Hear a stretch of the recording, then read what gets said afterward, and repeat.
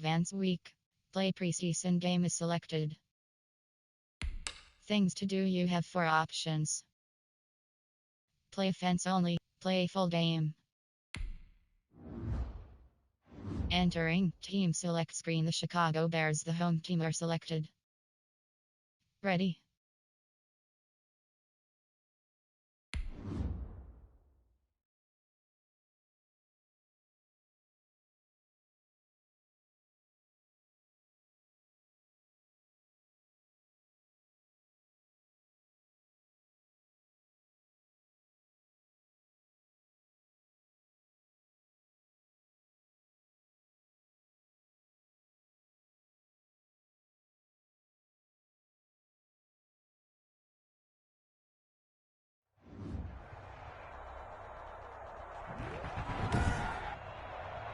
Today, from Soldier Field in Chicago,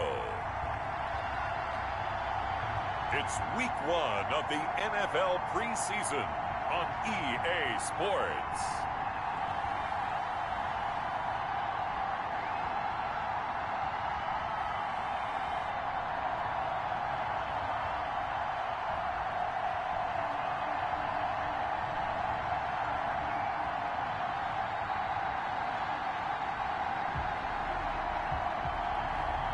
We'll see Mitchell Trubisky and the Chicago Bears taking on Baker Mayfield and the Cleveland Browns.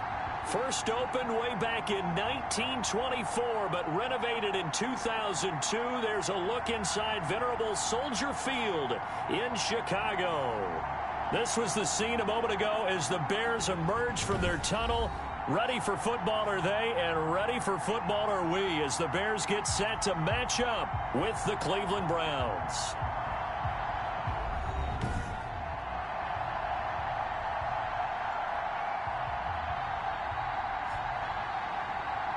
Charles Davis alongside me, and I'm Brandon Gaudin. And, folks, the wait is over. Yes, it's just the preseason, but football is back in your living room. And I'm excited. I know you are as well. The summer heat feels good on these old bones, especially because we're not putting on pads. We don't have to be out there in that heat running into other people. But I'm glad these guys are. Football is back.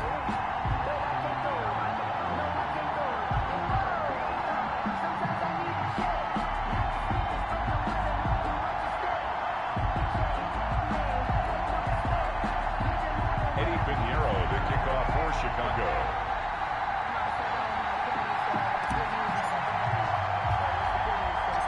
Eddie Piñeiro's got it teed up, and off we go from Soldier Field.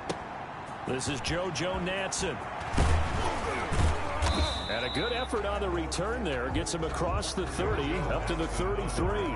The Browns offense getting ready for their first drive, as they will do so behind their quarterback in his 3rd year now from Oklahoma, Baker Mayfield. And I think Baker Mayfield has had a tremendous offseason getting ready for this one, because he put the focus squarely on football and cut out a lot of the peripheral stuff.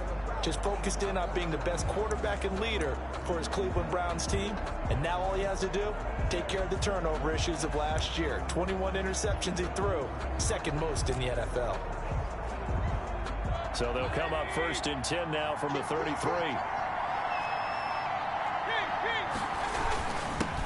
A first carry now for Nick Chubb. And he'll get 2, maybe 3, up near the 37. Ball carrier. Well, from an offensive perspective, that was a tough run because he only picked up 3 yards. Well, let's flip it over to the defensive side. They now have the advantage. 3 3-yard gains. That means they're punting the ball likely on 4th down. That's what you're looking for when you're playing defense. This a 2nd and 7 from the 37. First carry now for Kareem Hunt. And the hole closes quickly there. He gets maybe a couple up to the 38. The ball carrier brought down by Khalil Mack. A 2-yard gain on the play. And it's 3rd down.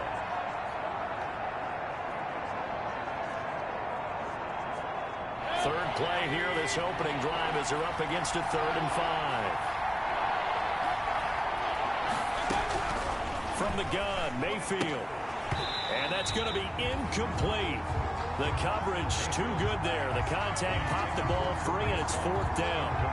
He did a fine job there of not hitting him before the ball arrived, and I've got to tell you, you can often mistime that play because of the angles of approach. When you're going to get him, sometimes you panic as well and think, I've got to be there right now. Instead, in this case, timed it perfectly and knocked it free.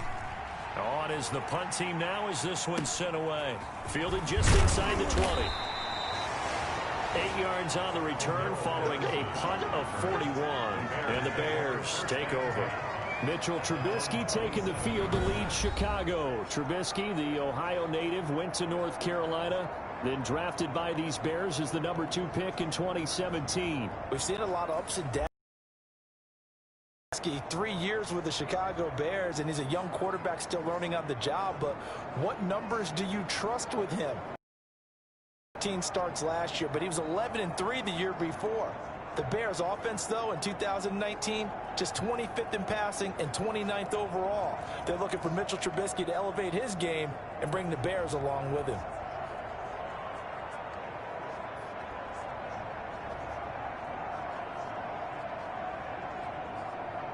Now after the punt on that play, we've got a man down on the field.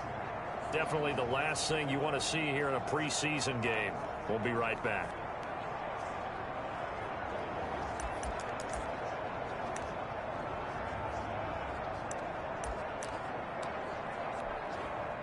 Trubisky brings the Bears up 1st and 10 at their own 27.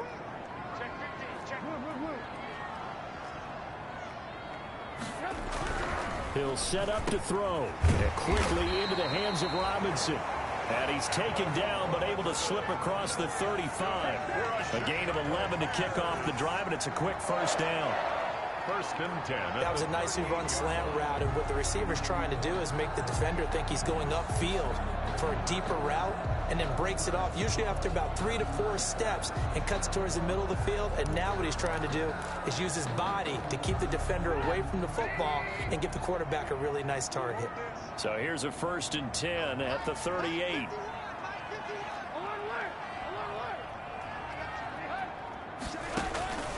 From the gun, it's Trubisky. Gets this to his running back, Tariq Cohen. And he'll be corralled out across midfield down to the 45. 17 yards on the catch and run. It's a 1st down. Nice little nifty play for him there. Yeah, that's the ability to read a defense and utilize players that don't often get picked up in coverage easily. And I'm talking about being able to use the backs out of the backfield. Because I know that when I used to cover, hey, we got everybody oh, he just snuck out there, and they just got a nice 1st down there. What do we love to say? Get those backs into space, right? And they were able to do that there. Nice pickup on 1st down.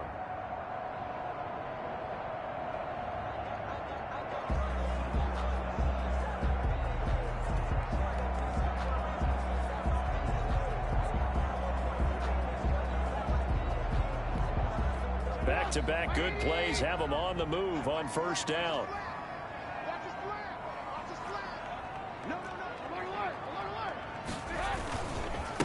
They will run for the first time with David Montgomery. And able to push forward for right around 3 yards down to the 42.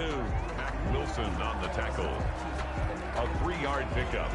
Brings up 2nd and 7 at the 42-yard line.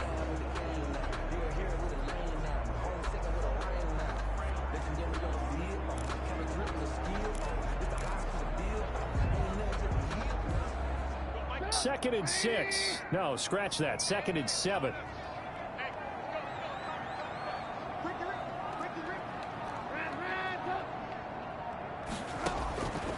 From the shotgun is Trubisky. He'll leave it for Cohen, complete. And he'll go down here at the 35-yard line. 7 yards there and a 1st down. I'm not sure that this play was designed for him specifically, but they got through the progressions and got the ball to him. So 2nd catch on the drive. He may not be a primary guy, but they definitely want him involved, don't they? Absolutely. This early, the opening drive, as you said, 2 catches. So if they can get him going in the passing game, that should open up his running game too.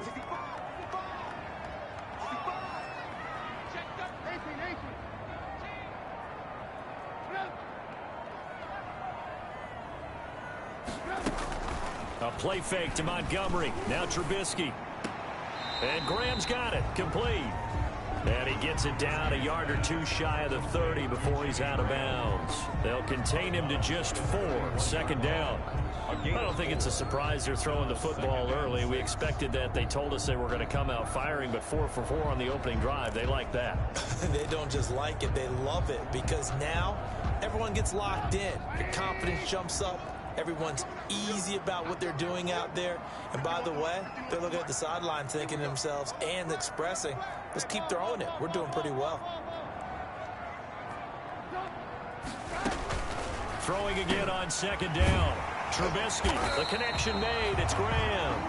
And they're going to have another first down as he's going to be tackled at the Browns' 17-yard line. Back-to-back receptions for him, and it's another first down. When this offense can get their tight ends involved, they can move the football. Here, a nice route, able to look it in, and picks up the first down.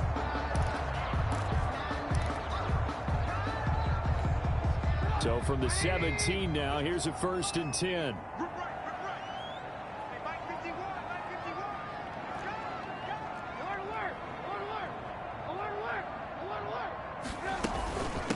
The first carry for the shifty Tariq Cohen. And he'll go down here at the 12-yard line. Tariq Cohen. 5 yards is the tally on first down. That brings up 2nd and 5. It's a gain of 5. A quick burst there, and he nicely bit off a pretty decent gain.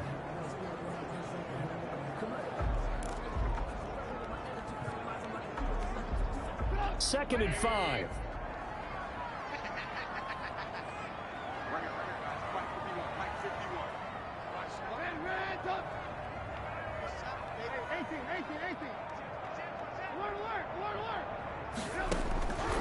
Out of the gun, Trubisky. That is caught by Cohen. No gain on that one, and it's going to bring up a 3rd down.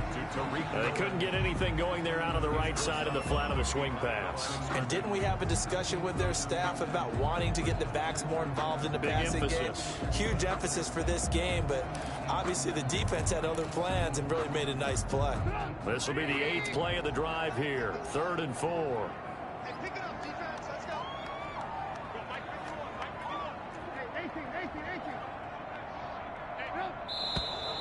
Now some movement before the snap. And we'll hear from our referee for the first time this afternoon. So this will be accepted as it moves the offense backwards. After the false start, sets up a 3rd and 9.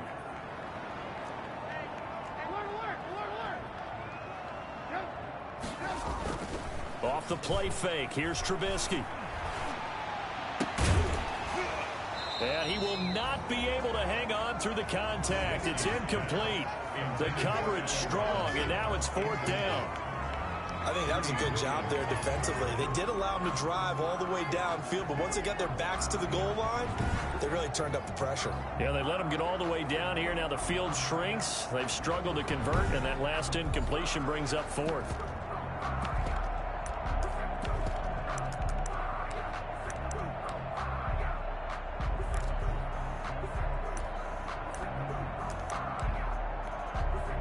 Eddie Pinheiro on now for the Bears. From the right hash, this from 33. Now with the play clock about to expire, we get a whistle and a timeout. They'll have 2 remaining as we step aside here in this first quarter.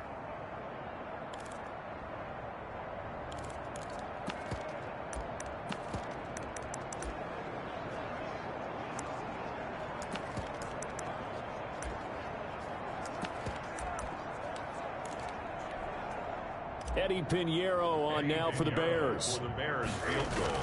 Oh, they flip it to the kicker. He looks like he's going to throw it.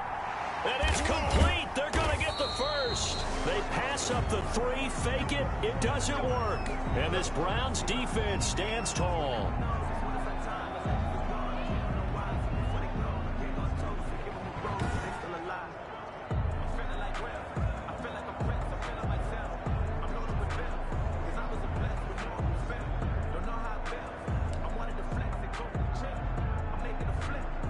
From the 13 now, they work on 1st and 10.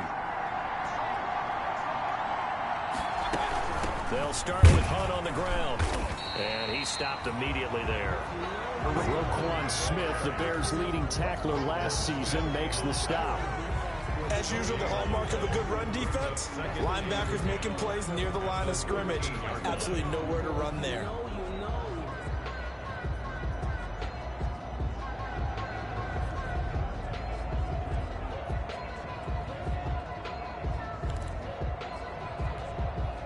Officially nothing on that last run. They'll try again, 2nd and 10. Mayfield on play action. Got a man, that's Rashard Higgins. And way up past the 35 before he's taken down. 23 yards the pickup there. I know many people like to throw to the tight end, maybe in a little flexed out position because he creates mismatches with his size. But slot receivers do the same thing with their quickness, their speed, and their route running savvy.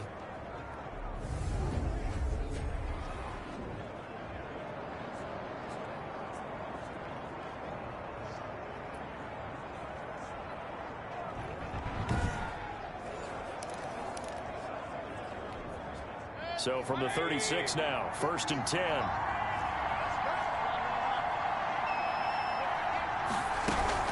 Out of the gun, they run it with Hunt. And he'll lose yardage. Brought down at the 32. It's Khalil Mack, the all-pro, in there to get him behind the line. Sometimes you just sit back and marvel at what he can do defensively. Speed, strength, quickness, he's the whole package. And that package just wrapped up the runner for a loss.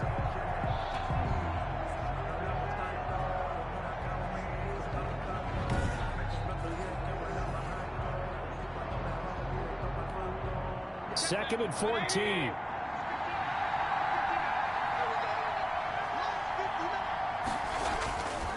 Throwing, Mayfield. And he'll go down. The Bears get there for the sack. The sack by Robert Quinn. Tell you what, he did not have much time there to scan the field before he was ducking and covering. Did it appear to you, as it did to me, that the defensive front won their play really quickly? Meaning the guys in front of them had almost no chance to block them. They were on him in a hurry.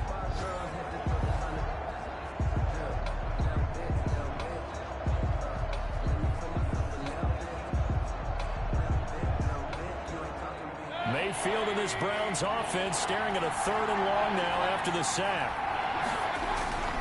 Mayfield to throw it. He's going to look deep now for Landry. And the throw there going to be incomplete. Every offense tells you they want to come out and start fast. That's not unusual at all. But this group, they've yet to get much rolling through their first 2 drives. It looks like they have to give up the football again after this one.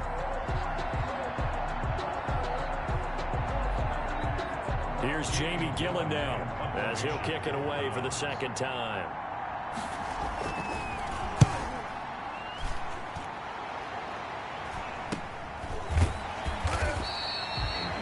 They'll score that a 36-yard punt, and out will come the offense as they take over. Chicago works their way back onto the field here for their 2nd drive of the game.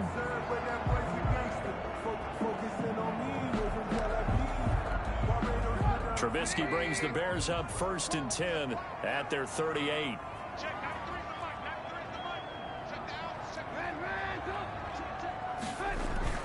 Off the play fake, he'll set up to throw it. Caught by Montgomery. The completion, but they go in the wrong direction. A loss of yards, and now they're dealing with a 2nd and long. If you're a selfish player and you're throwing the ball, you're cool with the completion.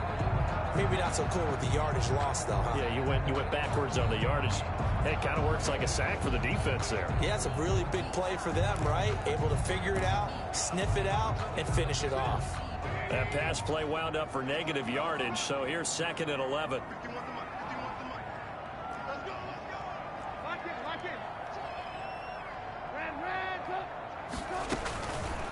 Now Trubisky to throw. Pressure comes, and Trubisky goes down. The D-tackle Sheldon Richardson came barreling in for the sack. Okay, you know my bias is about to come out here. A lot of people think that the offense is just moving in the wrong direction.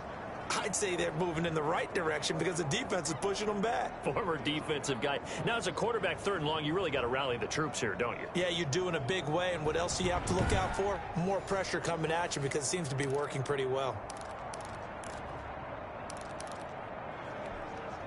After that sack we just saw, Trubisky and the Bears deal with a 3rd and long.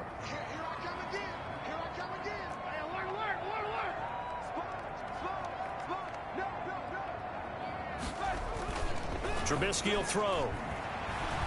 Lets this one rip toward Graham. And that is incomplete. Trubisky's pass. Well, they've moved the ball okay here in these first 2 drives, but this one's going to, again, amount to nothing. They've got to start dialing up some plays that allow them to finish drives with points.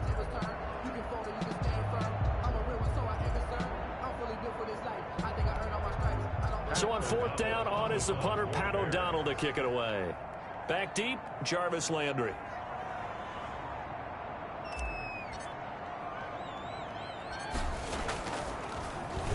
Oh, it's a wobbler here.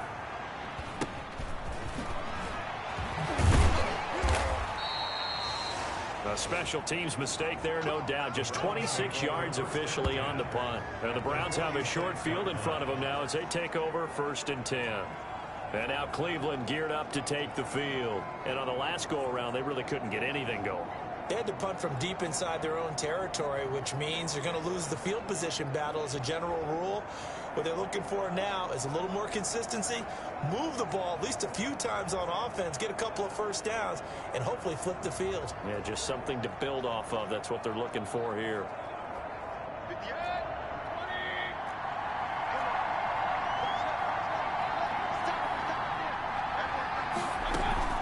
Mayfield off the play fake. And his throw's going to be incomplete. The intended receiver was Rashard Higgins. And that'll bring up 2nd down. Yeah, that one sailed on him. You've got to make sure you give your receiver a chance to come down inbounds because they are very gifted. They'll make the circus catches, but they make them out of bounds. That does you no good. After the incomplete pass, here now is 2nd and 10. Working out of the gun, Mayfield. This pass complete to Higgins. That'll leave them with a 3rd and 2 coming up. They got 8 yards there. When you see zone defense and you know you've got a drag route on as your primary call, you've got to be really careful as a passer about how far you let your guy go because he might wander into some tough coverage. 2nd down pass play got him 8 yards. Now they've got a 3rd and a couple remaining. Here's Mayfield. Pressure, and he's taken down. A Bear sack. Akeem Hicks at 6'5", 332 finds his way home for the sack. Well, they go play fake. The problem is nobody was faked out. And when no one's faked out, what's the end result? Quarterback gets hit.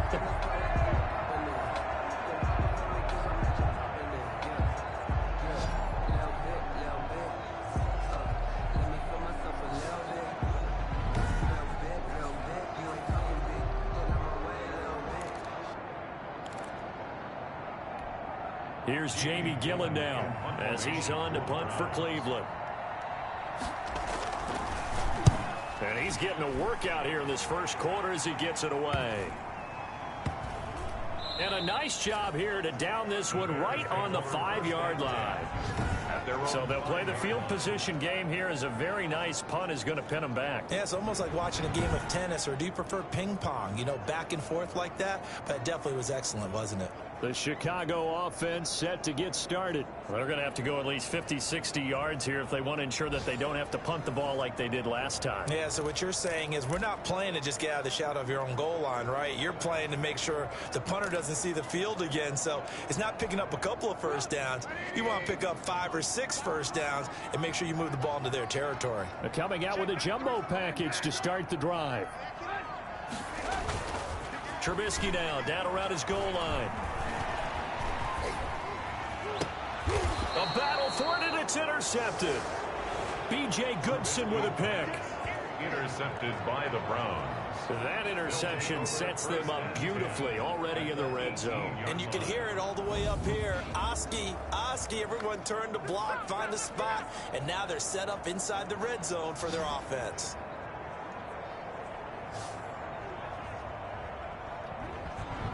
heading out as the Cleveland offense now as they get set to take over here. So far, they've had 3 drives, 3 punts. Not good. Not good indeed, because you've got to have something to show for being out on the field. Now, sometimes, if you have a game where neither side has scored, 3 punts isn't a bad thing.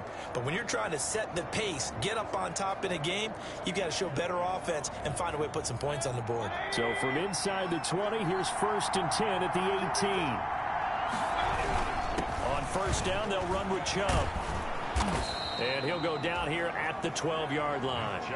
He'll get a nice chunk there on the 1st down run, and it's 2nd and 4. All right, Brand, I know we're in the early going here, but those kind of runs, they're going to open up a world of opportunities for this offense going forward. The last run got 6, now 2nd and 4. Mayfield hands it off to Chubb. And they'll lose yardage here. They go backwards to the 13-yard line. Call that a loss of a yard, and things get a little more difficult here. 3rd and 5. The short field shrinks even more with the type of bodies they brought in on that play. Those extra tight ends, they weren't able to secure their blocks, and that one ended up going backwards.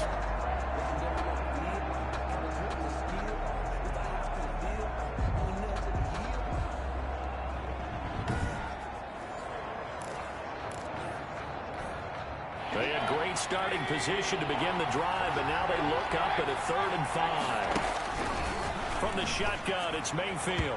Brings up 4th down. Solid coverage by the Bears D. You can tell they wanted to get that ball downfield, but they had nothing working in the secondary, so he dropped it off to the running back. That one ended up incomplete.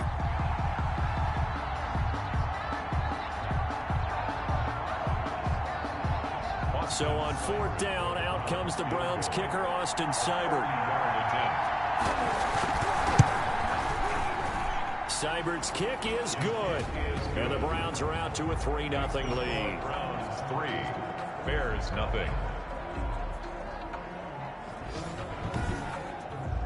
They got the interception, but very little movement after, and that forces them to settle for 3. And it does feel like settling when that happens, doesn't it? It certainly does, but we got to give a lot of credit where it's due, and that's to the defense, because they ran onto the field. This is what we call sudden change, right? Interception, you got to go put out the fire, and they did, holding them to a field goal. And they'll get him down inside the 30 at the 27. The Bears take over 1st and 10. At their own 27-yard. The Bears offense led by Mitch Trubisky heading back out there. And he comes out on the heels of an interception he threw last time they had the ball. Yeah, and you know, the quarterbacks that I know that are the best ones, the ones that really know how to lead their team, they tell them, that's on me. That's my bad. But let's go back out there and move ahead again, guys. We can get this done. One good thing for him, it did only lead to 3 points and not a touchdown after that turnover. Big thanks to the defense. They'll come out with a 3 tight end look on the first play of the drive.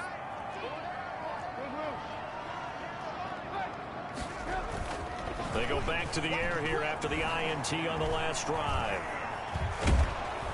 And the Browns pressure gets to him that time, and he's going to go down. Sheldon Richardson able to get in there for his 2nd sack of the afternoon. Tremendous read and reaction by the defensive tackle, and frankly, partner, it's not that often the DTs have that type of easy access back to the quarterback. Never bought the play-action fake.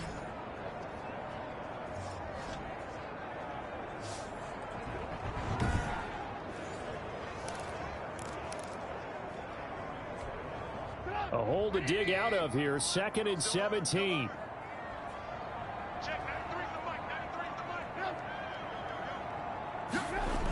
On 2nd down, Montgomery.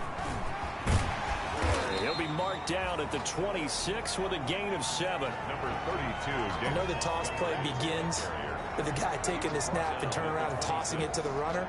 But where the real intrigue is, can they seal the edge, whether it's an offensive tackle or a tight end, in the direction they want to run the football?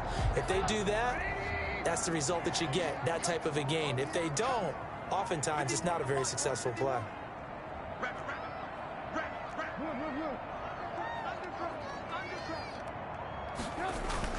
Trubisky now off the bootleg. And that will be incomplete. And that's exactly what defenses talk about. You've got to find ways to get off the field when you can, especially on third down. And third down defense going to be vital in this game. Able to knock that one away and force a fourth down.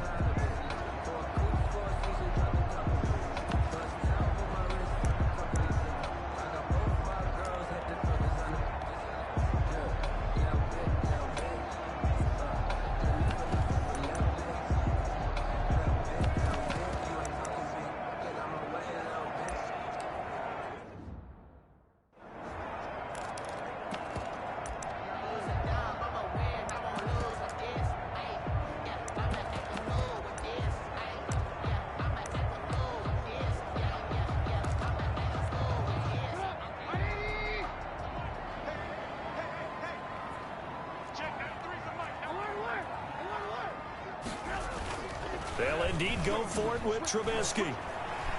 Gonna let one fly for Robinson.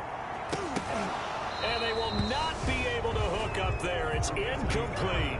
A surprising move to go for it. Predictably, at least somewhat predictably, it doesn't pay off. And the Browns are going to get this thing back. Excellent field position. And, partner, I'm not really sure what in the world they were thinking on 4th and long there at this stage in the game, but you think social media may be firing up a little bit right now? Oh, the coach is trending right now. Right? There's no doubt about it. People are wondering what that decision was. But it takes me back to a number of years ago. A very successful coach in the league had told himself before a playoff game he was going to be aggressive. No matter what, he's going to be aggressive. And it ran his team into some real problems early, and they got upset in that playoff game. Let's see if this team can recover. Well, that's aggressive in capital letters with glitter, 7 underscores. I mean, that's the definition of aggressive. Yeah, you can almost hear the cheerleaders doing the be aggressive chant behind him, and he listened to it. They'll contain him to just 4. 2nd down. Out of bounds at the 23-yard line. 4 yards on the pickup. 2nd and 6.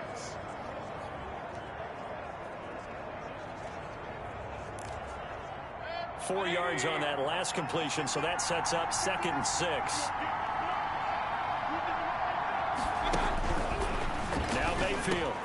And he completes it to Hunt. And brought down, but not before they get it inside the 10 to the 7. It's a really nice 15-yard pickup, and now it's 1st and goal. Well, I think when they look at their offense, they think to themselves, weapons, weapons everywhere, and they want to move the ball around. They want to spread it to different people, but you absolutely know they want to get this man involved as well, and that's what they just did on that play.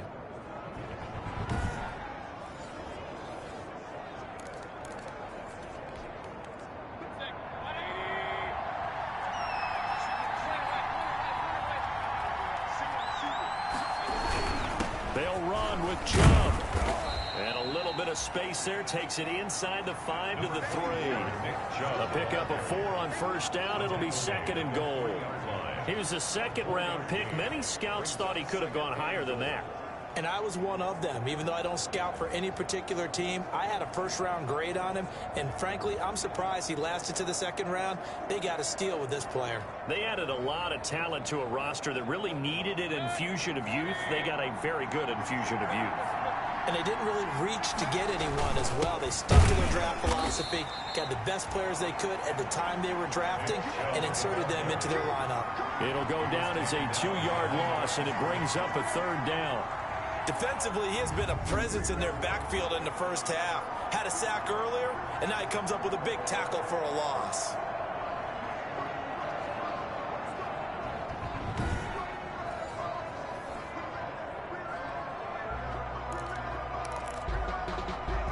What a stand this would be if they can get the stop here. 3rd and goal. From the gun, Mayfield in trouble, and he'll go down back at the 12. That's sacked by Khalil Mack. It's about how teams are so competitively matched, and you just want to make those plays that give you an advantage. How about right here? The difference between letting them score a touchdown versus holding them to a field goal? That's absolutely huge with the play he just made. And you know he hated taking the loss there on 3rd down.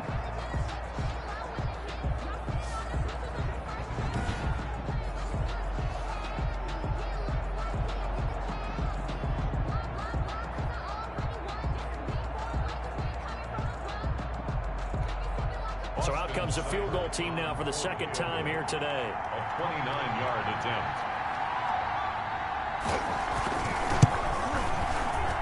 Seibert able to knock this one through.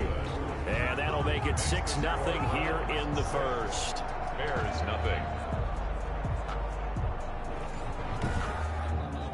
So 2 first-quarter field goal attempts for him, and he's converted on both.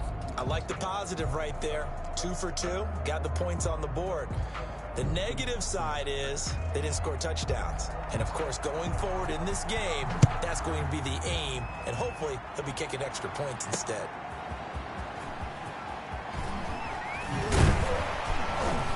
And out a little across the 25 to the 27. The Bears take over 1st and 10 at their own 20. Onto the field now come the Bears. And on that last drive, went for it on 4th, turned it over. But good job by their defense, though. They held them to 3, but this offense, they've got to be a little bit better, a little bit more careful here. And sometimes when you see these calls on 4th down, when they decide to go for it, it's not necessarily the coach saying, I believe in my offense. Sometimes the coach saying, I believe in my defense. I can afford to go for it here because if we don't get it, I don't think we'll give up more than 3. And that's exactly what happened there. You think that factored in? I do. I think that he had that in his mind going into the game, that I'm going to be aggressive on offense because I know I've got a defense that can hold up their end. A good start to the drive. Here's that's caught out on the left side. And they get him down, but not before he takes it across the 40-yard line. That play going for 16 yards to start the drive. 1st down. And another thing that makes the comeback route really effective is that oftentimes after you've made the initial move, receivers breaking away from the defensive back, and that makes it a really tough play to defend. A nice chunk of yardage picked up there.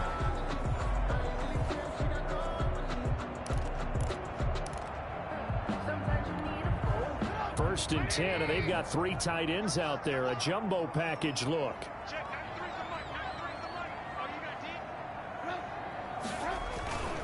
Now Trubisky going to give this to Montgomery. And able to work about 5 yards out of this as he's taken down up near the 47. That's a really nice, tough run inside, and they gained 5 yards on it. And to be frank about it, most offenses don't expect to get 5 yards on a play call like that. So when they do, they go back to their huddle with a little pep in their steps. They're starting to think that they're starting to dominate the line of scrimmage.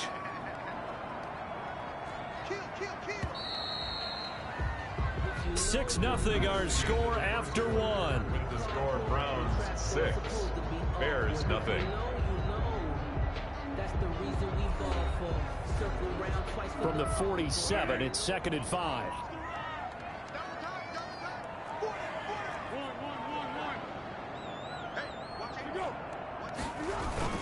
Foles on the handoff. Here's Cohen. And he'll get it down to the 47 here. 6 yards the pickup, and that's a 1st down. Decided to hand it off that time on the run-pass option. Appeared to be an easy decision. Just gave it inside. Nice steady gain. 3 tight ends in the ball game here on 1st and 10.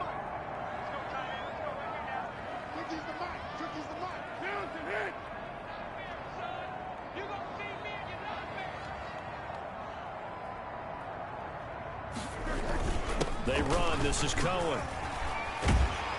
And he gets this inside the 35-yard line. 16 yards is the pickup there on a 1st down for Chicago. They're making it look easy out there. Another 1st down. So far on this drive, let me do this little bit of math here. 4 plays, 3 1st downs. That's a pretty good recipe for success.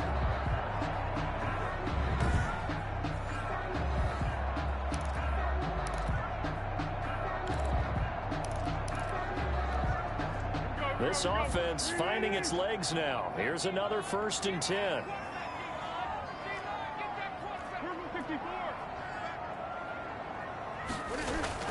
A first throw for the backup Foles. Under pressure, and he will go down. Sacked back at the 38. Andrew Billings breaking through to get him to the ground. It's a loss of 7. Hindsight is 20/20, partner. Maybe they should have kept it on the ground again. Well, it almost looked like the O-line was run blocking again. I mean, they opened up a big hole last time. This time they opened up a hole, and the quarterback got sacked.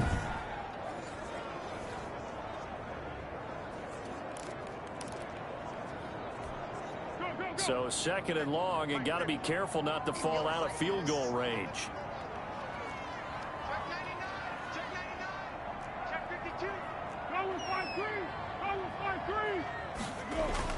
And here comes throw number 1 for the backup QB. And he completes it to Cohen.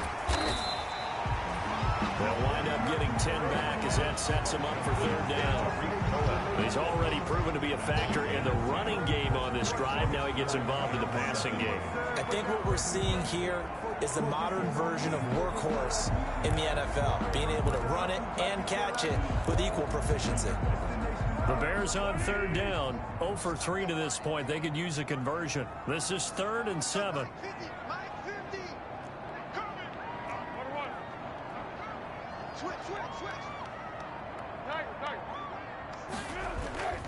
Off the play fake, he'll look to throw. That's complete to the tight end, Saubert. And they will eventually get him down, but he's inside the 5 all the way to the 3. They're able to convert on third down, and that sets up a 1st and goal. The 3-yard line. Love the play call that time. Love the design. You put 3 tight ends on the field. That screams jumbo set, running formation to a defense, right? No, they go play action, and defense gets confused for just a split second. And next thing you know, completion for good yardage. Well, they've got 3 tight ends here on 1st and goal to add some extra mass.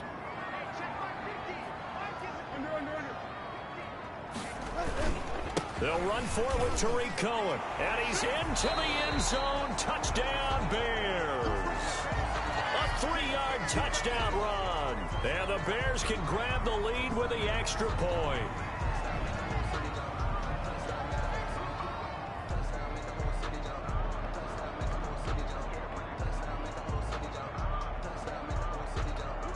Eddie Pinheiro now for the extra point.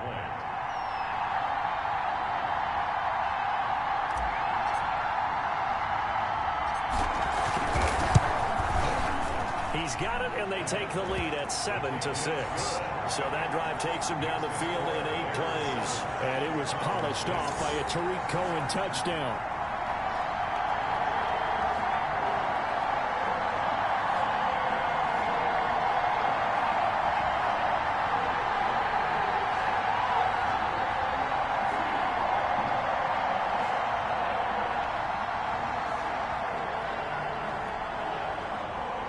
Eddie Pinheiro, the kickoff for Chicago.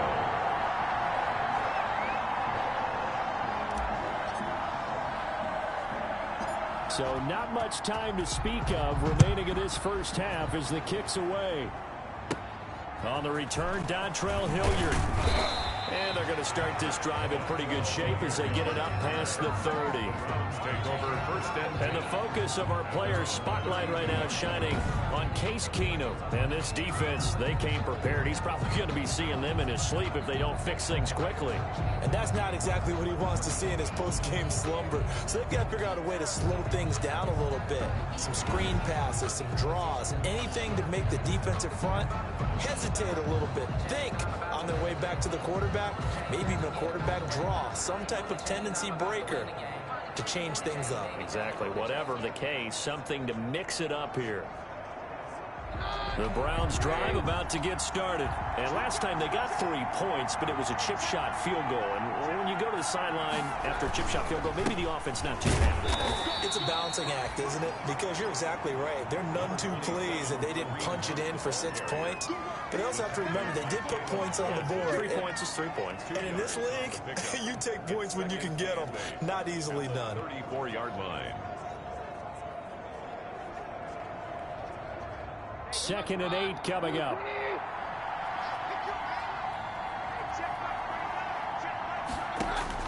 The first throw now for the backup, Keenum. And his throw is incomplete. Johnson was the intended receiver, and it's 3rd down. Certainly appeared to take away his first read, and by the time he tried to look elsewhere and find an open target, the coverage was too good. That one falls incomplete. The Browns on 3rd down. A pretty woeful 0 for 5 thus far. This is 3rd and 8. From the gun, here's Keenum. Oh, Keenum has it knocked away. It's loose.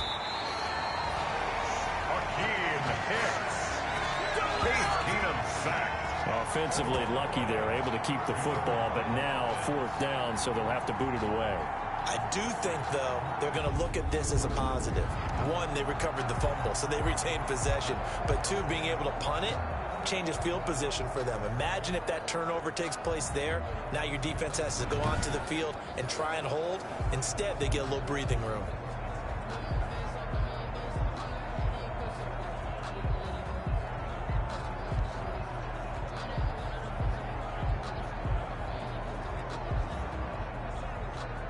Here's Jamie Gillen now as he'll punt it away for the 4th time today.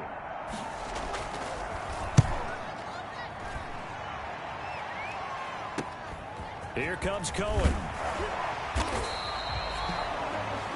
A nice job getting free on the return for 13 yards. And the offense will take over with a new set of downs. Tariq Cohen and the rest of the offense heading back out there. A good job in the passing game, decent job in the running game, but really they've been more effective through the air. We'll see if that shifts at all as this goes on. Thus far, it feels like they're calling this game in reverse. Normally you run to set up the pass. Here it feels like they're passing, hoping to set up the run and be more effective later on in the game. And you can do it both ways. We usually talk about it in the reverse, however. No doubt about it. Foles going to lead the Bears to the line, 1st and 10 at their own 37. He's back to throw here to start the drive. That's complete to Demetrius Harris, the tight end. And a 6-yard gain gets him right around the 43. It's a pickup of 6. How about the timing on that one? Boy, they were in sync, weren't they? 3-step drop, balls out of his hands, right to the tight end. Nice completion, just like they do it in practice. Line of scrimmage, the 43 on 2nd and 4.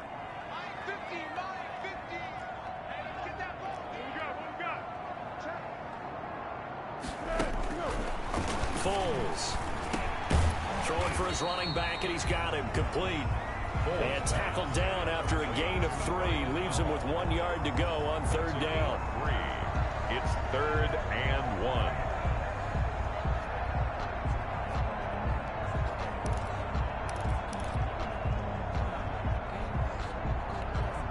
The Bears on 3rd down. They've only converted once in 4 tries. They need just a yard here. It's 3rd and 1.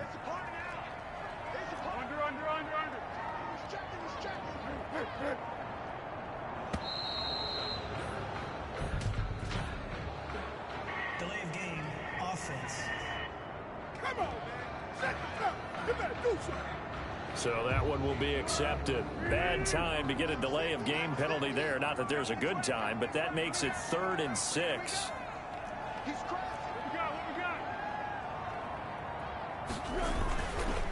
Now Cohen. And they'll get him down about 3 yards short of the 1st. Call it a gain of 3, and it'll bring up 4th down. Well, this was just simply excellent defense. On this 3rd down, they had to be alert for the possibility of a pass, but that didn't stop them at all from understanding what was going on when they decided to run the football, and they just swarmed and stuffed them for almost no gain.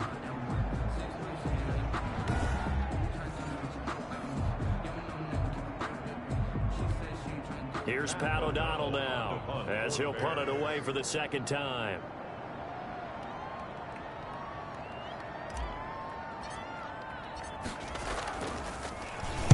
Oh, this is off the side of his foot.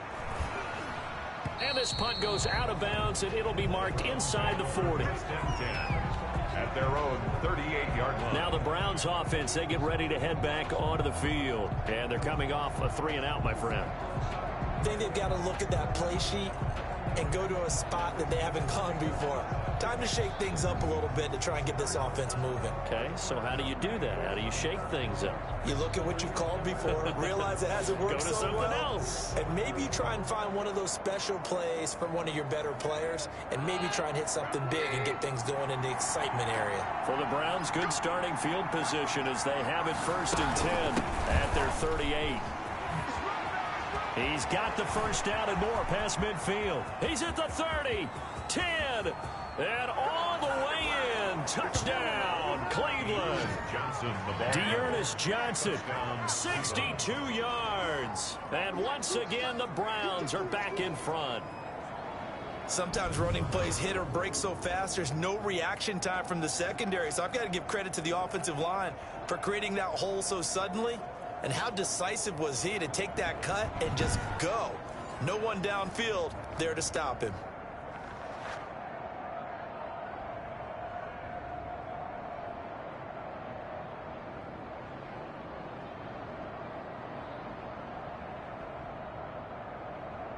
Austin Seibert on for the extra point.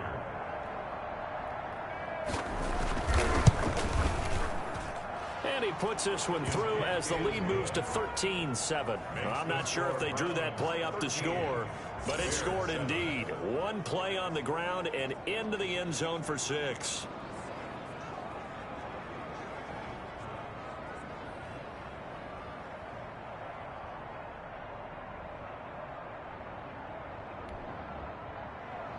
So not much time to speak of remaining in this first half as the kick's away. Fielded a couple yards into the end zone. And this will not be returned. It'll come out to the 25. Tariq Cohen and the rest of the offense heading back out there. He's been good. They've utilized him well, but they're losing here in the second quarter. What might they change offensively? I think that what you try and do is expand how you get the ball to him a little bit. Get him out in open space, maybe swing the ball to him. What's that they used to call it in the West Coast offense, the long handoff? Yeah. Serve as your running play that way, as well as continue to feed him in football. Some of these runs now may pop bigger later in the game because of the effects of running it. Sometimes people, after a while, they don't want to tackle him anymore, or they get tired, or they get out of position, or he runs through tackles. Continue to feed him the ball. He's having that kind of game. Yeah, might they get him the ball in some space in some different ways here. And they're able to get this one across the 35. The drive starting with a first down, 11 yards on that pickup.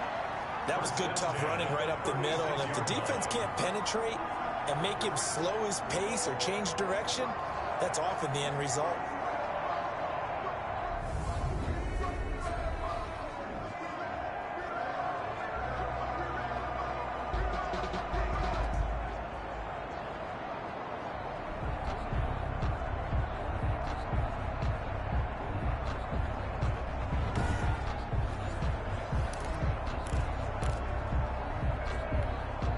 So from the 36 now, 1st and 10. Check, check, check, check. Mike's 50, Mike's 50. Hey, girl. On first down, they go right back to Cohen. And he'll take this one for about 4 up to the 40. Not a whole lot there. The defense was ready, it looked, for that run-pass option. You get the sense that next time he has that opportunity, he may keep it himself and get to the perimeter. Probably owes his back a little bit of an apology on that one, huh?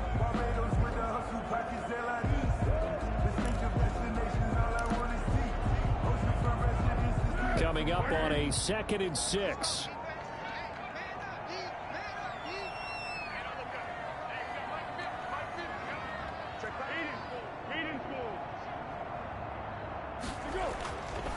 Now Foles. Got a man open. It's Wims. And he'll go down right around the 47 this time. 6 yards to pick up, and that's a first down. 1st and 10 at the 47-yard line.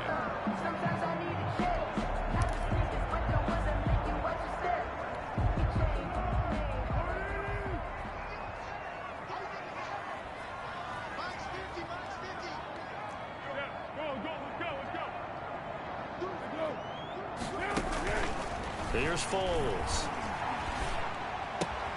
And this is a catch by Ted Ginn. And he's corralled, but not before getting it inside the 35. 19 yards that time for number 19. At the 34-yard line. Nothing flashy there. The slant to the slot. Oh, and the frustration for the defensive guys, because it's a quick play. And you know it's going to be a bang-bang play in terms of the throw and the catch. And then he's able to absorb the contact and complete it.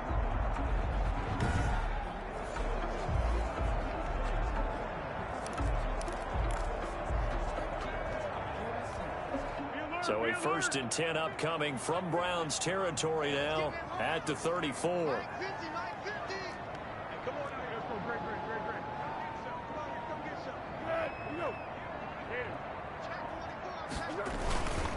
First down, a run with Cohen. And this will be a gain of 5 as he gets it to the 30. That's a really good gain right there. They pick up 5 yards halfway to a first down. The only problem now in the huddle, everyone's going to want to touch the football. Be a lot of chattering now because they've seen that they can move the line of scrimmage.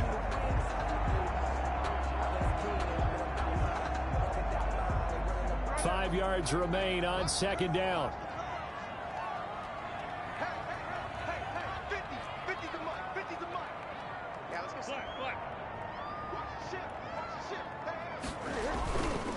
They'll set up a throw. He'll get that complete to the tight end, Harris. And he stopped right at the 25 after a gain of 5.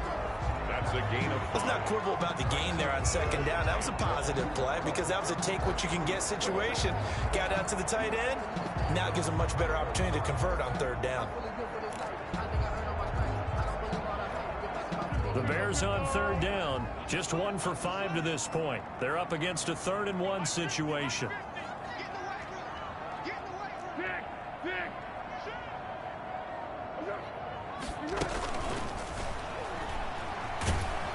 Nowhere to turn this time, and he goes down. Sacked back at the 29. Larry Ogunjobi in for the sack. The offense stays put. They failed twice already in this first half, but they're going to go a 3rd time here on 4th down.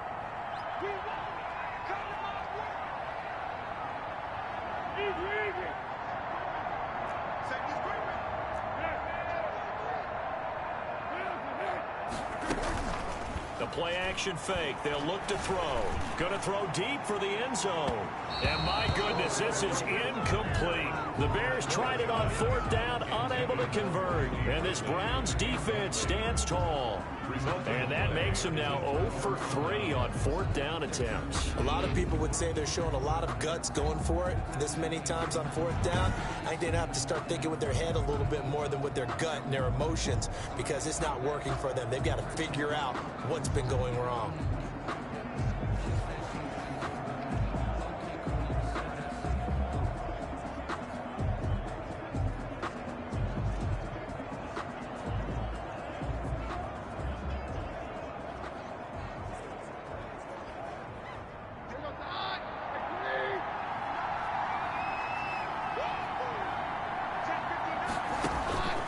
First down, it's Keenum.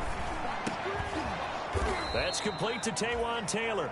And this will leave him a yard short. Nice pickup of 9 yards on first down. Gain of 9 brings up 2nd and a yard at the 38-yard line.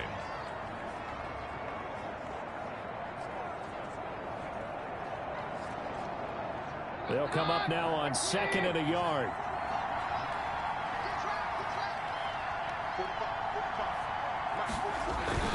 Play action. Now it's Keenum. Man open. That's Damian Ratley. And taking it across midfield and inside the 45. That one good for a first down pickup of 18 yards.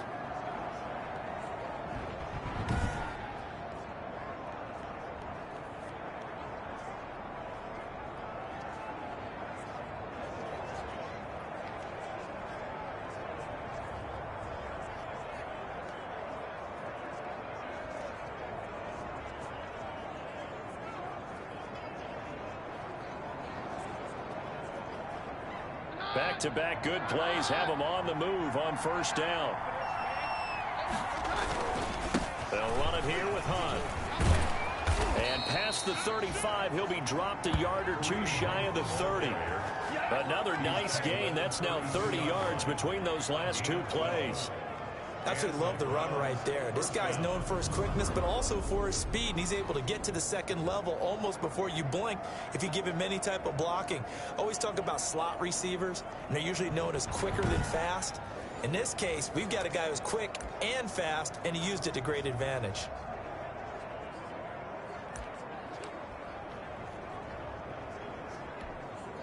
From the 32 now, here's 1st and 10. Keenum. Got an open man. It's Ratley. And brought down, but not before they're inside the 25. 11 more on that one and another first down. Browns. Well, coaches always talk about finding balance on offense. I don't think you can get much more balance than this. Big-time run, big-time pass. A 1-2 combination. Looked pretty good. How about that? Let's see if they can continue to take that kind of a punch, though.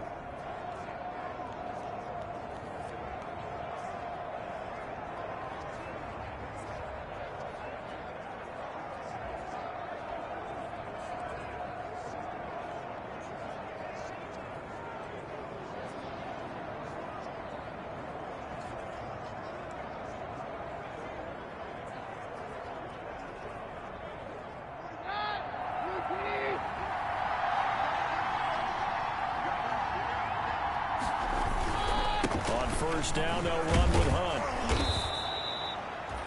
It's a 6-yard pickup, but it gets him to 2nd and 4. This drive is turning into an extended one, and the guy carrying the ball, he's becoming more like a body blows guy. Every carry is putting some damage on the defense. So after a while, I'm not too sure how many guys are going to want to run up and tackle him. 6 yards on that last play. Here's 2nd and 4. Here's Keenum. That's complete right around the 8. And he's able to work it here to the 8-yard line. His first catch, good for 8 and a first down. I think a lot of people ask the same question all the time. Why do we see so many slants in the red zone? Well, the windows are tighter. Everything's more condensed. It has to be quicker, and you've got to deliver the ball on time. Your biggest worry? Ball gets tipped in the air, because if that happens, then it's fair game for the defense.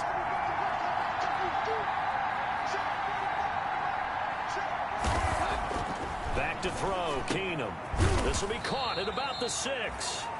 And he's going to be brought down just shy of the 5 at the 6. That catch good for only a couple.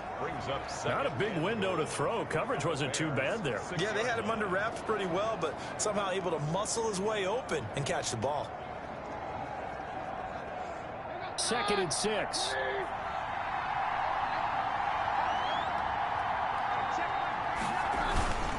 Here's Hunt.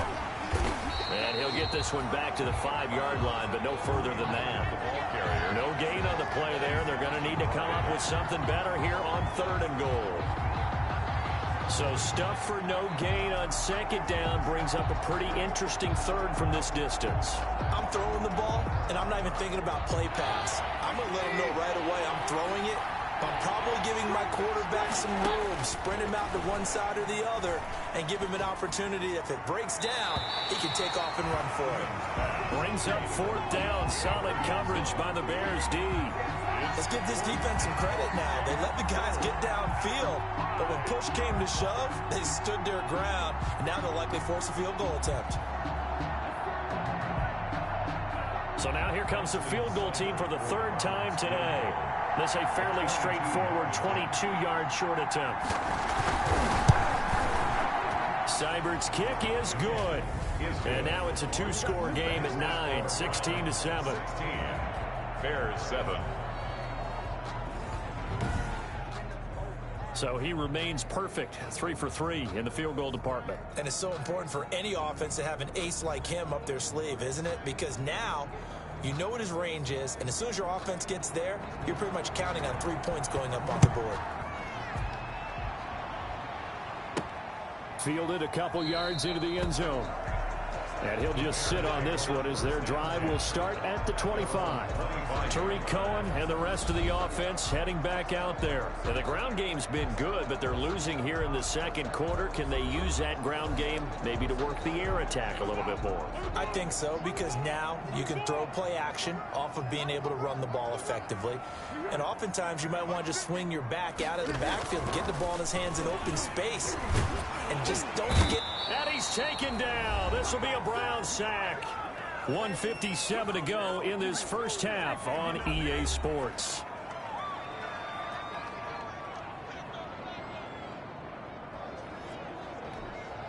We remind you coming up at halftime. Charles, you want a way to enhance your Saturday? I do. I know you do. I've got the thing just for you. It's the coach, Jonathan Coachman, standing by in Orlando to take us through the weekend in the NFL. A throw over the middle, taken in. And he's taken down right at the 45-yard line. A big play on the catch and run, covering 34 yards. So the big play moves him all the way across midfield. It's 1st and 10 from the 45. On play action, they'll throw. Open man is Kombat, the tight end. They'll contain him to just 4. 2nd down. Well, they were unable to make anything really big out of that, but it's not a bad idea to find your tight end and give him an easy completion and keep moving things forward. Almost as bread and butter, it's a good running back dive play. Again has it complete. And they're going to have another 1st down as he's going to be tackled at the Browns' 23. That one good for a 1st down pickup of 18 yards. 1st and 10 at the 23-yard line.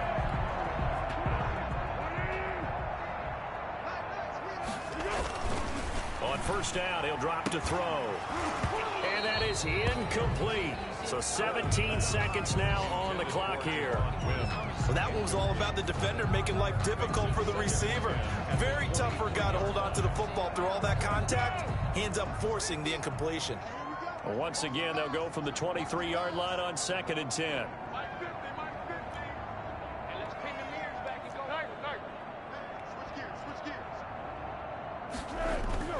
Here's a play fake as they set up to throw. His throw caught right around the 6. And he is in. Touchdown, Chicago. Ted Ginn. As the 1st half is winding down, and the Bears draw a bit closer. CD for them. This has just been an offensive explosion here in the 2nd quarter. Yeah, held scoreless in the 1st quarter. Now they find the end zone again here in the 2nd. Sometimes you just have to have some patience. A lot of people think it's always an adjustment. You have to change what you're doing. Sometimes you just have to do your game plan just a little bit better. And I think that's part of what we're seeing here. Pinheiro now to add the extra point.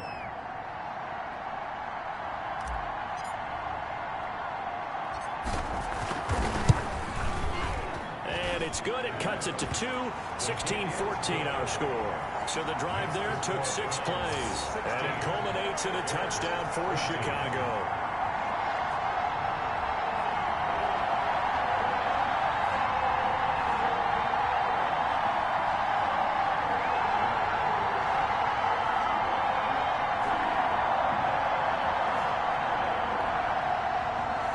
Pinheiro to kick off for Chicago.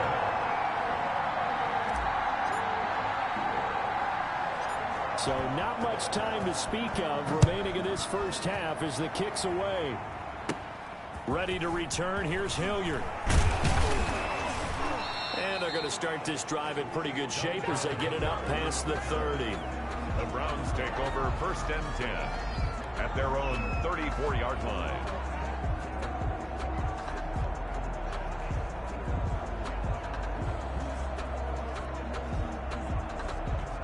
The Browns drive about to get started. Time for a final kneel down or a safe run, and then they can head to the locker room with a lead. Yeah, or they can even run a screen. You know, something they feel is somewhat safe that might actually pop and turn into a big play. That's what you usually run in this situation. Or go 4 verticals because why not? Because you're feeling it, right? You're just feeling it.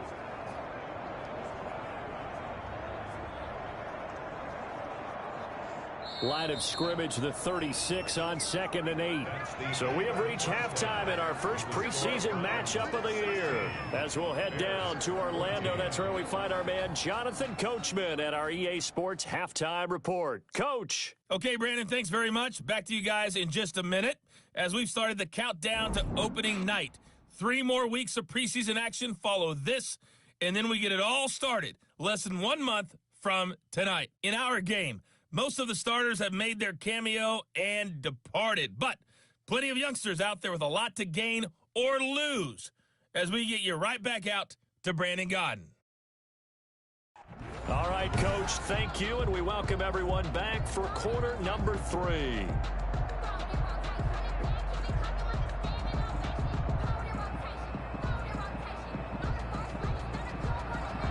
Probably not likely to see many starters in the second half as we get back at it underway in this preseason opener. On the return, it's Tariq Cohen.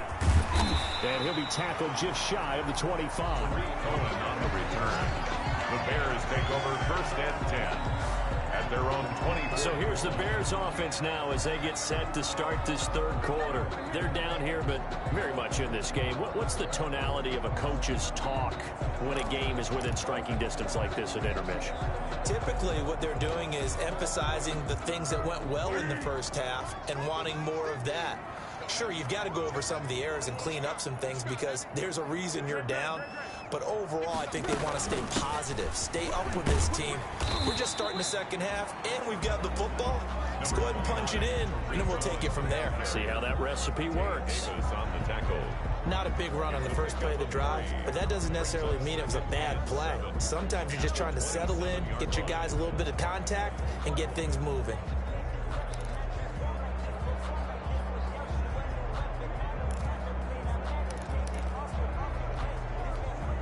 Coming up on 2nd and 7.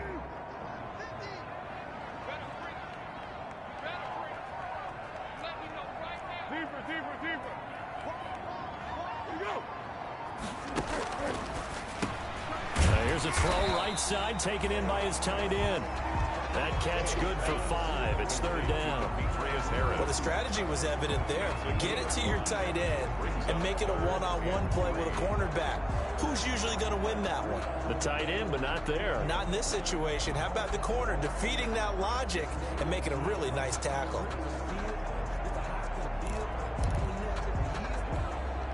It looks like a nickel set now for the Browns on third down. Mike's 50, Mike's 50. 13. Safety creek.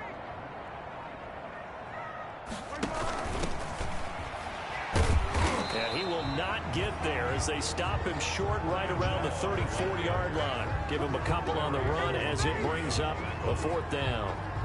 Ladies and gentlemen, that is a force of nature at the defensive tackle position. Yes, he's as big as they come, but still plenty agile. He's able to make a nice play there to swallow up the ball carrier.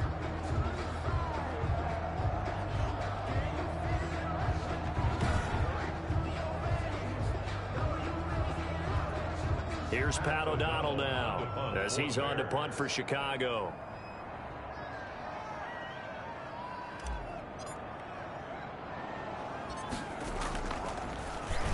And here's a very low line drive, almost whiffed on it. So a change of possession here on the punt. And the Browns will take over 1st and 10. First and 10 at their own 46-yard line.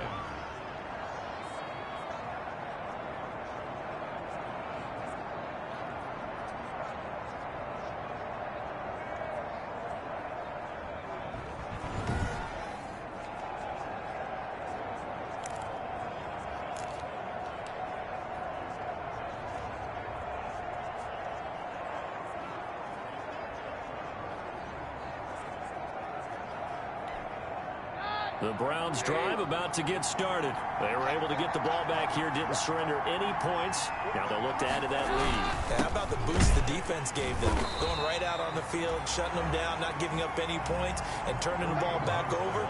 They want to do their part now and show them a little respect and some gratitude by scoring some points. And to get a little more cushion. Now, they struggled to get him rolling on the ground in the first half, and that's sort of continuing here in the third quarter. Yeah, but I don't think it's time to abandon the running game. I would say keep feeding the horse, and I believe he'll eventually reward them, especially as we get deeper in the game.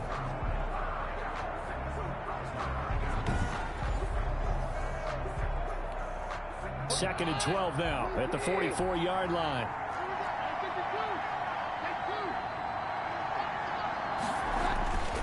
Keenum going to throw. And a quick throw here, that's complete. And he'll work it across midfield inside the 45. 12 yards there and a first down. Cleveland.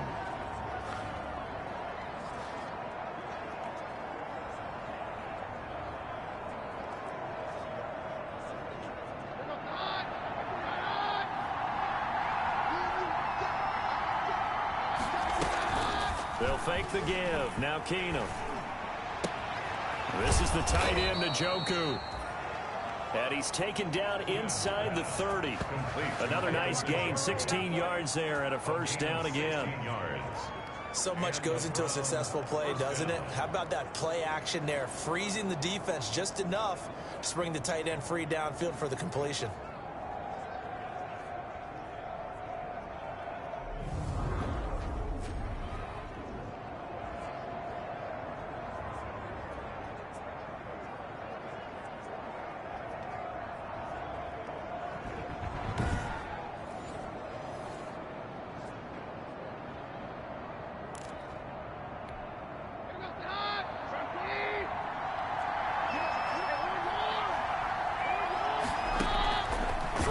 First down is Keenum. He finds Taylor, complete. Keenum 3 yards the gain there, second down. Taylor. A 3-yard pickup brings up 2nd and 7 at the Bears' 25-yard line.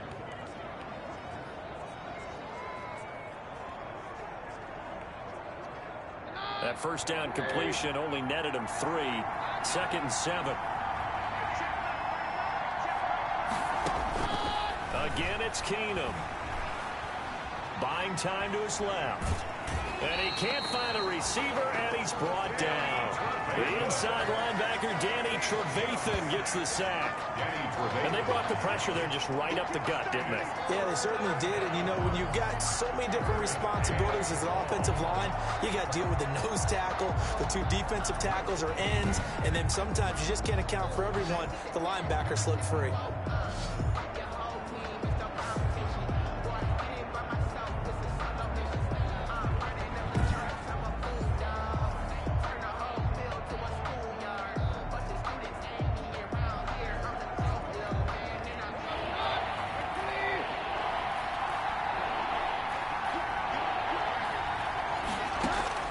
Throwing on 3rd down, Keenum. Brings up 4th down. Solid coverage by the Bears D. How about this defense? They came up with a couple of big plays in this sequence, and none better than the one right there, forcing the incompletion and bringing up 4th down.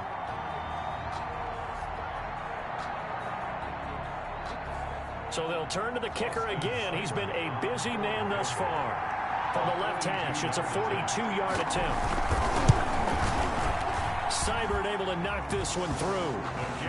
And high fives for that one as that drive ends in 3. Bears 14. So making 4 out of 4 now in the field goal department, and he's able to extend their lead. When drives have bogged down, he's been automatic out there. So nice to have a kicker you can count on to put points on the board. Set now to kick this one away, and off it goes. Here's Cohen now to return. And he takes this near the 25. Just a little pass there. Call it the 26. Over 1st and 10 at their own 26-yard line. Now Chicago getting ready to go as they take the field. And a tight game after punting last time. See if they can get something going on this drive. As they head to the field now, with the game this close, you've got to feel there's a sense of urgency for them going on offense right now. But they have to do it without letting panic creep in and affect their play. They'll come out throwing here on 1st down. He'll get that complete to his tight end, Kombat. A gain of 6 there on 1st. Nice rhythm throw there on 1st down. He located his tight end, made a nice easy pitch and catch. Hoping he could break a tackle or two. Wasn't able to do that there, but still good yardage. 6 yards was the pickup on the last completion, so here's 2nd and 4. Mike's 50, Mike's 50. Got to do better. Come on. Mike's 50, Mike's 50. Foles. It's brought in by Harris. And he'll be brought down shy of the 40 at the 38-yard line. 6 yards the pickup, and that's a 1st down. Many different ways to create space, but on that play, he did it with that big, wide body of his. Didn't get a whole lot of yardage on the play, but it did what it was supposed to. Pick up a 1st down. So here's a 1st and 10 at the 38. Let's go, 13, 13.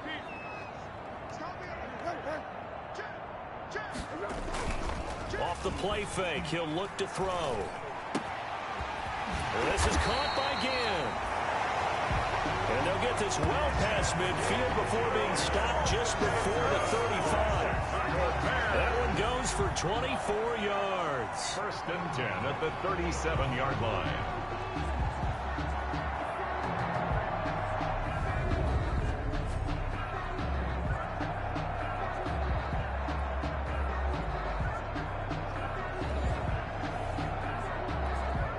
So a 1st and 10 upcoming from Browns territory now at the 37-yard line.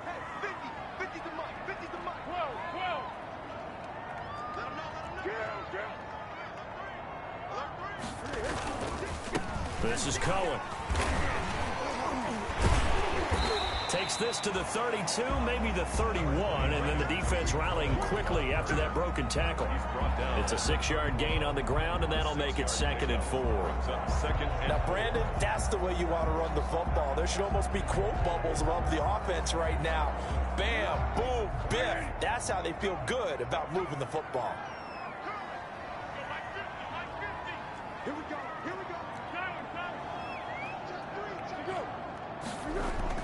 From the 31, Foles.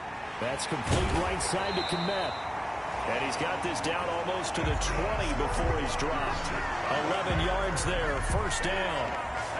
I love the drive they're working on here because they know they can take the lead with a touchdown. And so far on this drive, so good. They've moved the ball down the field with very little resistance defensively. But they better be prepared for some adjustments to come their way now.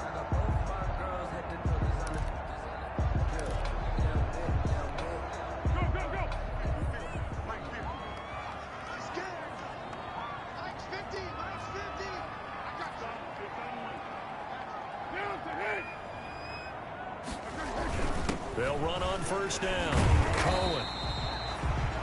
Call it a gain of 4 on 1st, and that'll make it 2nd down. On any running play that's called, they're always hoping that it's going to break big and go the distance.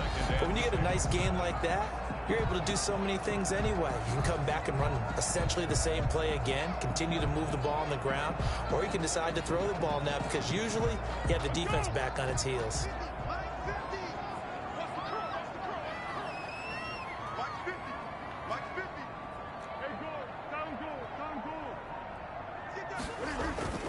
From the 17, Foles.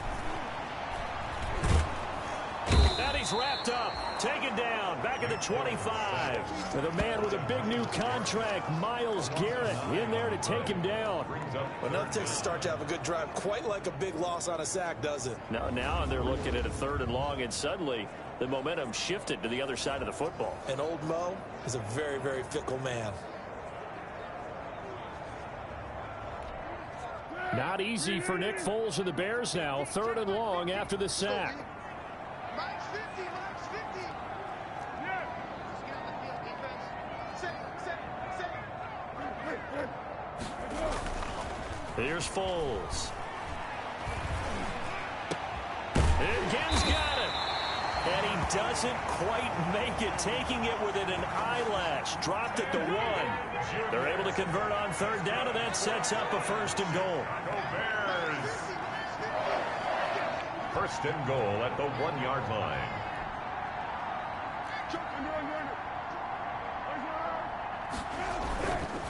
They'll try and run for it on 1st and goal. And they will stop him after a fairly minimal pickup. They'll say no gain on the play, and it'll be 2nd and goal. No gain on the play.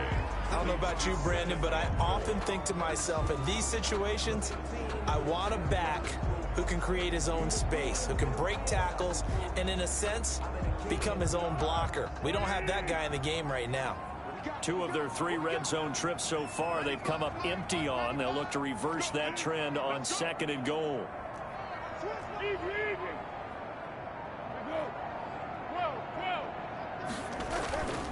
Again, it's Cohen, and he'll get into the end zone. Touchdown, Chicago. Tariq Cohen ready for the regular season with his 2nd touchdown of the game. And the Bears have once again taken the lead. No success on 1st down. He couldn't get any yardage. They give it to him again, and he finds the end zone. Sometimes it just has to be persistence, doesn't it? And you know who else helps with that? Offensive line. After a team's been stuffed, the last thing they want to do is go to a different play call. They want to come back and do it again and show that they can dominate the line of scrimmage.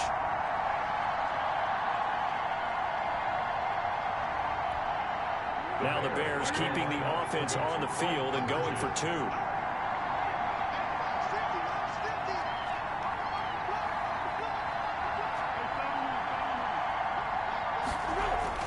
Now Foles.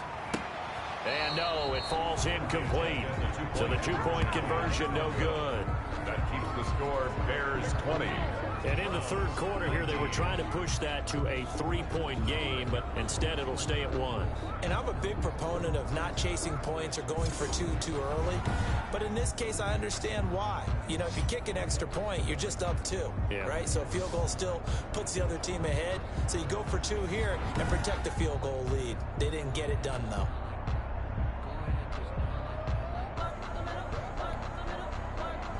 Eddie Pinheiro to kick off for Chicago.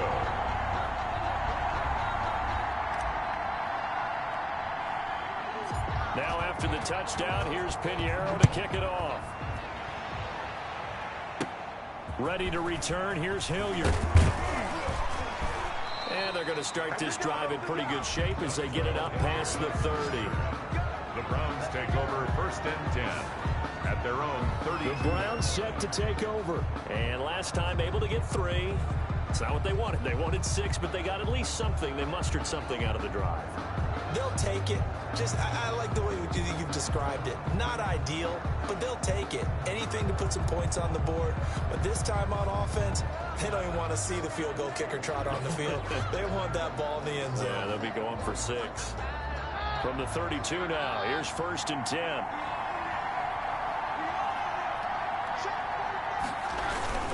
They'll begin the drive with Hunt, and they're going to get him behind the line yet again as his nightmare afternoon continues. 2 yards the loss, 2nd and 12. That was well played there defensively. 2 tight ends in the formation, which essentially gave them 7 blockers up front. Hard to imagine with all that size and beef that they could let a tackler through, but that's exactly what happened. A loss resulted.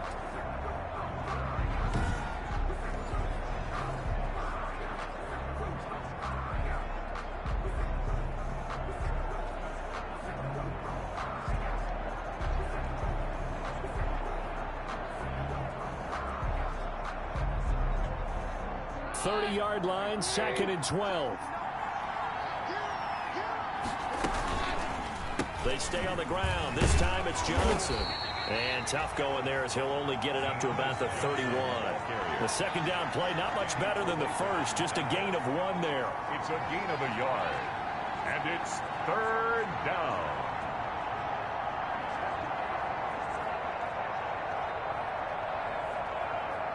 These guys have punted 4 times already, and they're staring at a 5th, barring a conversion here on 3rd down. From the gun, it's Keenum. He gets this one to Johnson. And he's going to be taken down here still a couple yards short of the first. It's a gain of 9 yards, and it'll be 4th down. A short gain that doesn't get them the first down brings up a 4th down situation. Really nice job defensively. They knew where the sticks were. They got the stop before it.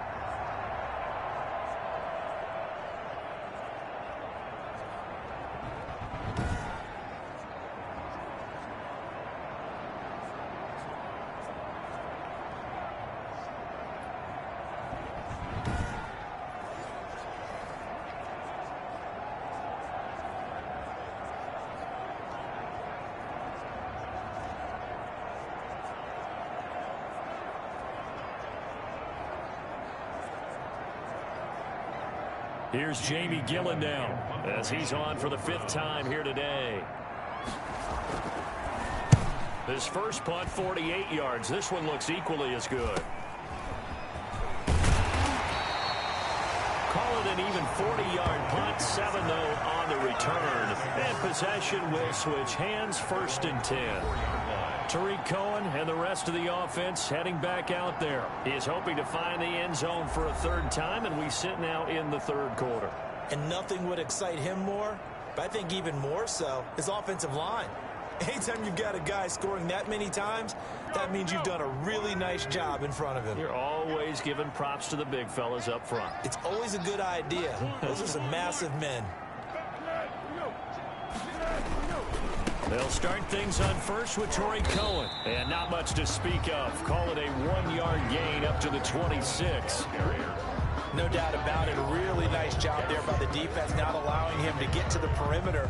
But that means your defensive ends, your outside linebackers, the guys that you pay big money to sack the quarterback, they also have to have interest in the running game as well. And they did a nice job there of holding the point of attack and not giving ground. Here's 2nd and 9, just a yard on that last run. Get ready, get ready, get ready. Number 54.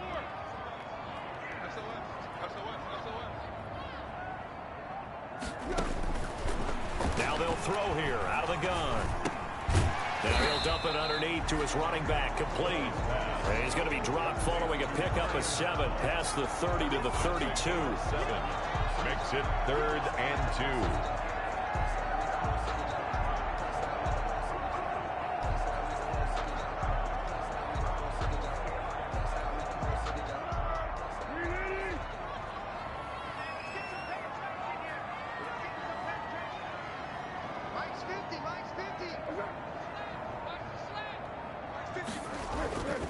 They'll go to the air here on 3rd and 2. He gets it complete to Harris. And he's got the first before he's brought down at the 39-yard line. 5th catch of the afternoon, and that gives him a first down. At the 39-yard And that one was a lot of fun right there because that was the game within the game. 3rd and short, blitz was on. What's the key for the quarterback? Get out of your hands in a hurry. And that was a quick little completion. Got the job done for a first down.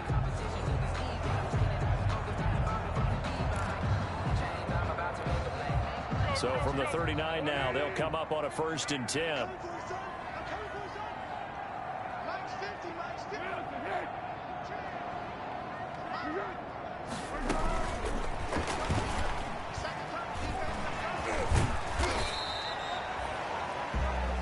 Give him 5 on the carry there, and it'll be 2nd down.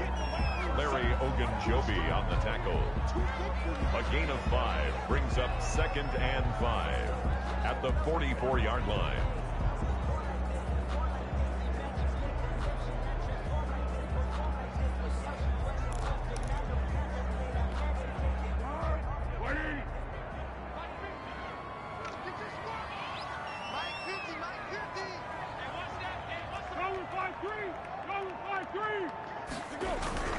They'll run on 2nd down with Cohen.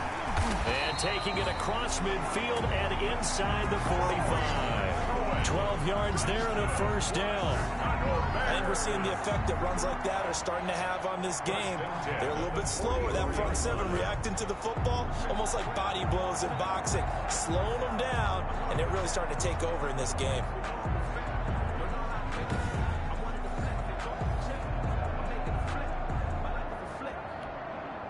So a 1st and 10 upcoming from Browns territory now at the 44-yard line. 50 to Mike.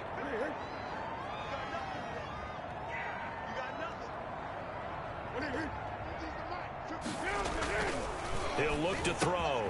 He'll get that complete to the tight end, Harris. And he's dropped right at the 40. Gain of 3. It's a pickup of 3. Got to give credit where it's due. Really nice defense on that play. The pitch and catch was successful, but not any run after it.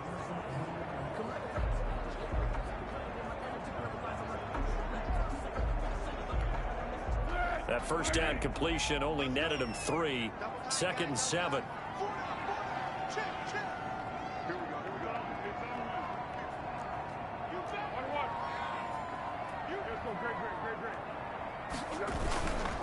Now they'll run it with Cohen. 3 yards is half of what they needed. Now can they get the other 3 here on 3rd down?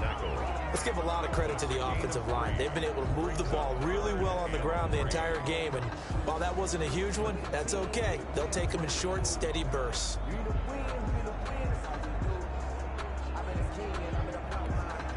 Seventh play of the drive now as they come up on a 3rd and 3.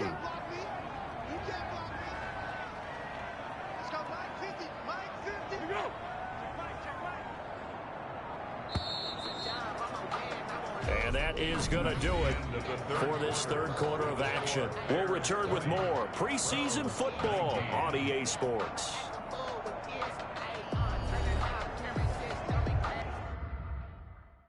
Resume. Entering. Call timeout. Super Sim. Exit game. Depth chart.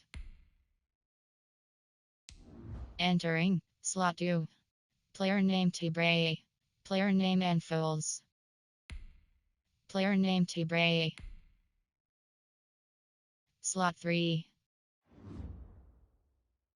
Resume. Entering. Coaching screen. Depth. Challenge play. Medical center. Settings. Depth chart. Exit game. Super Sim. Call timeout. Resume. Call. Super Sim. Exit game. Depth chart. Challenge play. Medical center. Settings. Controller select. Medical center. Challenge play. Depth chart. Exit game. Super Sim. Call timeout. Resume.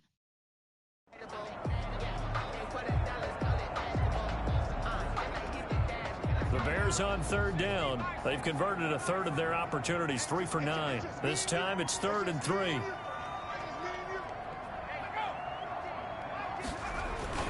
And here comes throw number 1 for the backup QB. Oh, there's that man again. It's complete. And they're going to have another first down as he's going to be tackled at the Browns' 23. That'll put him up over 160 yards receiving now for the game. They can't seem to stop it. He's been the go-to guy. They needed a big play there on third down. Went his way. It worked out. Doesn't matter whether they've scouted it or that they think he's going to get the ball. He has a knack for finding his way open and completing the connection.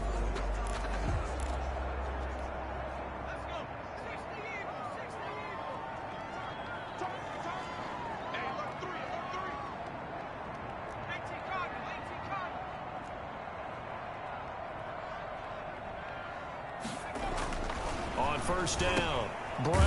And he's got his favorite target yet again. It's complete. 12 more yards for him there. It's a first down. These guys are running offense like you drive. The pedal is down. Stomp down. How about that? Back-to-back completions. They are rolling. So much for being conservative and running that football.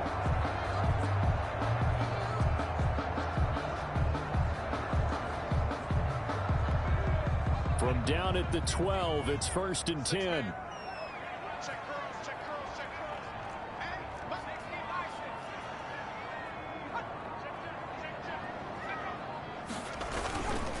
On first down, it's Cohen. Trying to bounce it outside, but he's only able to get it back to the line of scrimmage. By Myles Garrett. Calling no gain on the play, and it'll be 2nd down. They've called his number a lot this afternoon. You wonder how much tread is left on those tires. We certainly do, but I always think back to one of my favorite coaches in the NFL. And he used to have a meeting with his running backs every year in the offseason and say, look, as many times as you're going to carry the ball, you should be able to carry it one more time, so make sure you get in shape. Looking to throw on 2nd down. Bray. And he's going to be taken down, sacked back around the 18-yard line. Myles Garrett picks up his 2nd sack of the afternoon.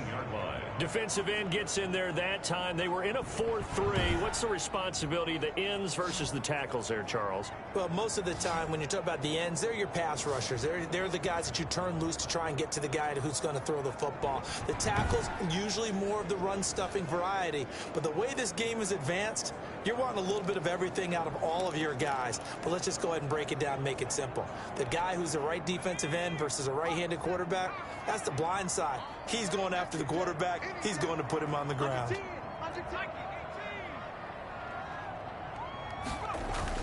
Throwing on 3rd and long. Bray.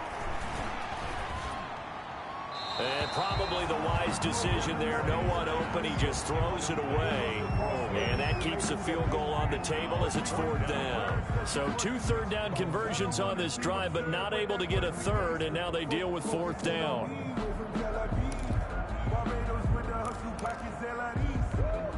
And here's a big one now. Trying to hold this lead. They're going to go for it here on 4th down.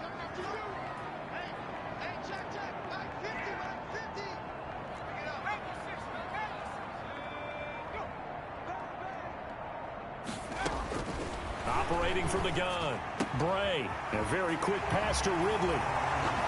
And he takes this one in for a Bears touchdown.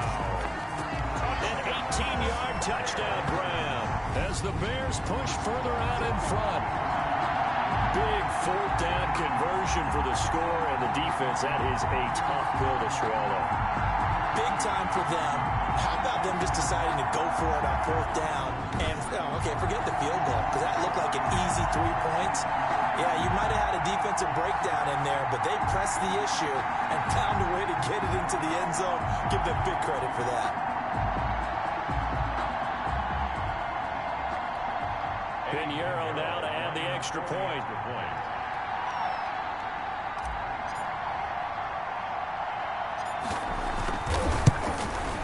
And it's no good. Well, that could be a critical miss here in a one-score game in the fourth.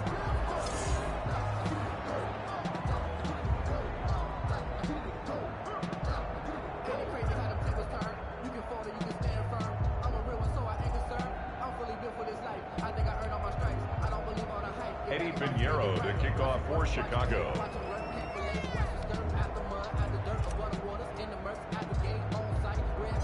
Now he's back out there to boom this one away, maybe with some frustration after the PAT miss. Now Donovan Peoples-Jones.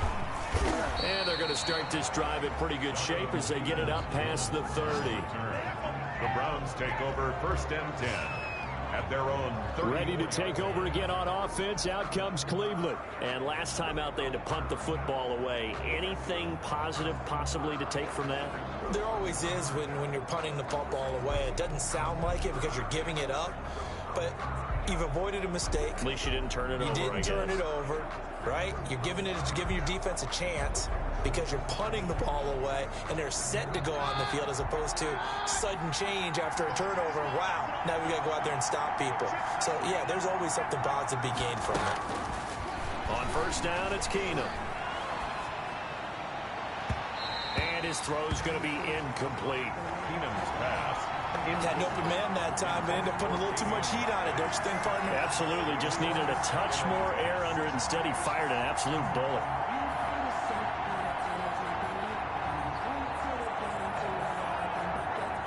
From the 34, they'll come to the line on 2nd and 10.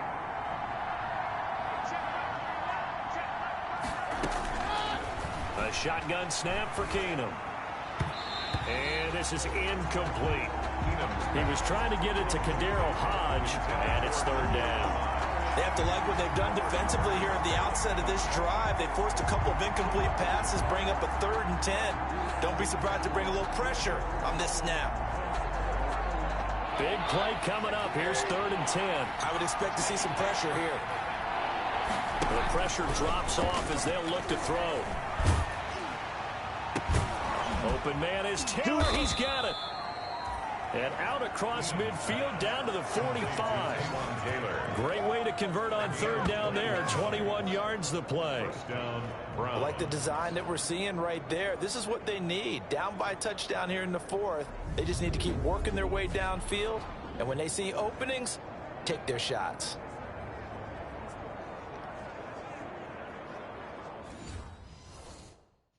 And call to now. Super Sim. Exit game. Depth chart. Challenge play. Medical center. Challenge settings. Depth chart.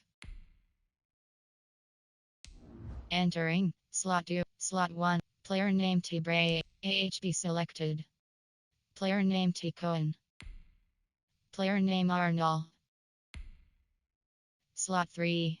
Player name. Player name. Player name E. Montgomery. Player name Arnold. FB selected. Player name C. Komet.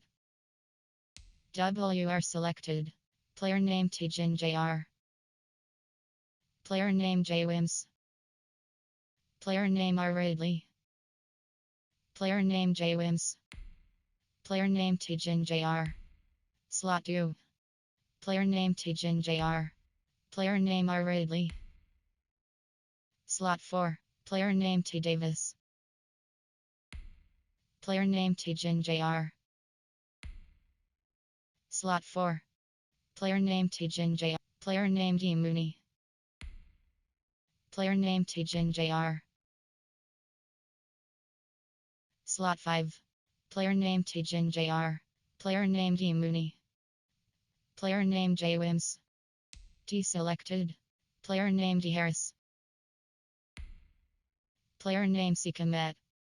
Player name Esau Bird. Position T. Position T.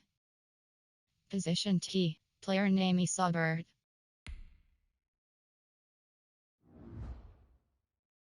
Resume. Entering. Coaching screen. Depth chart.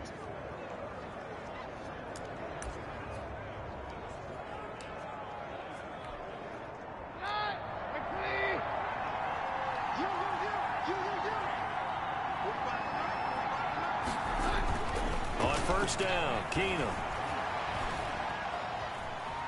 Escaping the pressure right. He'll get 3 yards on the scramble there at second down. Now, how about that play? He took a possible negative and turned it into positive yardage and slid down to avoid taking a big shot. Excellent job getting down and avoiding the big hit.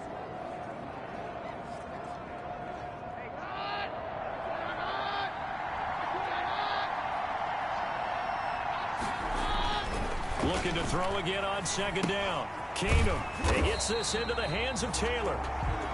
And they went the wrong way there. Losing yardage back at the 43-yard line. Now they're staring at a 3rd and 8. That last play backwards a yard.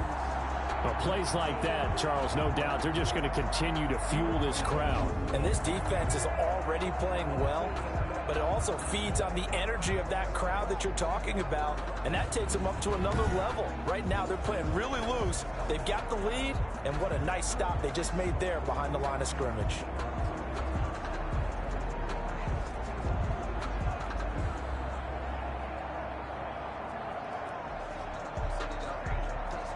The Browns on 3rd down, not getting the job done at all. A very poor 1 for 10. This is 3rd and 8. Out of the gun, Keenum.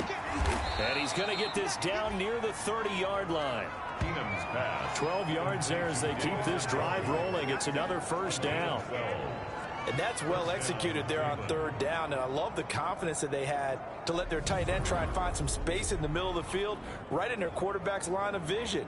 And QBs love to make that easy throw, and they hooked up there for a first down.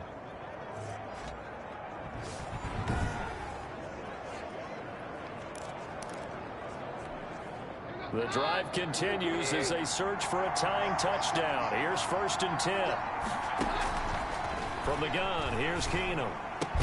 He'll get this into the hands of Hodge. And inside the 20 before he's brought down.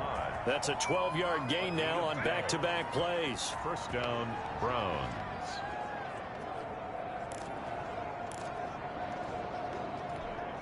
So from inside the 20, here's 1st and 10 at the 18.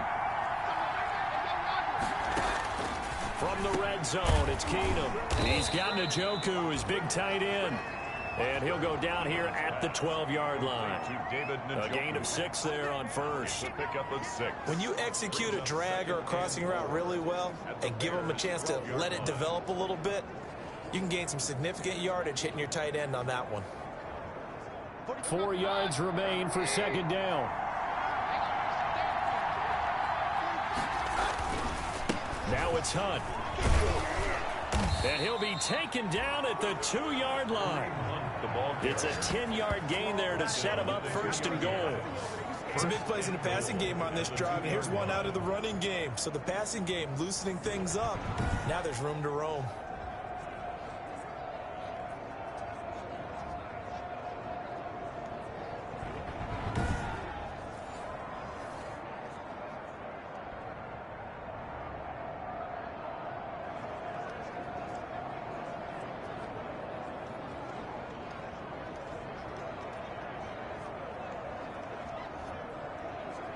A looming decision to make on the conversion, down 7, but first things first, they need to score as they come up on 1st and goal. And the D not yielding much there. He's only going to get a yard to about the 2. Looking at this now, you got a couple more cracks here. This close, sneak it. I don't think you even go into a huddle. Just line up, snap it, and fall in behind those guys into the end zone. More muscle up front for this 2nd and 2. They've got 3 tight ends out there. Now a toss running left, Hunt. And he's in. Touchdown, Browns. Taking it in from 2 yards out. And the Browns are within an extra point of tying this thing up. And nothing special there. They show they were going to run the football. They ran it. They got it in. Like old-time football, right? Hey, this is exactly what we're going to do. Straight-ahead power, and they got it done.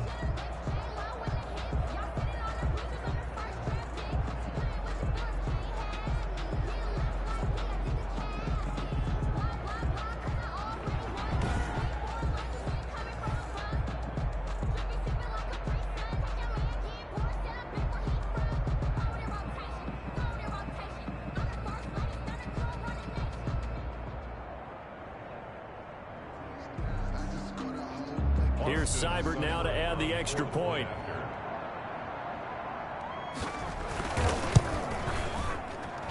And no sweat. He puts it through, and we are tied here in the 4th. So that one a long 11-play drive.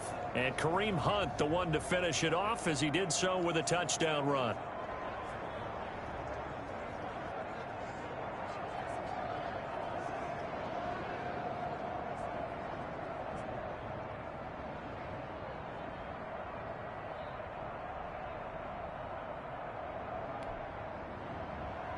So here comes the kickoff now, all even here in this 4th quarter.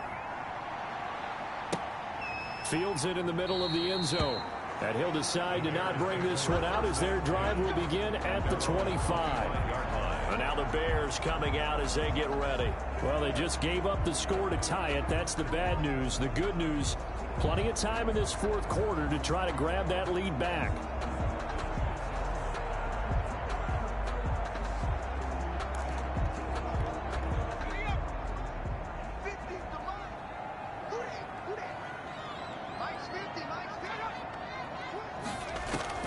Throwing on first down.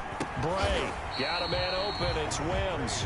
And he's going to be dropped following a pickup of 7 past the 30 to the 32. One of the selling points of the in route is against the quarterback, a really nice sight line to his receiver, and almost on a direct shot, able to throw the ball into the middle of the field and have a great chance of success as they did on that play. 3 yards remain for 2nd down.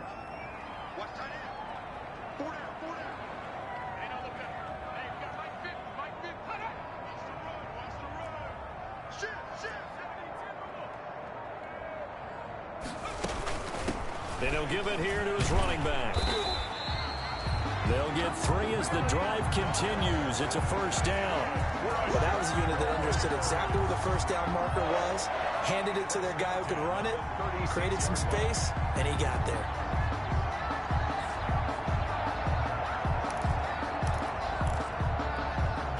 So from the 36 now, 1st and 10.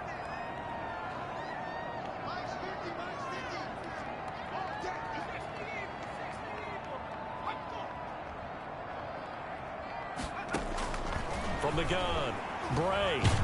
And with a flag down, he goes down. So they're able to sack him. Now the penalty looks like it could be holding. Let's find out. So they will take the sack instead of the penalty. And it takes another down off the series. But the biggest one of all, do you want to tell the guy who just got the sack that it no longer counts? No. No, not at all. They'll come up now on a 2nd and long after the hold.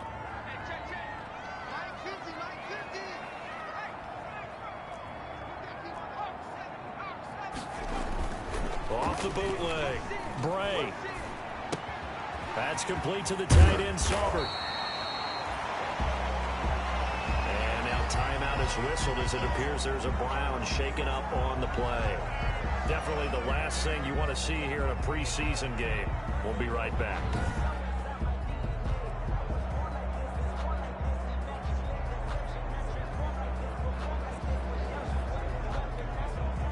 And for the Browns, a nickel set here on 3rd down.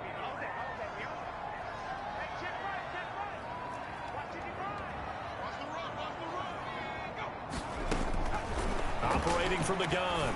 Bray. Wide open receiver complete. And they're going to have another first down as he's going to be tackled at the Browns' 39. A good gain again. That's now 31 yards combined on those last two plays. I think it all came together there. In-breaking route. Drove it with excellent pace. Money throw right there to move the sticks.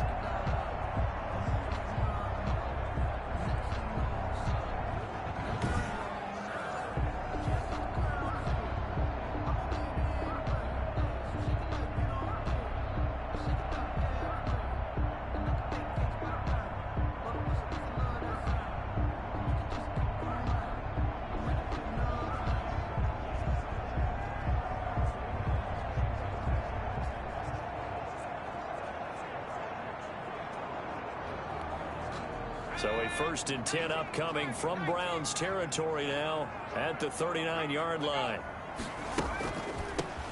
Now they'll run on the draw.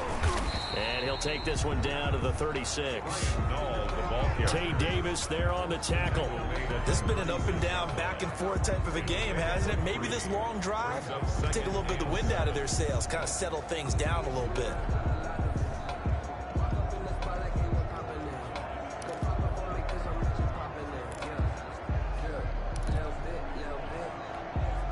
Second and 7.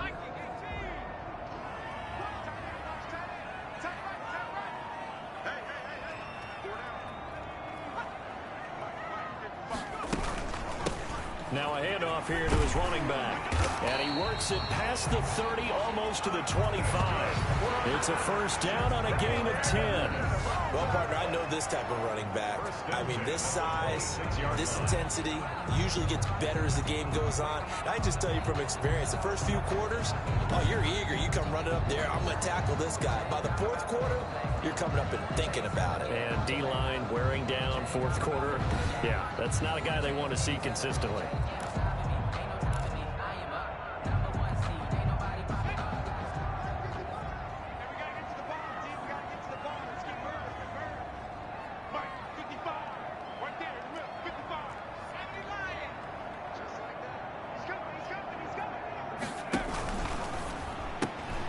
They'll throw this out wide and complete it to Ridley. And they'll be inside the 25 now at the 24. That catch good for only a couple. The goal of a wide receiver screen is get enough blockers in front to create a wall and let him pick his spot to run the football. How about the defense there, swarming to it and not allowing that to happen? Did not let him get downfield.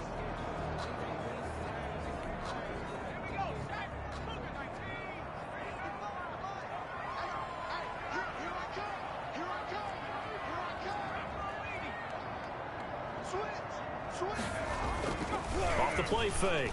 Bray. Blitz coming, and down he goes.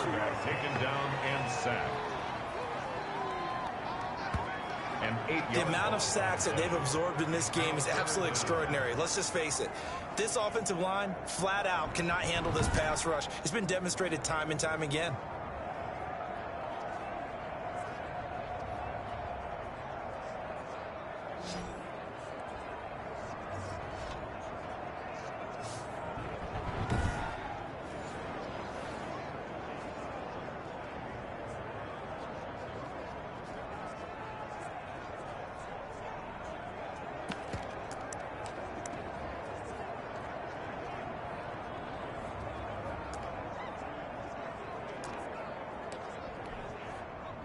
And some secondary help here for the defense in the nickel on 3rd and long.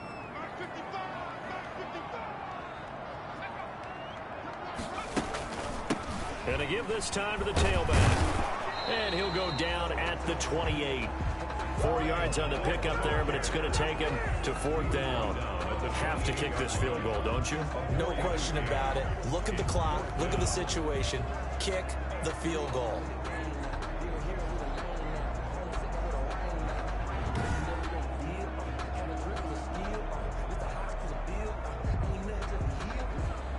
Tie game, 4th quarter, and they're going for this thing on 4th down.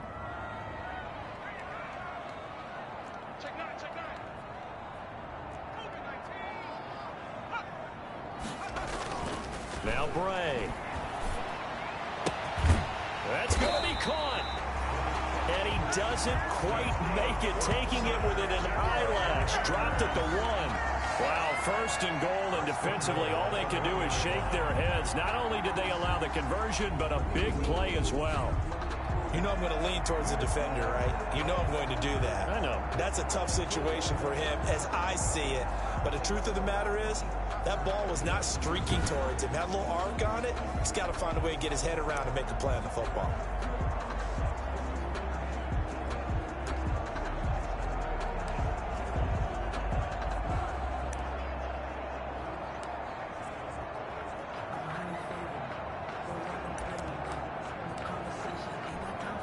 A field goal could get him the lead, but it might not be enough here as they come up on first and goal.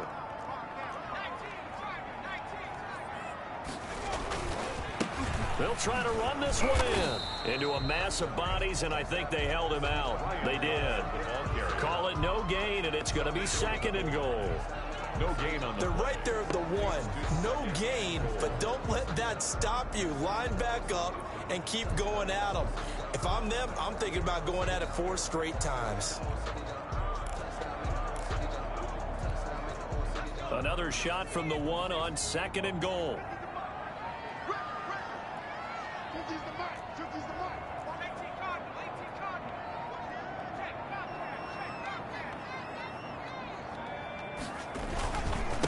They'll try to run this one in. And he's into the end zone. Touchdown, Bears. Punching it in from a yard away. And the Bears have broken the tie. They were able to stop him at the line on first down, but this time he punches his way through. And sometimes just because you're stopped on the first run, it doesn't mean the play call was bad or incorrect. You might just need better execution and just a tad more determination. And they got it done on the second try.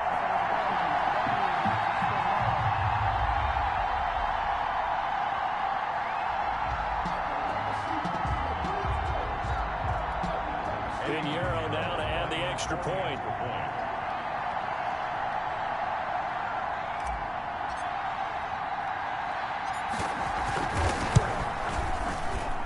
Will take a 7-point lead now. So that drive spans 13 plays. And it ends with a 1-yard touchdown run. Browns 26.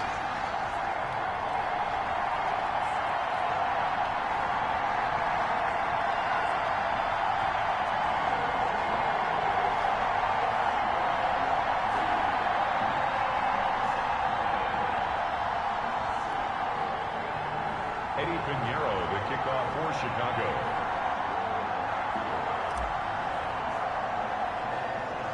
Now after the touchdown, here's Pinheiro to kick it off. A short kick taken at the 18. And they're going to wind up with pretty good starting field position as they get it up past the 35.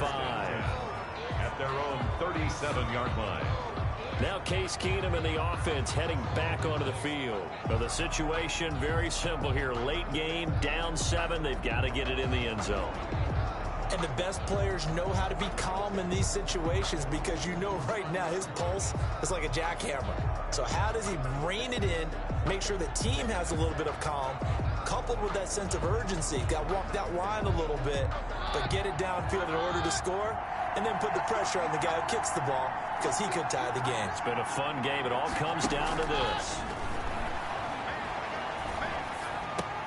Now here's a throw, and that's Taywan Taylor with it. And he'll be taken down, but not before he gets into enemy territory. Now after the completion, we're going to get a timeout, an injured player. Definitely the last thing you want to see here in a preseason game. We'll be right back.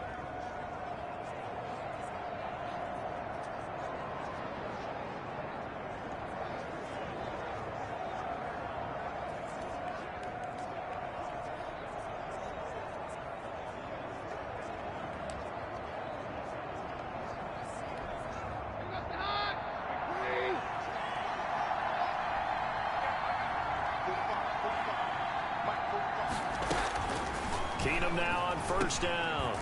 Firing quickly here, and that's complete. And he gets this inside the 35-yard line. 13 yards to pick up there. Good for a Cleveland first. Tell you what, he's been able to put the ball in some tight spots all game long. That throw, no different. Yeah, a lot of people would call it a gutsy type of a throw.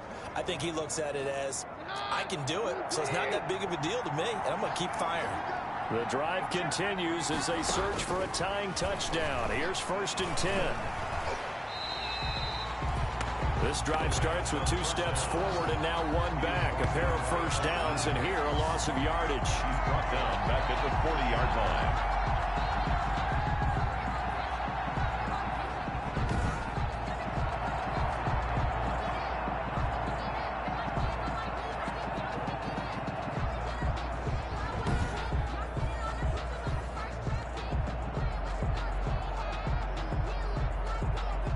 They don't need to run another play here before the 2-minute warning.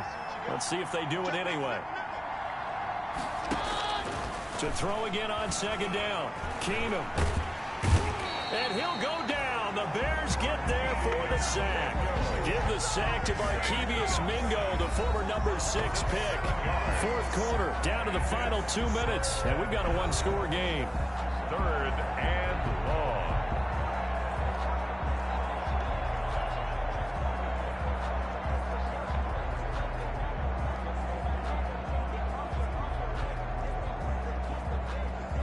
So the Browns in possession of the football here as we get you reset. And let's see what they've come up with offensively after having time to talk it over. Got an open man. It's Ratley. And he'll work it inside the 30 to the 29-yard line. They get a big amount back, 18 yards, but they'll still look at a 4th down now. And that is incomplete. They had to go for it with such little time remaining, and the Bears will get the football back. Though certainly not the way that they were hoping that possession would end, failing to convert on 4th. And now they've got to make sure that they keep their poise, they keep their confidence. Just because it didn't work once doesn't mean if they get that same situation later that they shouldn't go for it again. The defense feels great, but the offense, they can't be despondent. Off the bootleg, Bray.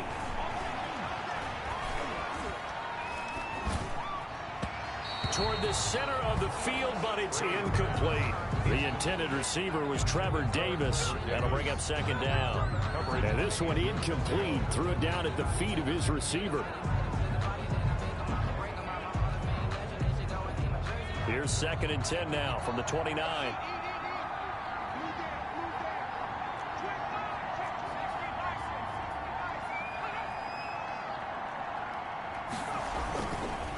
They'll try and run some clock here as they keep it on the ground. And to the 36-yard line, taken down there after getting 8 yards.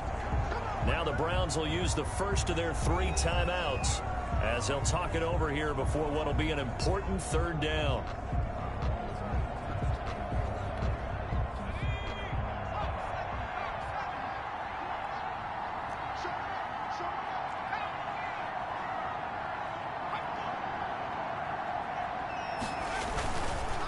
They'll try and run some clock here as they keep it on the ground. And he's got the first before he's brought down at the 39-yard line. Now the Browns signal for the 2nd of their timeouts. And they'll be disappointed to have to burn one there after giving up the 1st down. And not totally home free yet, but it's looking good as they come up 1st and 10.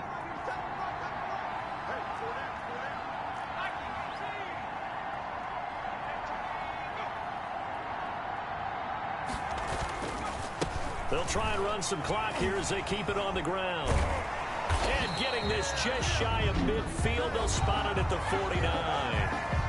The Browns will quickly use their 3rd and final timeout as it comes with 1:15 left to go in the 2nd half.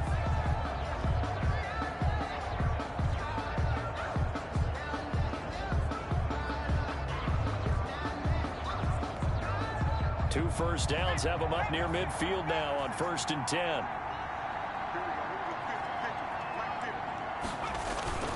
Off the bootleg, Bray. And he can't get a throw off. He's taken down. What a huge play at this point in the game. Myles Garrett getting him once again his 3rd sack of the afternoon. Brandon, that's just football 101. If you're out of the pocket, you've got to get rid of the football in this situation. You cannot take a sack in a 2-minute drill.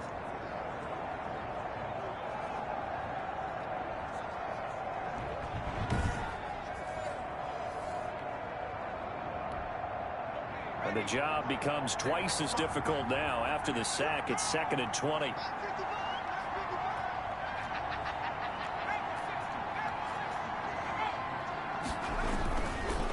And he'll give it here to his running back. And he's going to bull his way forward to the 48. A good positive play there, 9 yards, but still 3rd and long. Charles, why didn't they just take the knee there? You're asking the question that I'm asking as well, because we've seen a lot of football where coaches decide maybe they get a little greedy. I don't know if they're doing it for stats or for what reason. We've seen it happen in college. How about in the NFL?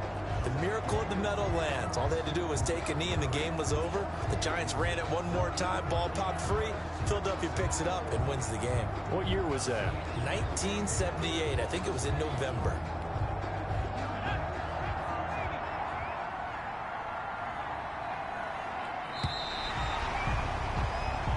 So this one in the win column for the Chicago Bears. And it wasn't really always pretty. They had their bumps and bruises. Really, both sides did. But they did what they needed to do at home to get the win. Yeah, they really had to grind this one out, didn't they? Because nothing came easy.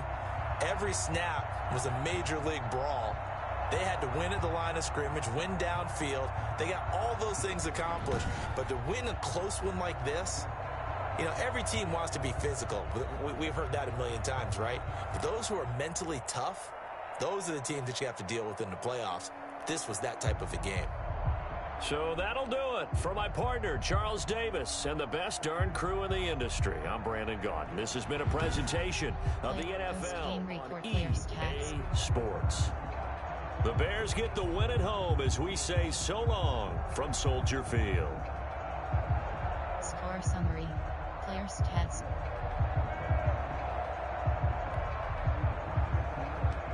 Entering screen player. Team call. Team Kai. Player name and fools. QB rating 126 point. Completions 21. Attempts 23. Passing yards 252.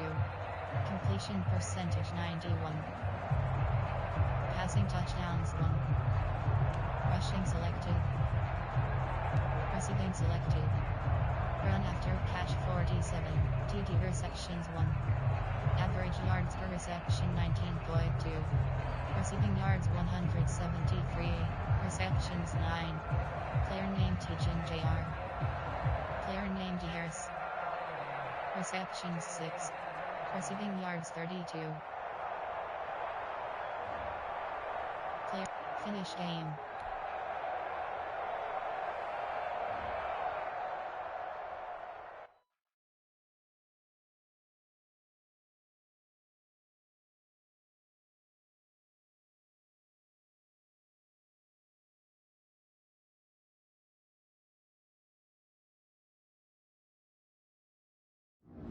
Entering player, Tender Houston Car, Eric Saubert.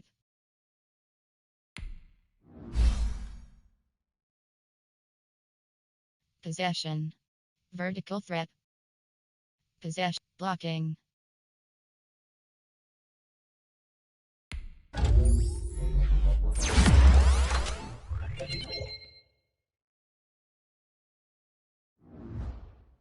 View in-depth chart. Goals. Entering my goals screen. Career 60 season catches. Entering player, Ryan Newell. Tender Houston Carson.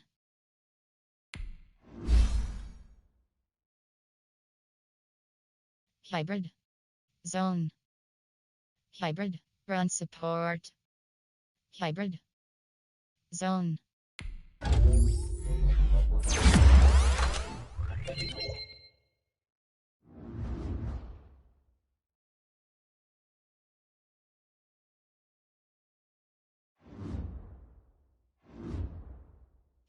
Improve. View box score is select. Upgrade players. View box. Advance week. Improve team. Upgrade players. Team adjust lineup. Things to do you have. View box score. Upgrade players. Entering player upgrades screen. Ryan Nall is selected.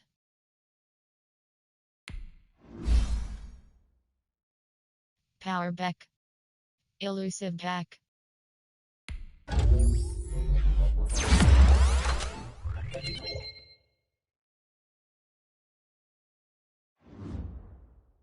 View in-depth chart. Goals. View in-depth. Stats ampersand contracts. Add to trade block. Improved team. Advance week. View box score is selected. Advance. Improved team. Advance week. Things to do you have next week. Upgrade players. View message. Play. Improved team. Advance week. Play preseason game is selected. Entering. Warning pop. Yes.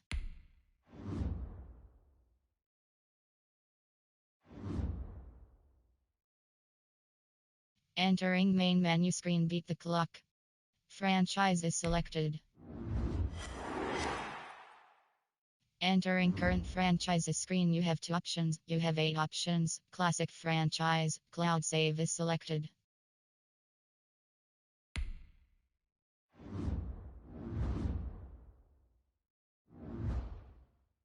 Entering view message. Team adjust lineup. Things to do. You have 5 options. View mess. Team adjust line. Things to do. You have 5 options. View message. All mentorship is selected. Yes.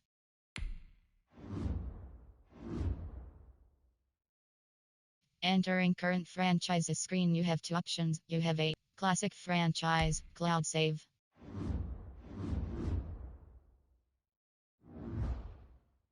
Entering franchise hub screen. Things to do. Advance week. Play preseason game is selected. Things to do. You have 4 options. Play offense only. Play full game. Entering team select screen. The Miami Dolphins, the home team, are selected.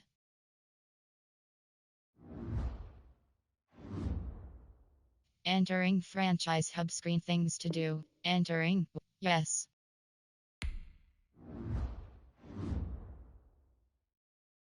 Entering current franchises screen. Classic franchise. Cloud save. Classic franchise. Cloud save.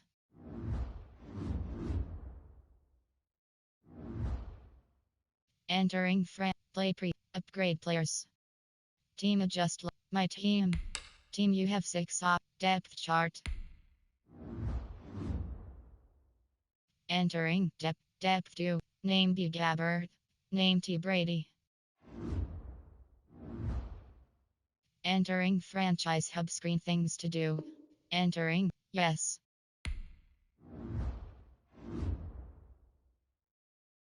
Entering current franchises screen. Classic franchise. Cloud save.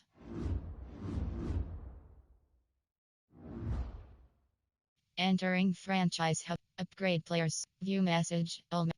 Play preseason game is selected. Upgrade. View message. All mentorship is upgrade players. Entering. Warning pop. Yes. Entering current franchises screen. You have 2. Classic franchise. Cloud save. Classic franchise. Cloud save.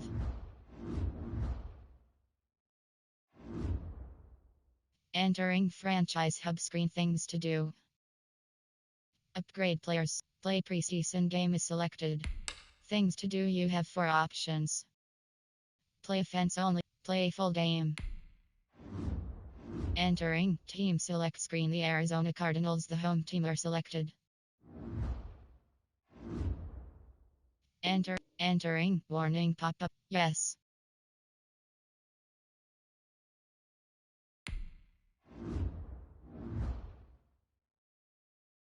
Entering current franchises. Classic franchise. Classic franchise. Cloud save.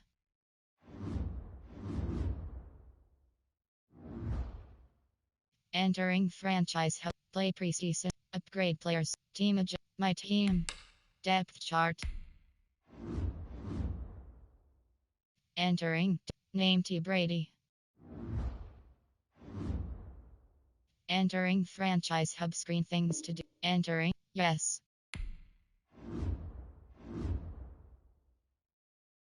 Entering current franchises screen you have classic franchise cloud save. Entering franchise hubs play pre upgrade players team adjust my team depth chart.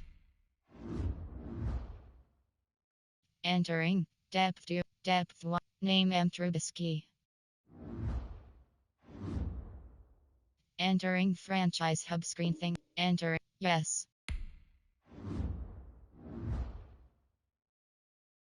Enter. Classic franchise. Classic franchise. Cloud save. Entering team adjust. My team. Depth chart. Entering depth 2. Depth 1. Named Prescott. Entering franchise hub screen things to do. Enter. Yes. Entering current franchise. Classic franchise. Classic franchise. Cloud save.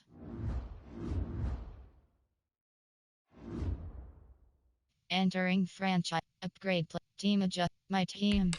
Depth chart. Entering depth 2. Name Dalton. Named Prescott. Entering franchise hub screen. Entering. Yes. Entering current franchises screen. Classic franchise. Cloud save.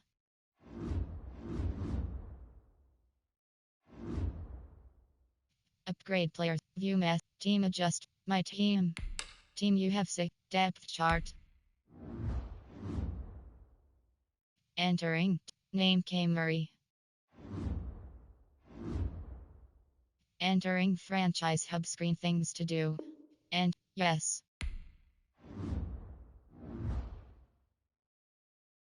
Entering current franchises screen you have 2 options. You have 8 options. Classic franchise. Cloud save is selected. Entering franchise. Team my team. Depth chart. Entering depth chart screen. 5. Name K. Murray. And yes.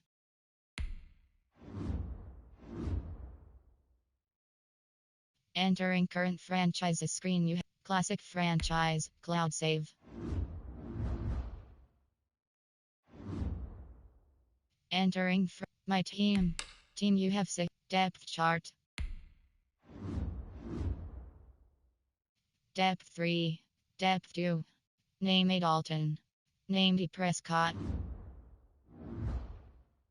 Enter and yes.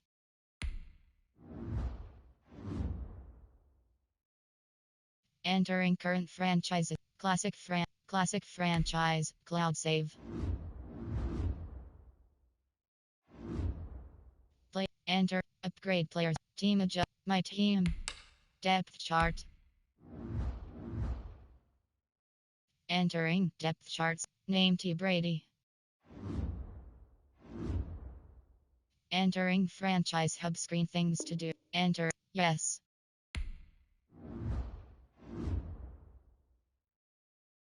Entering current franchises screen. Classic franchise. Classic franchise. Cloud save.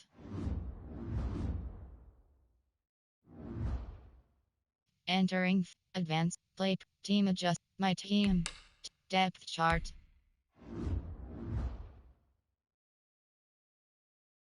Entering depth chart screen. Name Tiago Velo. Entering franchise hub screen things to entering. Yes.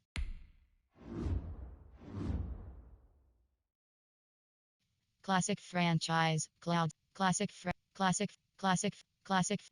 franchise. Cloud save.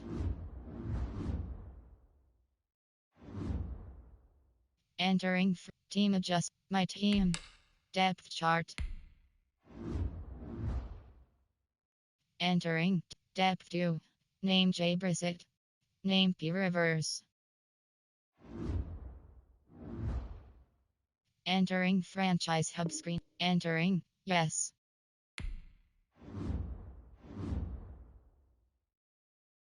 Entering current franchise. Classic franchise. Classic franchise. Cloud save.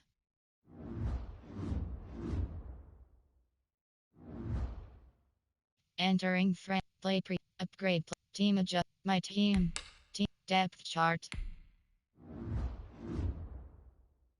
Entering depth charts. Name J. Burrow. Name R. Finley. Entering franchise hub screen things to do. And yes.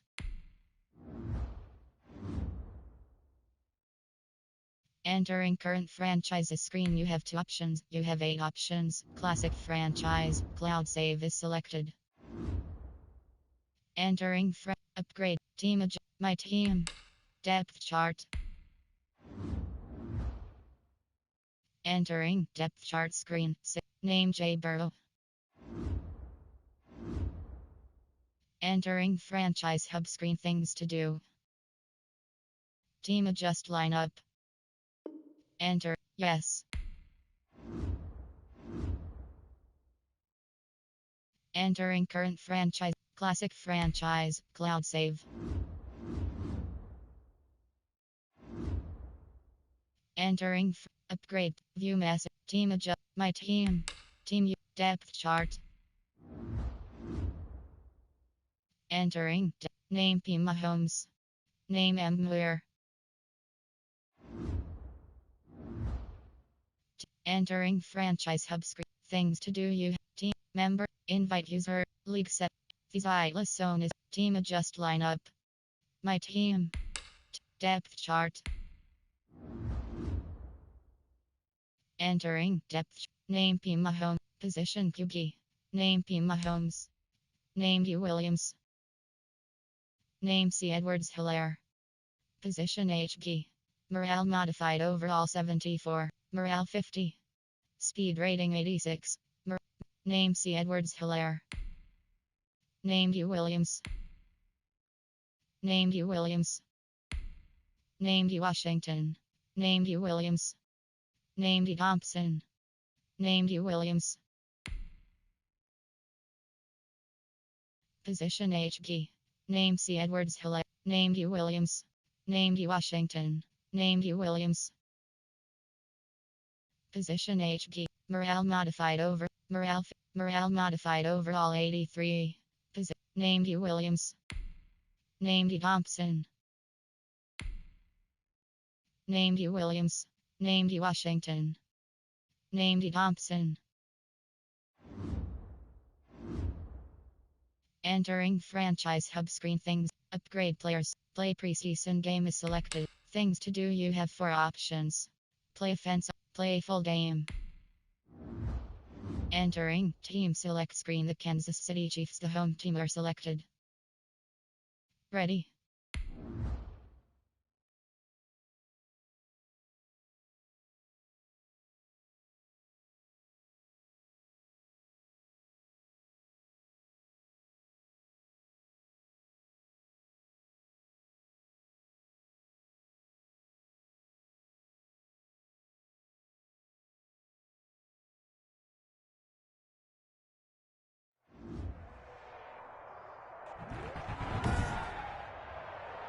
Tonight, from Arrowhead Stadium in Kansas City,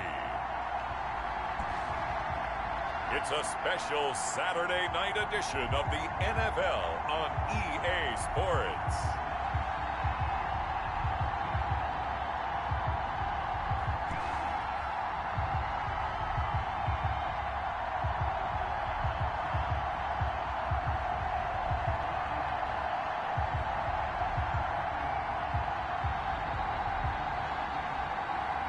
We'll see Patrick Mahomes and the Kansas City Chiefs taking on Joe Burrow and the Cincinnati Bengals. From one of the loudest venues in the NFL, there's a look at Arrowhead Stadium here in Kansas City. Nothing like the fanfare of introductions to an NFL game, and that was in evidence a moment ago. Fireworks, pyrotechnics, you name it. This crowd is ready as their guys get set to match up with the Cincinnati Bengals.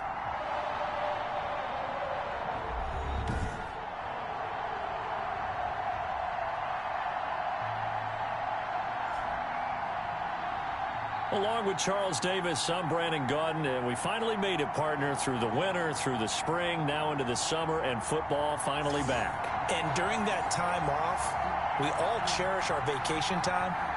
But admit it, you're the same as me. When you were working out, when you were doing things, you thought about football, didn't you? And you couldn't wait to be back up here again.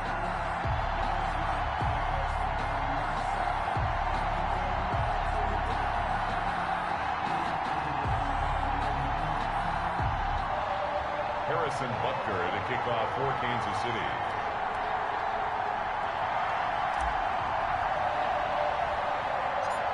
Here's the kicker, Harrison Butker, ready to get this one started. And into a sea of red, we're underway in Kansas City. And they're going to wind up with pretty good starting field position as they get it up past the 35. The Bengal offense set to go and leading them out. The #1 overall pick back in April out of LSU, Joe Burrow. And when you talk about the traits that make Joe Burrow successful, you got to start with his head. This guy thinks the game, sees the game, loves the game. Then you go to the arm. He can make every throw. And then within a play, second and third reaction plays that are big ones downfield. That was why he won the Heisman Trophy, and that was why I voted for him, in addition to him winning a national championship. Line of scrimmage, the 37 on 1st and 10.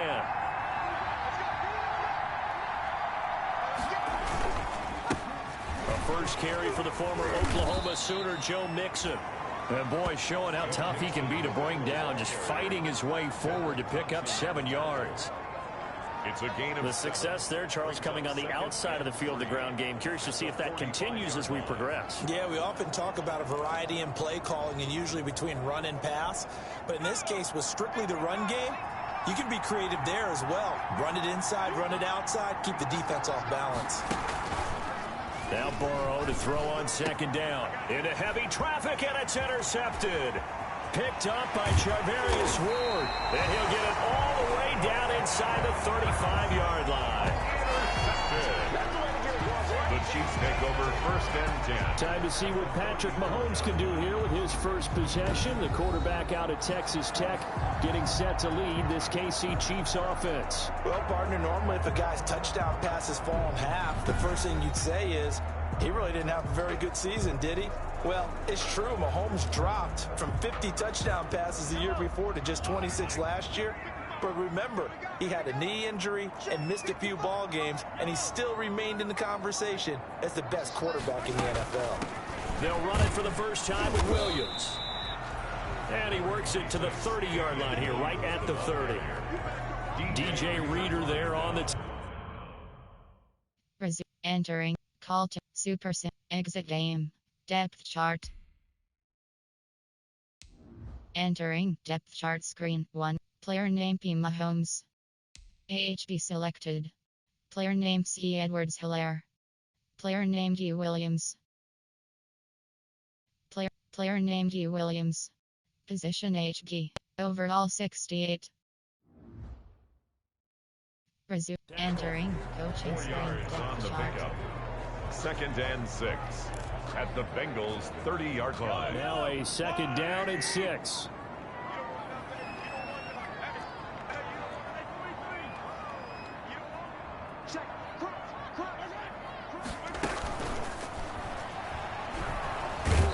Pressure, and down he goes. They sack him back at the 36. Getting the sack, the big D tackle, Geno Atkins.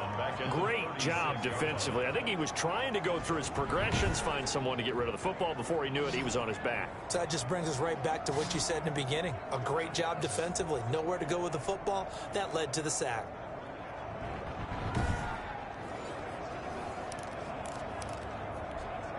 After the sack, things get a little tougher here. 3rd and long for Mahomes and the Chiefs.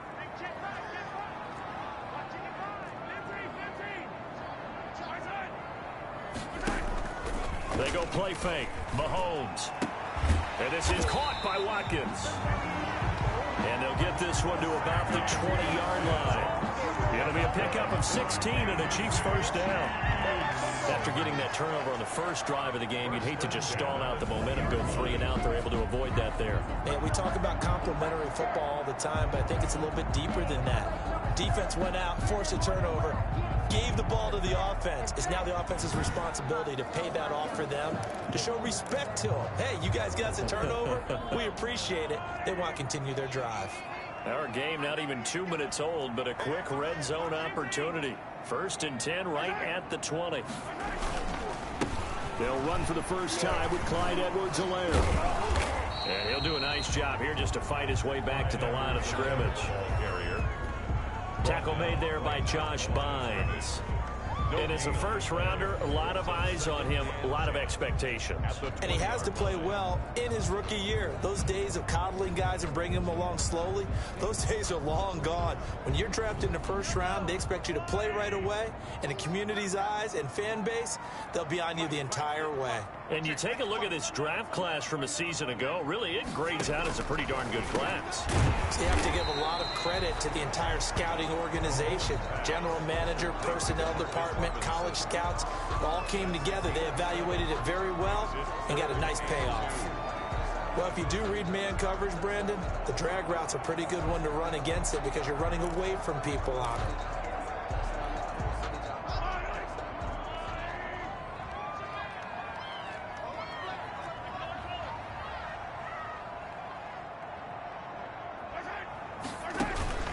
They go play action. Now Mahomes. And that'll bring up 4th down as his Cincy defense stands up on 3rd. Coverage there by the former first-round pick, William Jackson. And that's a nice job there because you've got to play the ball, not the man when in coverage. That'll keep you away from a lot of needless penalties, and he's able to knock that one away.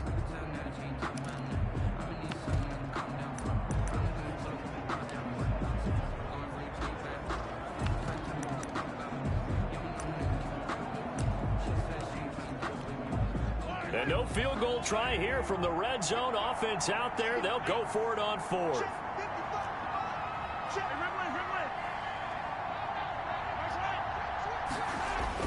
They'll go for it. It's Mahomes. And it's complete to Kelsey. And he gets the first down yardage he needs before he's brought down at the 6. They get 6 yards going for it on 4th, and now it's 1st and goal. Well, peel back the curtain, partner. We've got a pretty good look into how they plan to play this game. Aggressive seems to be the word. Going for it on 4th down in that situation. Yeah, opening drive. Now, we know this coaching staff, they have traits of aggression in their history, but what a start to this game. They're going for it. Yeah, a lot of people might say reckless, but they got it. 1 for 1 on 4th down here early in the game.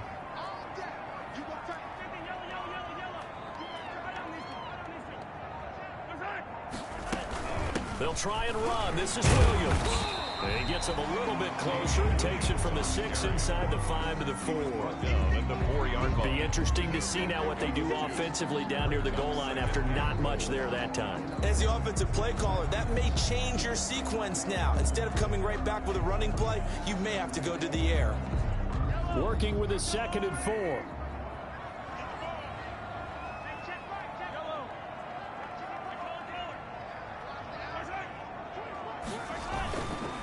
Now a carry for Edwards-Helaire. And he's maybe going to get this back to the 4, but that's about all.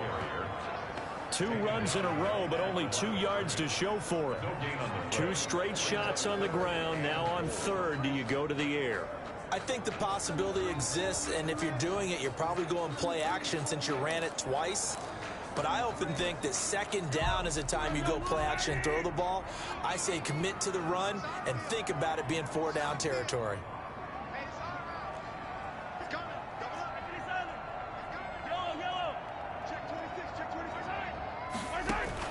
Here's Mahomes, 3rd and goal. And he takes this into the end zone for a Chiefs touchdown. From 4 yards out. And the Chiefs are going to take a first quarter lead.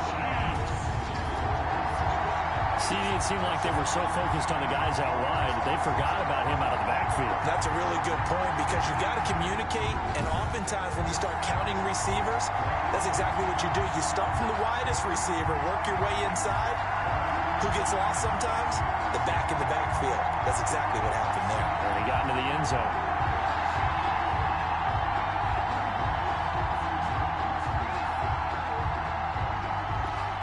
Harrison Butker is on for the extra point.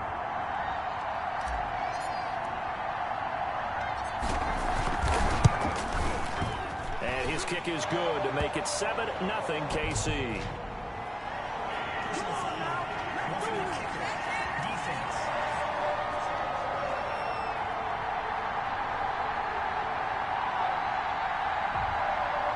Well, we looked at each other right away. We knew that flag was coming out. And I always enjoy the conversation post because officials always tell you, I don't want to throw the flag, but you caused the play. You did it. I had to. Harrison Butker to kick off for Kansas City.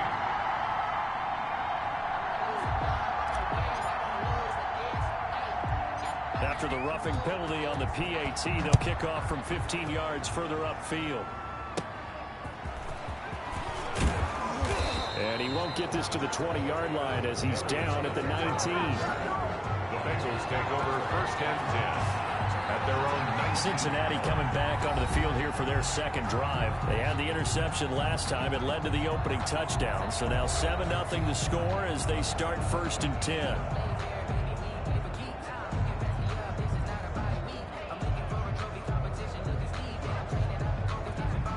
So here's a first and 10 now down inside the 20.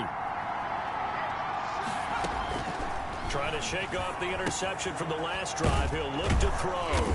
Down he goes at the 23, a pickup of 4. Brandon, perfect defense in this situation would have meant that there was an incompletion. They would have picked it off. Okay, so they gave up the completion. But I really enjoyed watching how the defense stayed in sync, stayed in great communication, and as he dragged across each zone, you see him pointing, communicating. There he is, and they passed him off to each defender. Ended up making a nice play, even though it was complete. And he'll take this one up close to the 25-yard line. Mixon, the ball carrier. Another nice play there by Chris Jones, a Pro Bowler for the first time in 2020. A 5-year man out of Mississippi State. I would dare say plenty more Pro Bowls for him coming up.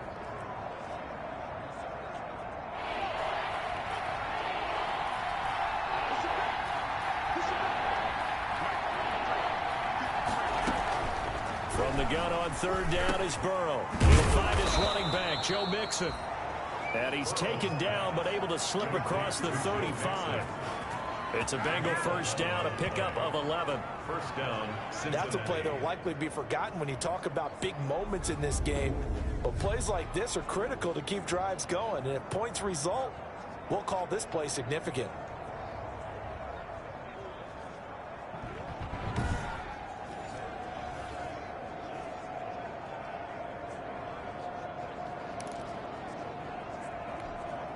So from the 36 now, first and 10.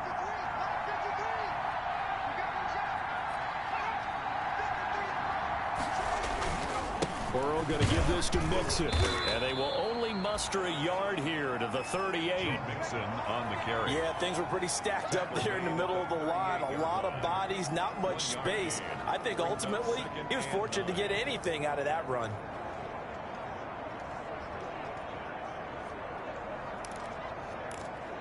.38-yard line, second and 9.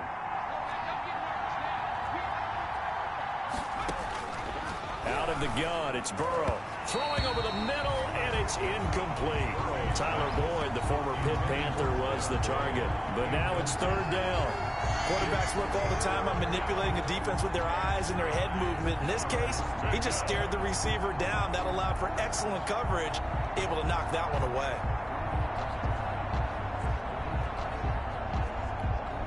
After an incomplete pass on second down, that'll leave him trying to convert on third and 9.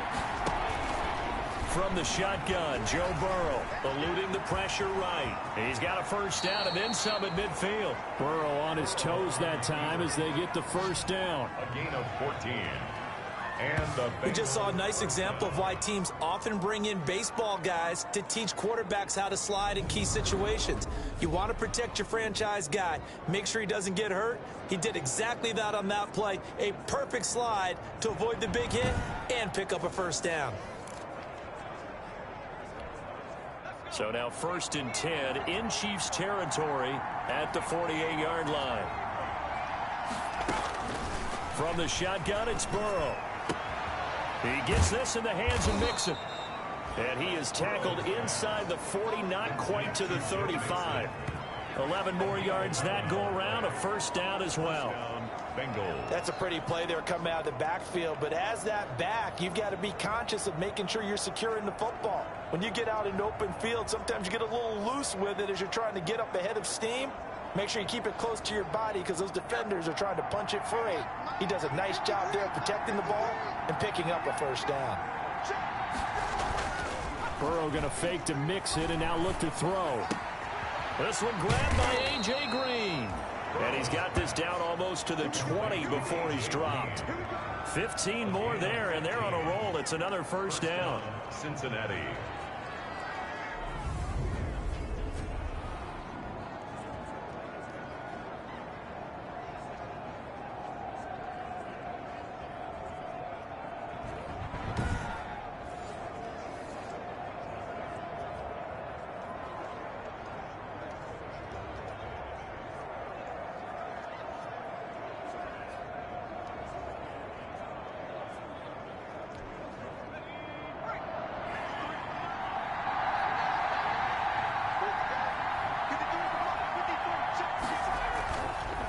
Mixon with a first down carry. And down inside the 15, shy of the 10. 10 more there and another first down. What makes a draw play like that successful? Well, we did see where he made the first wave miss, and that was a big part of it. But a lot of it is just being actors back there, making the defense think it's going to be a pass.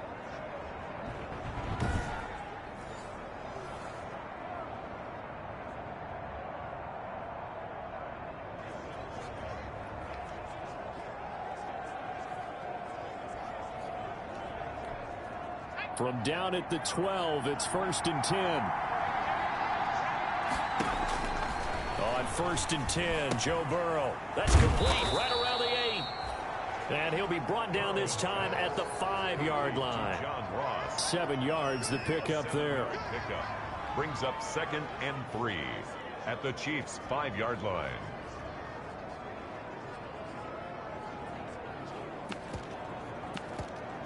Second and 3 with the ball sitting on the 5.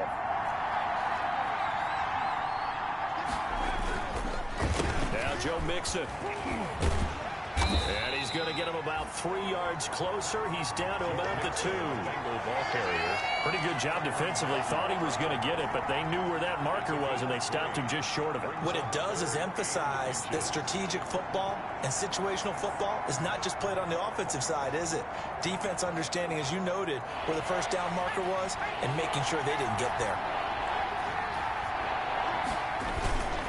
They give to Mixon to try to pick it up. He didn't get the touchdown, but he did get the first down as he's tackled at the 1. Just a yard, but that's all they needed. And by the slimmest of margins, it'll be 1st and goal. I hope we give enough respect to the big guys up front because they have been getting it done on this drive. The holes have been large, and they've been barreling through them, picking up first downs.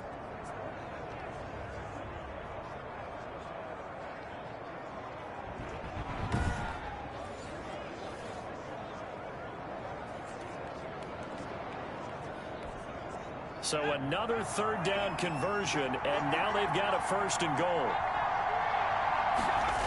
They'll give it to Mixon. And he is in. Touchdown, Bengals. Taking it in from a yard out. And the Bengals are an extra point away from tying up this football game. A strong, determined run there, Charles, to get in for 6 points. This is why it's such a team game, isn't it? And I know it sounds really generic and it sounds almost trite, but the blocks were made up front, offensive line, collective victory at the line of scrimmage and downfield. And how about the finish to the run all the way into the end zone?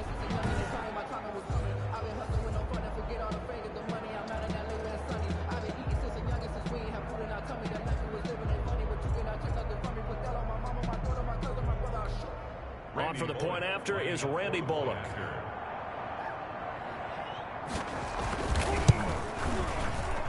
It's up and good. So these teams match touchdowns here in the first quarter, and we're tied 7-7.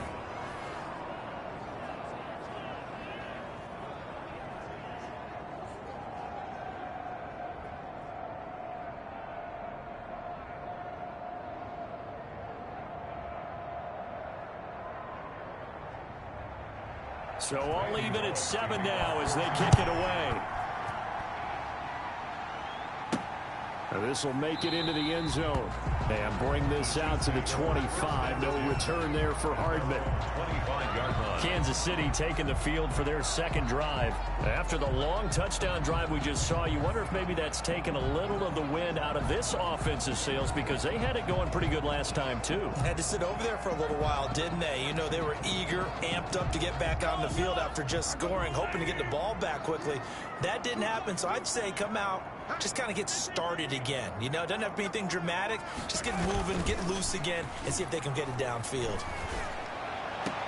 Here a throw taken in by Watkins. And he'll be out of bounds across the 30-yard line. 7 yards, the pickup on the pitch and catch. 2-yard line. It's a gain of 7.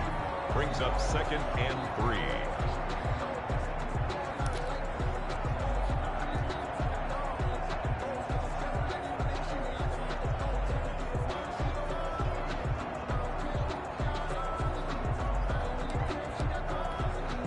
They'll operate from the 32-yard line here, 2nd and 3.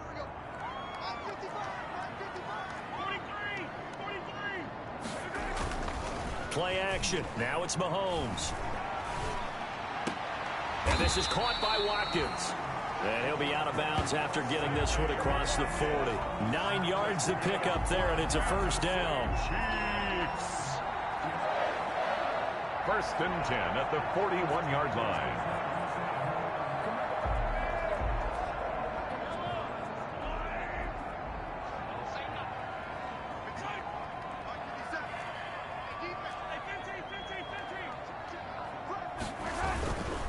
They'll run here with Edwards-Helaire. And he'll be taken down, but not before he gets into enemy territory. An 11-yard pickup, and it's enough for a Chiefs first down. All right, I got to ask you, with these RPOs, essentially the quarterback has 3 options, right? So what's different from that versus the triple option that we see the service academies run at the college level? As a general rule, the triple option at the college level, most things are called outside of the quarterback faking it to the runner and then keeping it himself and maybe having a trail back. What I mean is, in the NFL, that option to throw the football all comes about organically. It's a natural deal based on reads. In college, if you're going to throw the football off a triple option, you've actually called that play. Mahomes firing complete. And he'll go down inside the 45 before going out of bounds.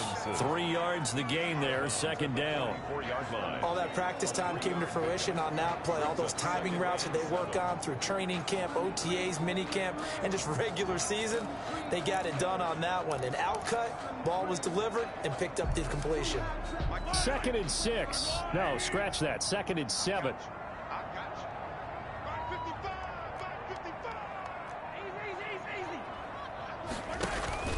They fake the give. Now Mahomes. They're going deep. This is caught inside the 15.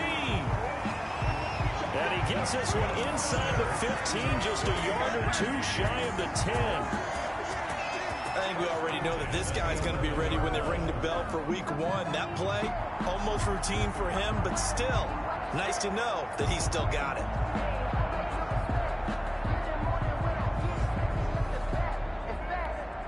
Now a 1st and 10 at the 11.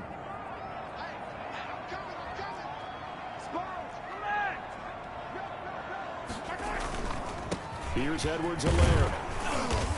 And here he'll get it down to the 7. It's a pickup of 4, and it'll bring up 2nd down. If you're a football guy, that's a pretty run because everyone is in sync right there. Obviously, the guy carrying the ball, but how about the people up front? Leverage, athleticism, they created some nice space for him. 2nd and 6 with the ball on the 7.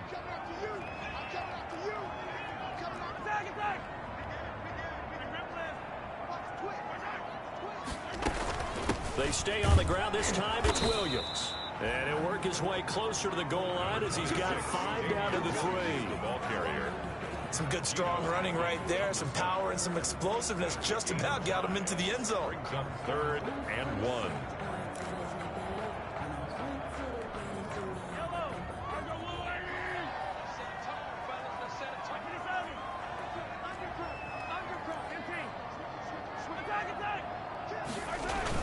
Mahomes to throw on 3rd and 1. And he will take it on in for a Chiefs touchdown. From 3 yards out. And the Chiefs have taken the lead. As a general rule, quarterbacks don't want to lock in on a receiver before the ball is snapped.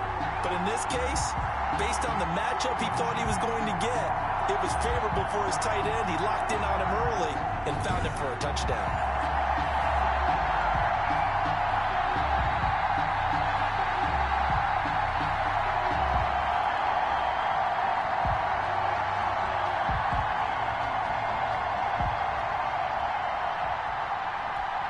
Butker on for the PAT.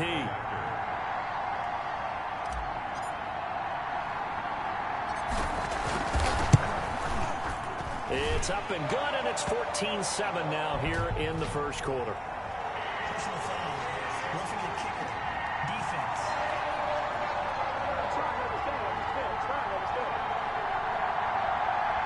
So they will accept the penalty and move forward.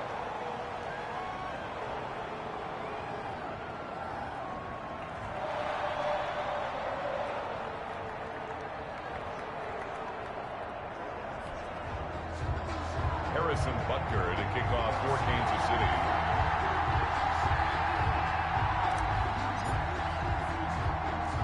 After the roughing penalty on the PAT, they'll kick off from 15 yards further upfield. Takes this about 5 yards deep, and it'll come out to the 25 as he will not attempt a return. Now the Cincinnati offense ready to see what they can do here. And for them, a touchdown their last go-around. Obviously, they'll be hoping to do that again. And when you start plotting for this drive, when you start thinking to yourself, okay, what are we going to do? You don't go away from what you did before because that worked, but you have to be prepared for wrinkles and counters because you know they'll make some adjustments.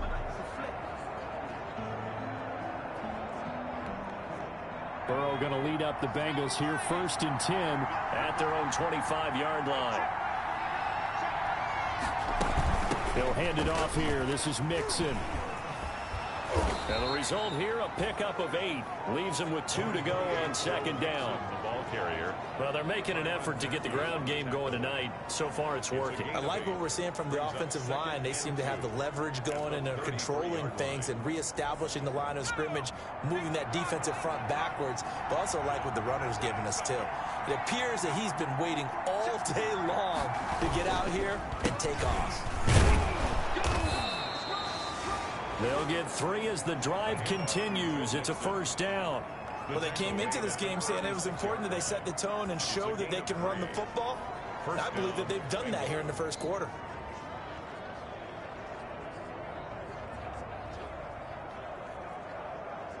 So from the 36 now, 1st and 10. From the gun to give to Mixon. A minimal gain as we tick down inside of a minute remaining in the opening quarter. He really hasn't been able to get on track running the football, averaging less than 4 yards a carry. Yeah, I think that they're going to enjoy the film session because all the defenders are filling their proper gaps on just about every play. And you know what they always say for a defensive coach? When I click off this film, I better see 11 jerseys in the picture going after the ball carrier. And now they will throw it with Burrow. Green brings it in. 4 yards on the completion, and it sets up a 3rd down. Well, there wasn't much there with that hitch route. They didn't gain what they expected. But sometimes when you call a hitch, you really don't have an alternate to go to. You don't have a second route to throw it to. So sometimes you have to rifle in there and hope for the best.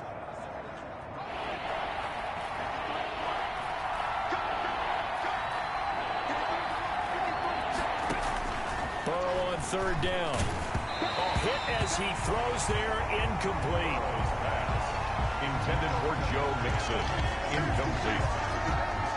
Brings up 4th down.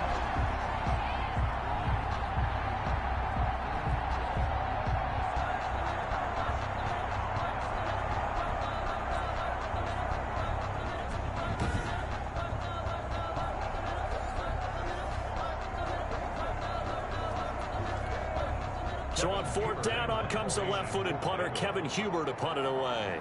Tyreek Hill back deep for Kansas City.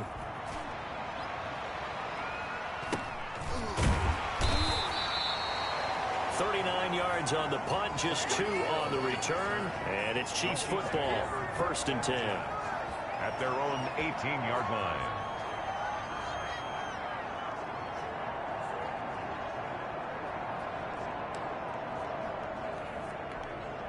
And this should be the final play before the quarter ends.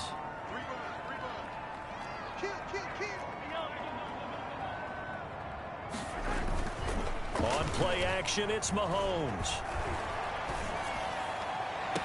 It's Kelsey on the ground. And a big gain that time. He's out of bounds on what will be the final play of this first quarter. Through one quarter, 14-7 our score.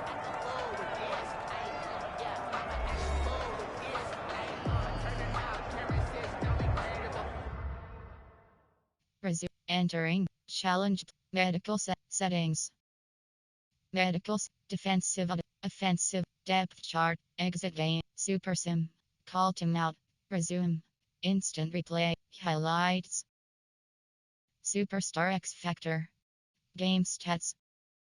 Superstar X Factor. Entering Superstar X Factor screen, you have 8 options. Travis Kelce selected. Tyreek Hill is selected.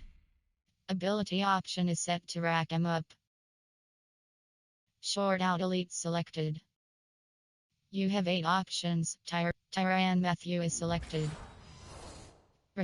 Call timeout. Superstar X Factor. Game stats. Entering screen. Total offense home 131, away 105.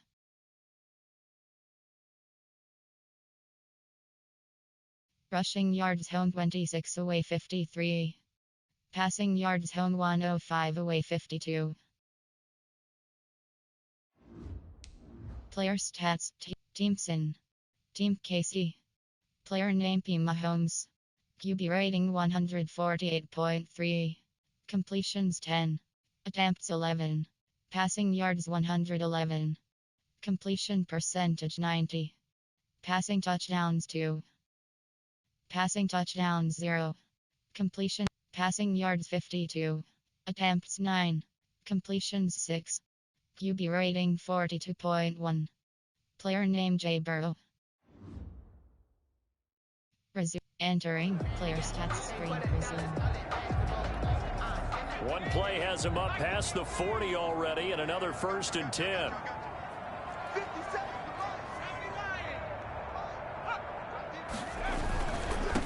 They'll run with a backup. This is Williams.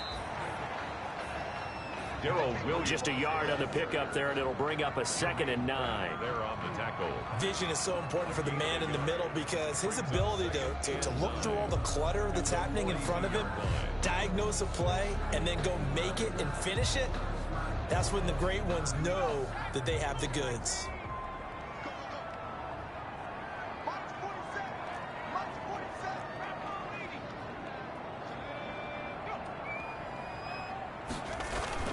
Matt Moore, the backup, ready for his first throw. Incomplete. Oh, man, for him to be that wide open and drop it. Sometimes you have just too much time on your hands, right? You end up thinking way too much, and your hands get shaky. And yes, he's a tight end, but that's a catch he should have made. The Chiefs on 3rd down. They've been good, 3 for 4 thus far. This is 3rd and 9.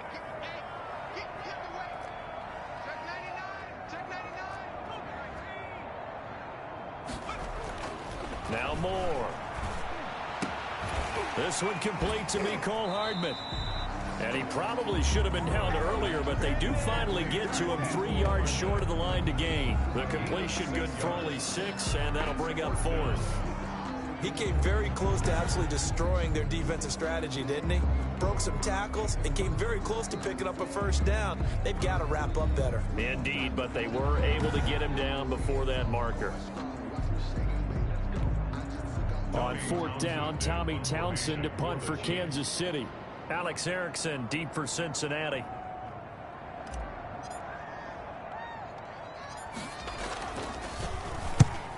a low liner. I think he mishit it. Not good at all. Punt of just 24 yards there. And the Bengals will take over here 1st and 10. Cincinnati set to take over once again. The crowd may be losing just a little bit of the edge after back-to-back punts. They want some big plays. They want to see some offense. They want to see somebody break away, whether it's through the air or on the ground.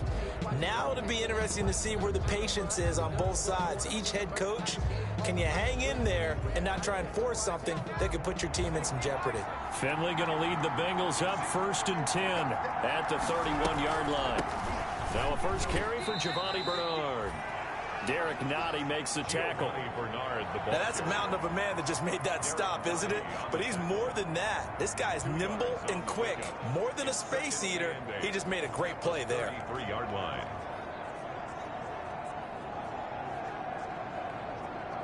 The last run got a couple. Here's 2nd and 8. Now it's the backup Finley. This one complete to Giovanni Bernard. And they're going to have this across midfield and inside the 45. Good work after the catch. Going to net him 23 and a first. Giovanni Bernard. And just in general, Charles, on a play like that, how tough is it for the defense to account for a running back essentially being a receiver downfield? It's very difficult, especially if the running back has skills like a receiver, and you're aware of that before the game even begins. So throughout your practice sessions, you're going to want to be aware of him. Where is he lining up? What can he do? What kind of damage can he do to us downfield?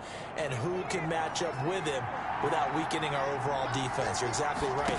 It's a tough task to match up to him. Throwing on first down, but this one winds up to be incomplete. Drew Sample, the intended receiver, but it's going to be 2nd down. Well, that's a defensive coordinator's got to be happy with that result. They took away all options downfield and forced the incompletion.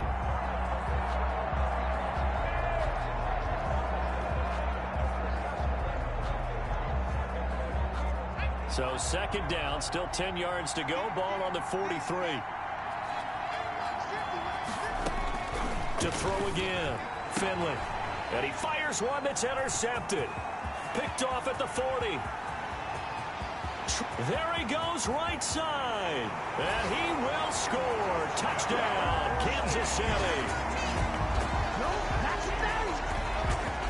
So not a good start for this rookie quarterback, already trailing in this first half, and that's going to make things worse. Well, back in my day, this was not unexpected out of rookie quarterbacks. That's why a lot of coaches didn't want to play them. But coming out of college now, they throw it all the time. This is a little bit unexpected, the way that he's playing here.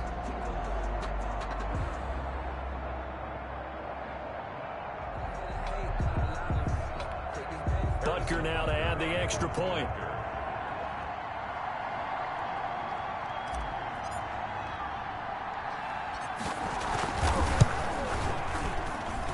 It's good, and it is now 21-7. A heck of a play there defensively, getting the interception, navigating his way into the end zone for the touchdown.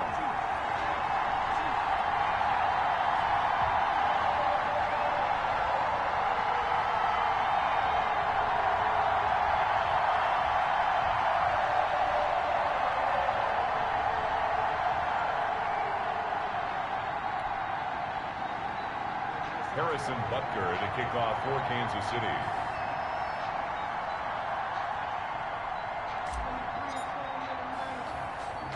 So not much time to speak of remaining in this first half as the kick's away from the 6. And able to take it past the 25 and up to the 28-yard line. The Bengals take over 1st and 10. At their own 28-yard line. Now out comes their leader and the captain of this offense back onto the field. He's got to dig deep here, doesn't he? Team's losing. He's not playing well either. And they always tell you, don't press. You'll make things a little bit worse. But in this particular situation, you try and heighten your play a little bit. So far, he's thrown one interception. He wants to balance that off with at least one touchdown pass in order to get his team back moving forward. Finley going to lead the Bengals up 1st and 10 at their own 28-yard line. Back to it after the pick 6. Finley. And he he's taken down. A Chiefs sack. Tano Passigno. Credit him with his sack as he buries him for a loss of 10. Well, so much for setting the tone of the drive offensively. Giving up a big sack that loses that kind of yardage, not a great start.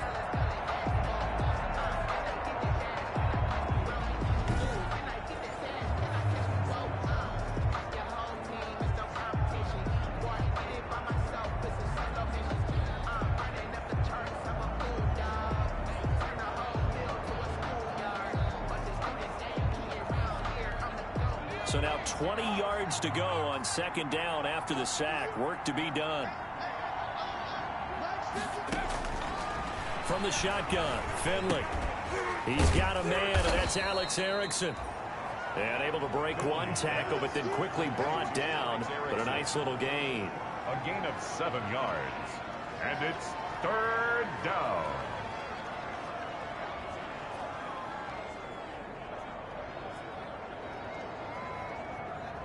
Now the Bengals on third down. They've been good, 3 for 4 thus far. This is going to be 3rd and 13. From the gun, Finley. And that is incomplete. I'll tell you what, these last couple of drives are much better from a defensive perspective. They gave up a touchdown on the opening drive, and then after forcing a punt on their last possession, it looks like they're going to get the football back again.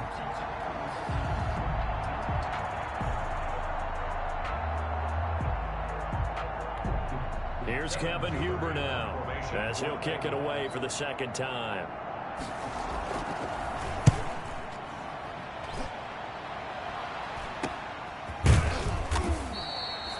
That'll go as a punt of 32 yards. And that will come the offense as they take over. And now here comes Kansas City. They've got the lead. Last time had to punt it, though. What's the key to this drive? I think it's leverage. The big guys up front. You know the motivational speech on the sideline is, guys, give us an opportunity. Protect the passer, create space for our runners, and let's go ahead and get these guys. Low man wins. Let's go do it on this drive. We'll watch that leverage on this drive. The Chiefs in good position to start out as they come up 1st and 10 at their own 43. They start the drive on the ground. It's Williams. And he'll take this one across the 45 up to about the 46-yard line. He was tackled at the Give him 3 on first down. It'll set up a 2nd and 7. 2nd and 7. Yeah, that wasn't a big run, just a short one there. But guess what? Sometimes you treat it like boxing. You throw that jab out there, and you throw it again, then you come with a big punch later. Maybe they're just trying to set them up. 3 yards on that last carry. Here's 2nd and 7.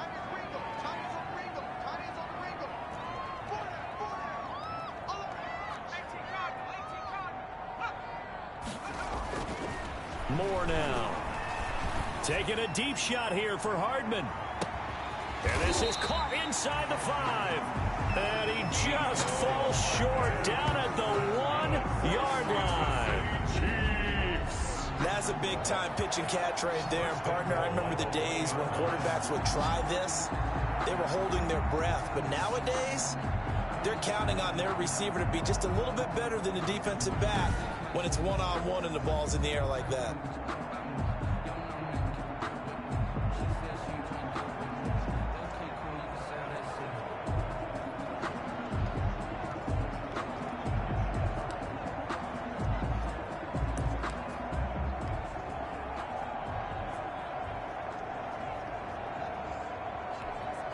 After the big play, a chance to finish now on 1st and goal. Gets it to Hardman, a jet sweep, and the reinforcements come in as they're going to stop him behind the line.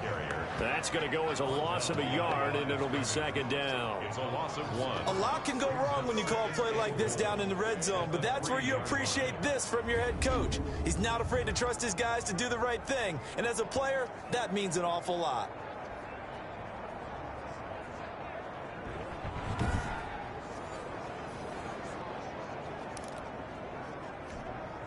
On 2nd and goal, standing alone in the backfield is Williams.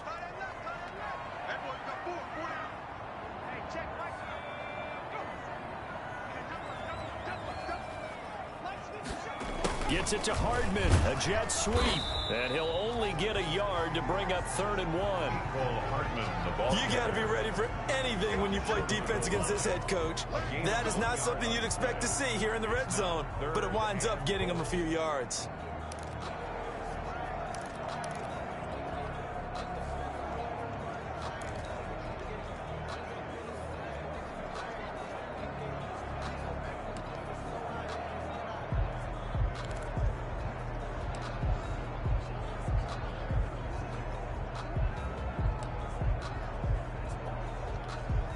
The Chiefs now going to use the first of their timeouts.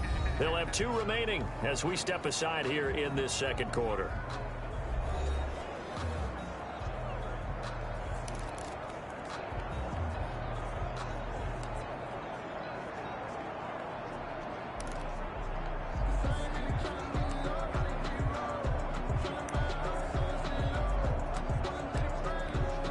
Big play coming here. It's 3rd and goal.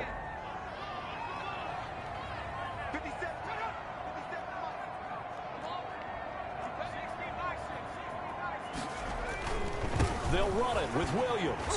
And he's going to bull his way into the end zone for a Chiefs touchdown. Punching it in from a yard away. And the Chiefs add on to their lead. He had the option to hand that football off. I think it's safe to say that he made the right decision. That was a heck of a run. It certainly was, and when you mentioned the option, most people think the quarterback's not going to keep the ball. You know, in the NFL, that's usually not the recipe for being around too long. So when you do keep it, it often surprises the heck out of a defense.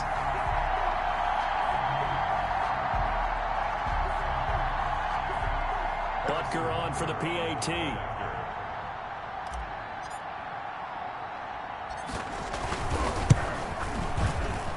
And oh, it's no good on the PAT. So they can't add on here.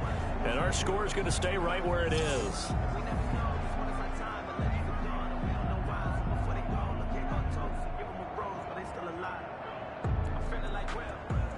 Harrison Butker to kick off for Kansas City. So not much time to speak of remaining in this first half as the kick's away. Fielded right around the 8. And a nice return sets him up pretty good here right at the 30-yard line. The Bengals take over 1st and 10 at their own 30-yard line. The Bengals set to take over. And with this deficit, you can't have too many more drives like the last drive where you had to punt it away. You know what I would tell my offense right here? The punter doesn't exist, guys. He doesn't even exist. He's not a team anymore. I just cut him, all right? So you've got to go out and create some offense for us here and give us some points. No way does that guy get on the field on this drive. Poor punter. Yeah, it wasn't his fault. But, hey, listen, there's got to be casualties at times. We're trying to win a game. Finley going to lead the Bengals up 1st and 10, right at the 30. The throw right side is complete here on the first play of the drive. And they get him down, but not before he takes it across the 40-yard line. Solid way to start the drive. 13 yards, picking up the first. When you're struggling on offense, you're looking for anything possible to get you going. Sometimes you do it like basketball teams that don't normally press. You put a press on, bring people to life, make them move a little bit quicker. Maybe that'll help them as they head towards the half. Now a toss left side into the hands of his tight end. 5 yards on the catch there, brings up 2nd down. I think it's okay there. They didn't get a whole lot on that play, but it's nice to have a safety valve that's built like this guy. Big target, guy you can spot pretty easily. Put it on him when your other targets aren't open. 2nd down at 5.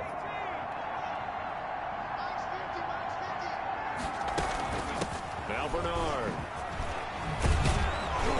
And he'll take this close to a 1st down at the Chiefs' 44. That one a 1st down pickup of 8. At the 44-yard line. And that's a nice pickup of a 1st down on that 2nd down run. And at that yardage gained, they can run that play on any down.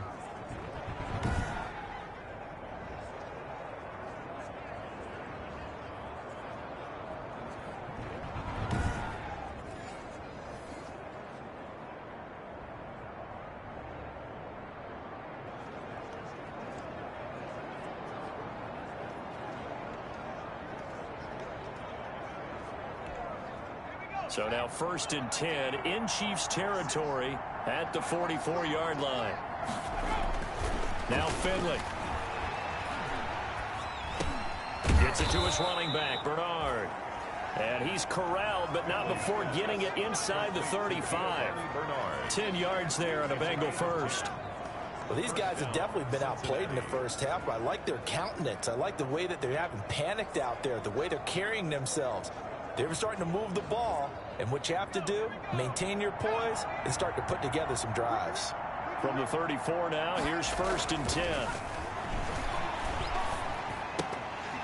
And now a throw on 1st down there, but it's incomplete. He was trying to get that ball to Auden Tate, and that'll bring up 2nd down. Fair to say, hasn't been his best game throwing the football, but also not getting a lot of help out there either. Yeah, you nailed it pretty well, you know. He's got to throw it better, got to get more help. Obviously one that should have been caught. They've got to find a way to bring those two elements together so they can make some progress in this one. Now a man open down the middle of the field. And he's able to get it down to the 25-yard line. 9 yards, not quite enough, and they'll be left now with 3rd and 1. 3rd down.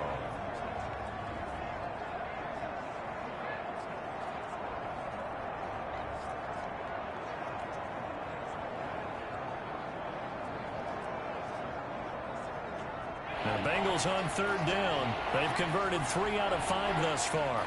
They need just a yard here. It's 3rd and 1. A first carry for Samaje Perine. And he will be very close to a 1st down, but I see the closed fist of the referee, and that means 4th down. They tried their best to pick up that 3rd and 1, but their surge wasn't enough to counteract what came back at them from the defensive side, was it? Offensive line, especially in the middle, looked like they were on skates a little bit when that one started. So now we bring up 4th and inches. This would be a critical call.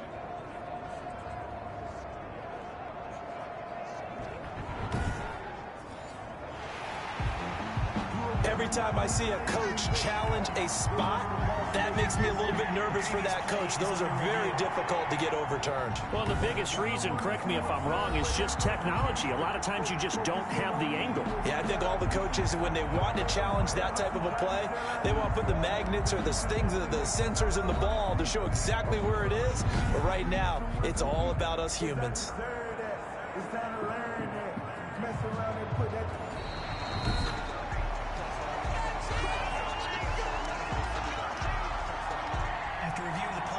I'm sure as a coach, when you throw the flag, you hold your breath, then you get the verification you were right, a sigh of relief. Not only a sigh of relief, a little vindication as well, because every time you pull that red flag and throw it, you could be costing your team a timeout.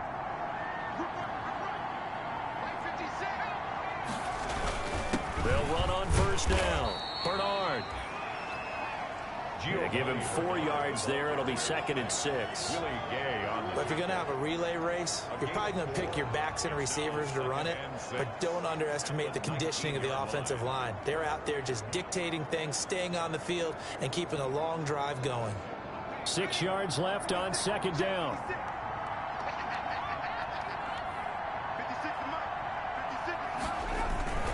Here's Bernard. And he'll get this down only to the 18. Just a gain of a yard there, and now it'll be 3rd down. And this is why aggressive defense coordinators love to blitz. It wreaks havoc because they end up taking their attention to the blitzers, freed up the D lineman to make the play. The Bengals on 3rd down. They've converted 3 out of 5 thus far. This will be 3rd and 5. Finley working out of the gun. That's complete. Bernard. And they've got it inside the 10 at the 8. They're able to convert on 3rd down, and that sets up a 1st and goal. And this is why trying to cover the angle route is so difficult. Anyone playing the linebacker position, when they see a running back out of the backfield widen because he heads towards the flat first, oftentimes you widen too much and overcommit. He cuts up inside, and that's what we saw there. A nice pickup for a 1st down.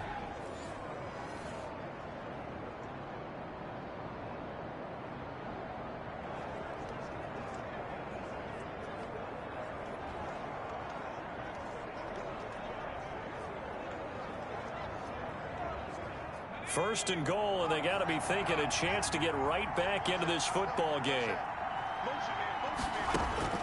From the gun, Finley. This will be caught at about the 5. And they'll get this from the 8 to the 5. Pickup of 3. A gain of 3. It certainly feels like there are more stars at the tight end position than there were even 10 years ago. And I think it's become more of a glamour position because of the ways it can hurt a defense, and guys want to be involved. They can be in line, close to the line of scrimmage. They can split out like receivers. But hands, route running, speed, and some toughness to go across the middle, you put it all together, you got a heck of a tight end candidate. Throwing again on second down. Finley. And a flag comes in as that one falls incomplete. Well, let's see who this is on. And since the penalty occurred in the end zone, move the ball to the 1-yard line. First and goal from the 1-yard line. Costly penalty.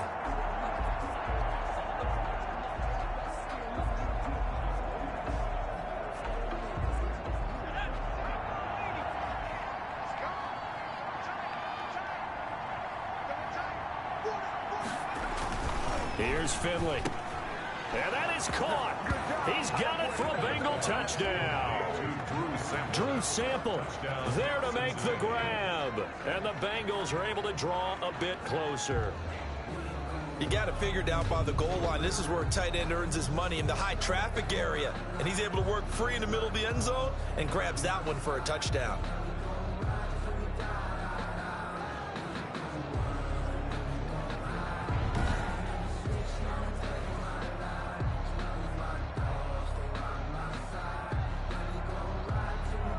Here's Bullock now for the extra point.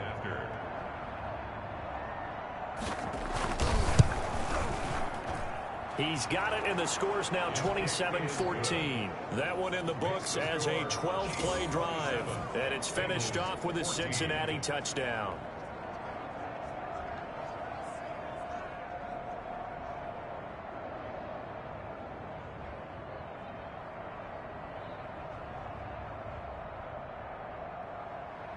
So not much time to speak of remaining in this first half as the kick's away. Taken in at the 3. And the tackle going to be made right there at the 25-yard line. At their own 25-yard line. KC's offense ready to take over.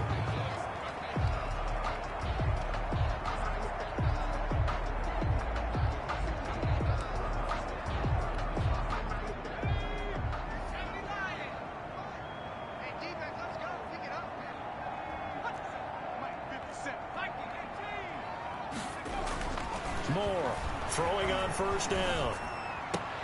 Man open, that's Byron Pringle complete. He'll be dropped after a gain of about 6 across the 30 to the 31. 6-yard pickup brings up 2nd and 4 at the 31-yard line.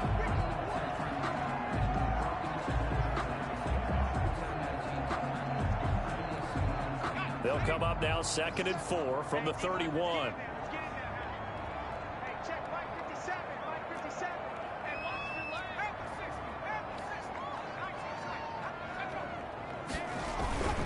On the ground, this is Williams. And they get him down, but not before he takes it across the 40-yard line. 12 yards there and a first down. Seemed like a couple sets of eyes were on the quarterback, so he decided, hey, I'm going to hand this off. Got a good gain out of it. And you know you need good blocking up front in order to gain yardage, but every one of these RPOs, if you do it right and they look the same, whether it's handed off inside or the quarterback keeps it, that allows you to fool the defense so often. And in this case, fooled them with the inside run.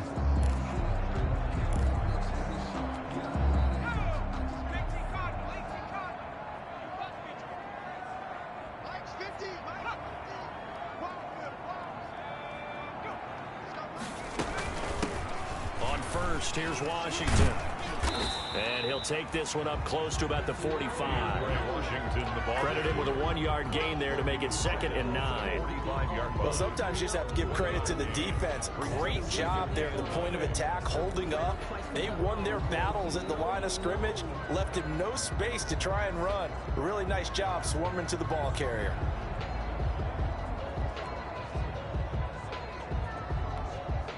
The run only got a yard. Here's 2nd and 9.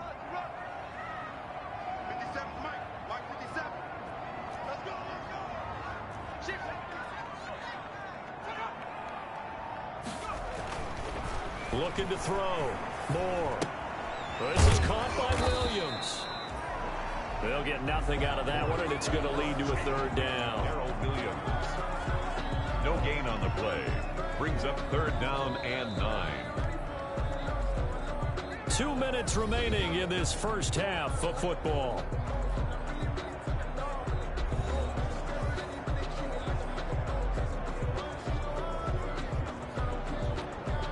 Coming up at halftime, I'll go from one personality, that's you, Charles Davis, to another one in Orlando, the coach. He'll have stats and scores from around the NFL. You and Jonathan Coachman both larger than life. No doubt about it. But you're stuck with me in this booth, yes, and he's miles away and smiling. And happy. The Bengal pressure gets him that time. Down he goes. Now the Bengals going to use the first of their timeouts. So as they take it over, we step aside.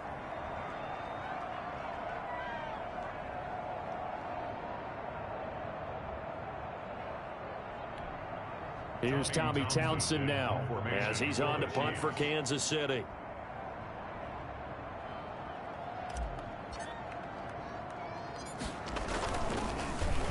And the punt team on now as this one's sent away.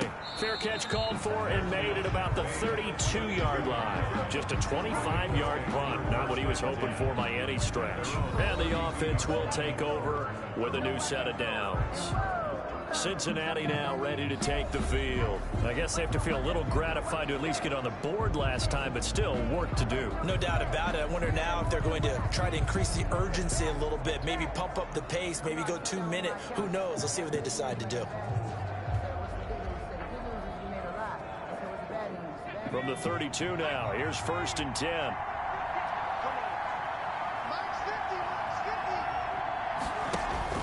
Operating from the gun.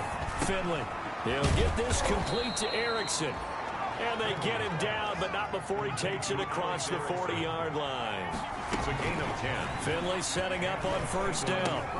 Underneath, this is Bernard. And he'll be taken down, but not before he works it past the 50.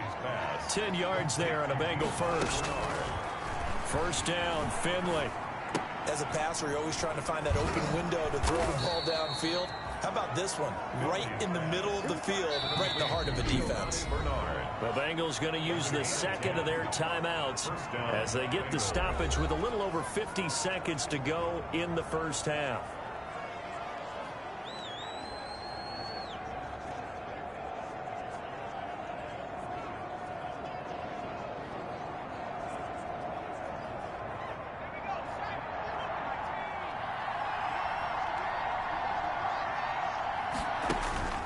Finley sets to throw on 1st down. Open man, Erickson. That's complete. 5 yards on the catch there. Brings up 2nd down. A gain of 5 brings up 2nd and 5 at the Chiefs' 33-yard line.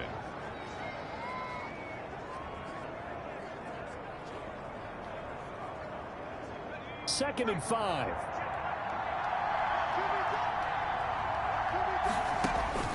To the air again, Finley. That's complete to the tight end Sample. And he'll be brought down with a 1st down as the tackle's made at the Chiefs' 19. Now the Bengals going to signal for their 3rd and final timeout as they'll stop the clock with 12 seconds to go in this first half.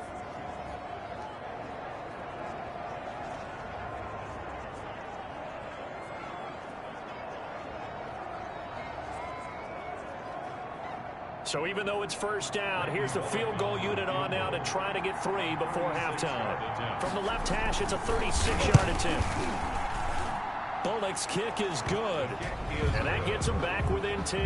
The score, Chiefs 27, Bengals 17. Well, not the best first half facing this deficit, but at least they did put 3 on the board before half. Yeah, it's a little bit like that stormy, cloudy day, and the sun peeks through just for a second. They saw the sun there. They're hoping to see a little bit more of it in the second half. Fielded just outside the goal line. And up to about the 26-yard line, just across the 25. At their own 26-yard line. The Chiefs offense about set to begin this drive. And from this spot in the field with the clock where it's at, you think we're just going to see a knee and that's it? And I think in this situation, that's the proper play. But we do know there's some risk takers out there that may want to take one more shot before the clock runs out. So we have reached halftime in our first preseason matchup of the year as we send you down to Orlando where Jonathan Coachman has our EA Sports halftime report. Coach. Okay, Brandon, thanks very much. Back to you guys in just a minute as we've started the countdown to opening night.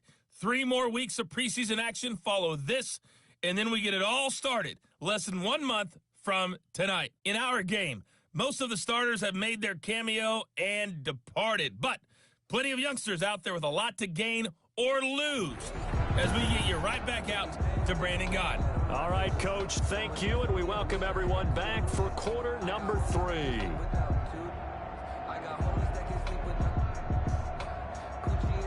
Probably not likely to see many starters in the second half as we get back at it underway in this preseason opener. Taken in at the 3.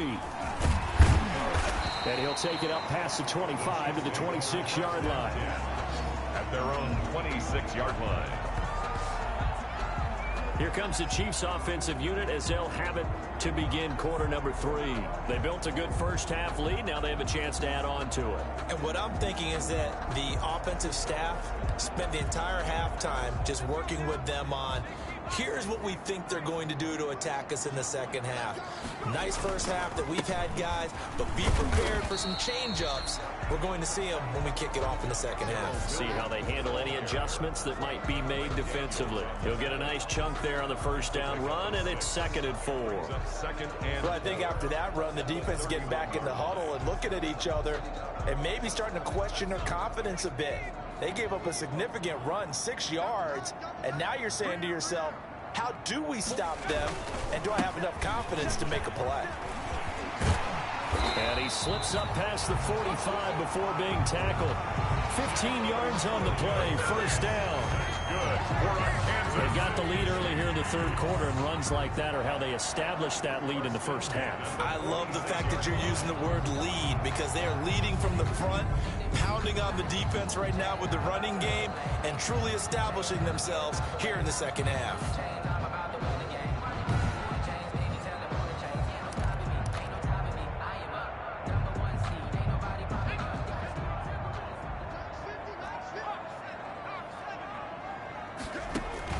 Now more on 1st and 10.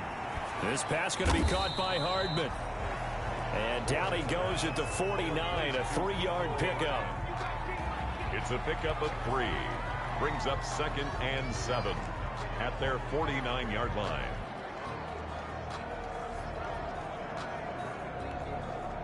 That first down completion only netted him 3.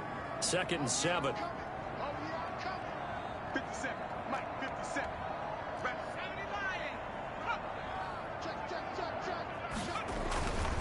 Now Williams. Takes to midfield, but no further. Just a yard there. The ball carrier. He was taken down at the 50-yard line. A gain of a yard. Brings up 3rd and 7.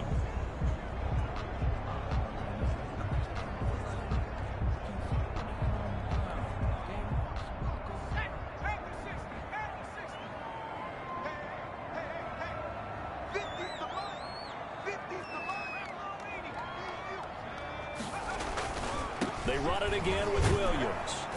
And they'll get him down about 3 yards short of the first. 3 yards won't be enough here as that'll bring up 4th down. A gain of 3. It's 4th down.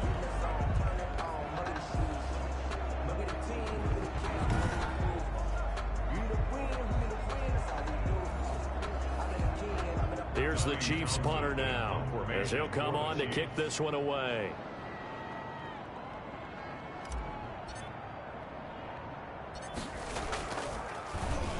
Oh, it's a wobbler here. Fair catch called for and made at the 16 or maybe the 17-yard line. A special teams mistake there, no doubt. Just 26 yards officially on the punt. So here are the Bengals now as they get their first possession of this second half.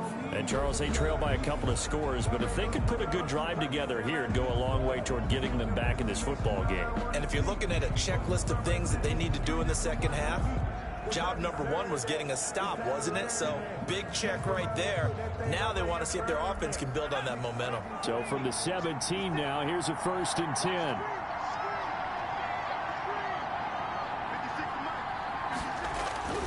A first down throw for Finley. Throwing over the middle, but it's incomplete. He was looking for Alex Erickson that time, but it'll be second down. We always talk about receivers. If the ball hits your hand, you're supposed to haul it in, but it is hard to adjust to a pass thrown a little bit behind you. That one was all the momentum going forward. Couldn't contort his body back to grab it. So after the incompletion on first, now 2nd and 10. Throwing again. Finley. He's got a first down and more past the 30. Finally taken down at the 32-yard line. 15 yards on the play. First down. A gain of 15. And the Bengals first down.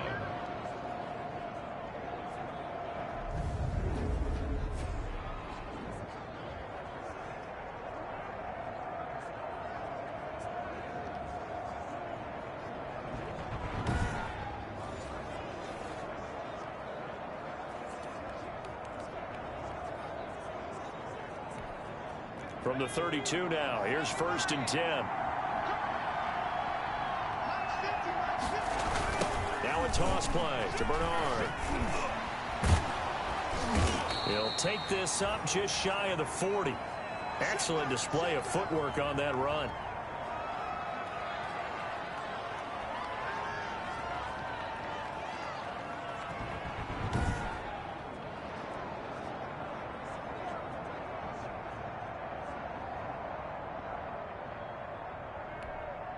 The last run got 6. Now 2nd and 4.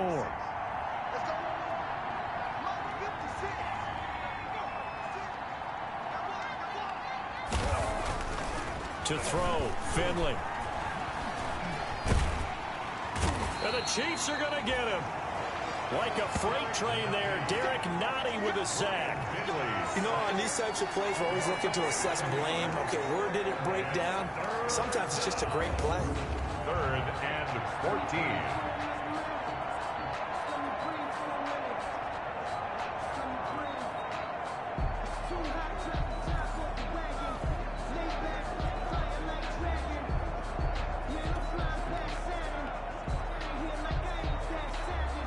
This offense in desperate need of a conversion as they come up on 3rd down.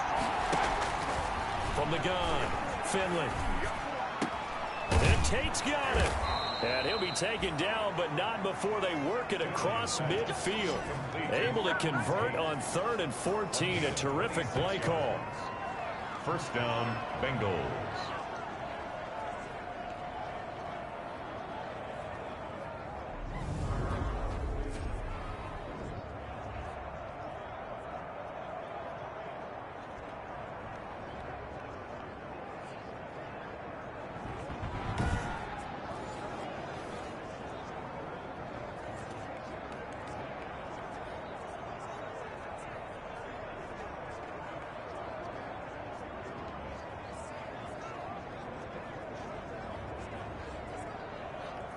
So now 1st and 10 in Chiefs territory at the 47.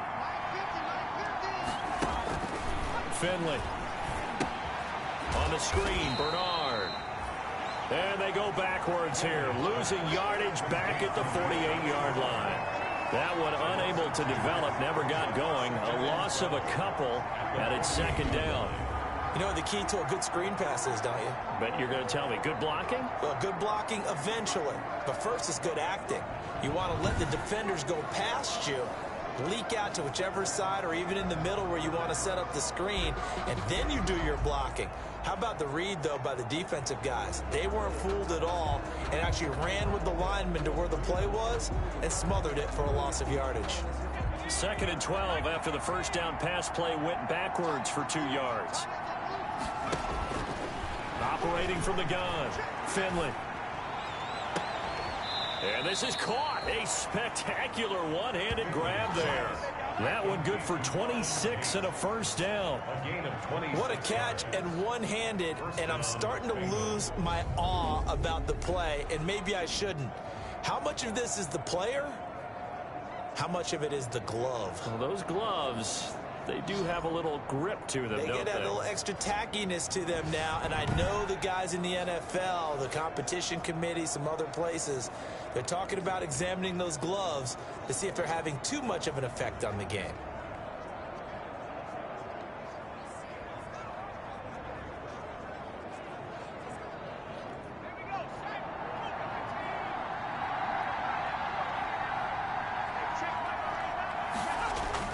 On 1st and 10, Finley.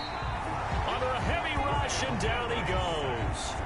Mike Pennell able to drop him for a loss of 4 from his defensive tackle spot. Well, this has been a pretty sizable drive. They've had some success. Finally, the defensive coordinator found some success of his own. I think he just simply said enough of that. Okay, they've moved the ball well. We need to force the issue from our end, and that's exactly what he did.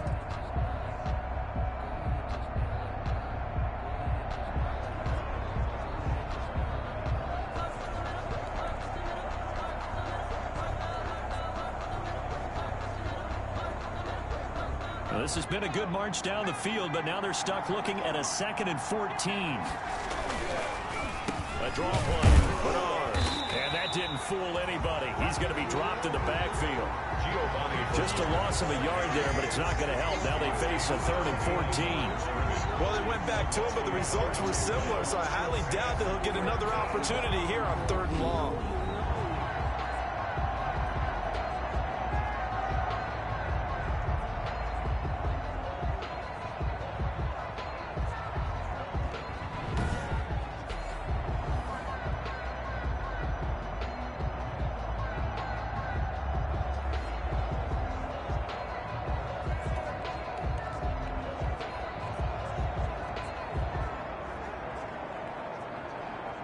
Couple of plays sent them the wrong way, and now they face a 3rd and 14. From the gun, Finley. And a throw there going to be incomplete. Even without a ton of pressure in his face, it just shows how difficult it is to pick apart his own defense. Those guys are sitting back, and they're not playing receivers as much as they're playing the eyes of the quarterback and when he delivers the ball. And for the 2nd time tonight, this field goal unit comes out here. He hit his first. Now this from 43. And Bullock will put this one through. And this is back down to a 7-point game. 27, Bengals 20. So the field goal there caps what winds up to be an 11-play drive. Well, partner, that's a lot of offense to run there to only get 3 points. So I just wonder, are they going to recycle those plays because they were successful in getting 3? Or do you go to another section of the playbook trying to find ones that get you into the end zone and get you 6? This will be fielded inside the 5. And they'll start this drive just across the 30. Pretty nice work on the return. At their own 31-yard line. Here's the Kansas City offense now as they get set to take over. They're out in front. Last time they had to punt it away. We'll see if they can add to their lead now. They don't want to go out and punt it away again. This team now wants to get a cushion, put people away. They want to run their offense and have it end up in the end zone. They begin the drive with Williams. It'll be a pickup of 10 yards. And that'll bring up a 2nd and just about a few inches here. Now, that was an excellent run. And when you see that happen, that's when you're seeing guys doing their job and then some people doing a little bit more. Offensive linemen and tight ends, they're expected to block. But the wide receivers, all they want to do is catch passes. So when they block on a big-time running play and create extra space, you've got to hit the jackpot there.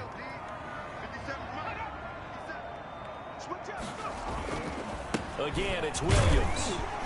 And to the 42-yard line here and brought down there. A gain of just a yard, but it's a first down. 2nd and inches is oftentimes an invitation for an offense coordinator to take a big shot downfield because he feels like he can come back on 3rd down and pick up the first down. But sometimes you just don't want to break tendency. Stay with what you are, stay with who you know, and go get the first down. That's exactly what they did.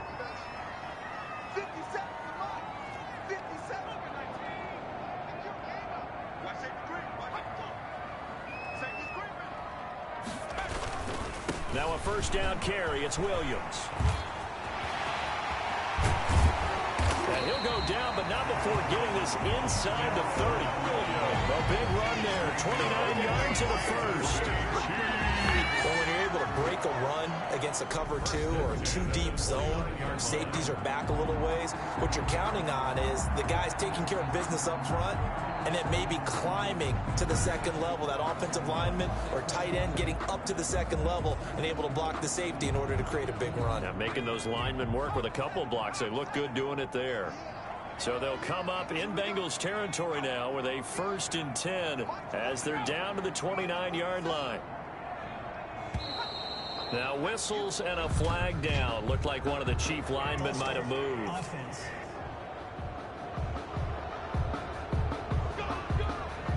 A false start backs him up 5. 1st and 15.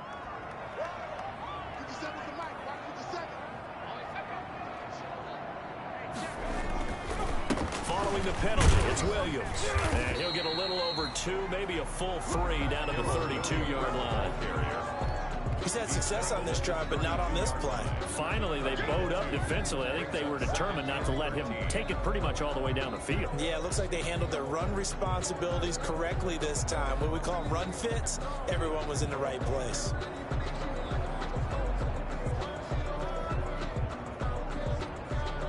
Behind the chains, 2nd and 13.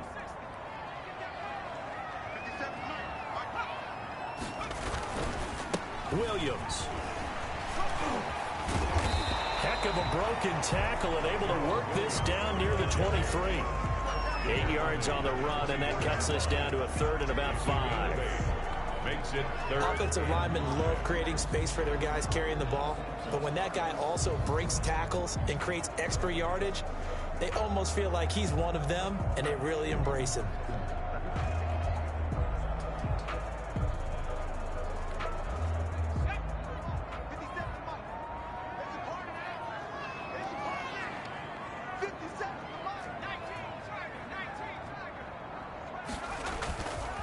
Play action. Moore. Got an open man. It's Pringle. And down inside the 15 he goes.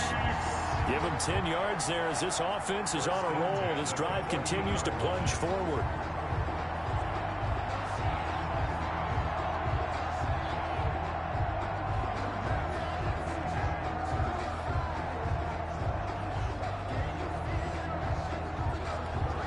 Here's a 1st and 10 at the 14-yard line. Go! 57's the mic. Watch 57. On 1st down, Williams. And he takes this into the end zone for a Chiefs touchdown.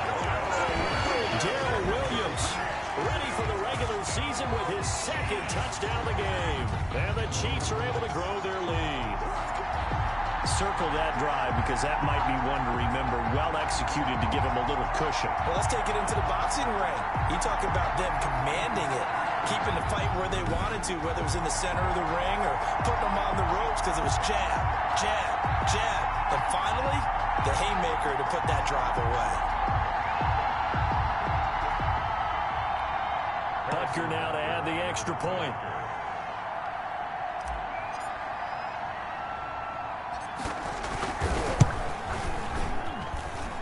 Lead is up to 14.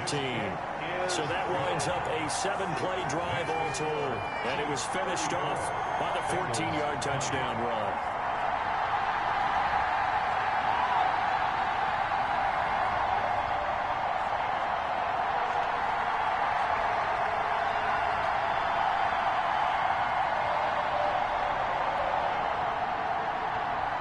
Harrison Butker to kick off for Kansas City.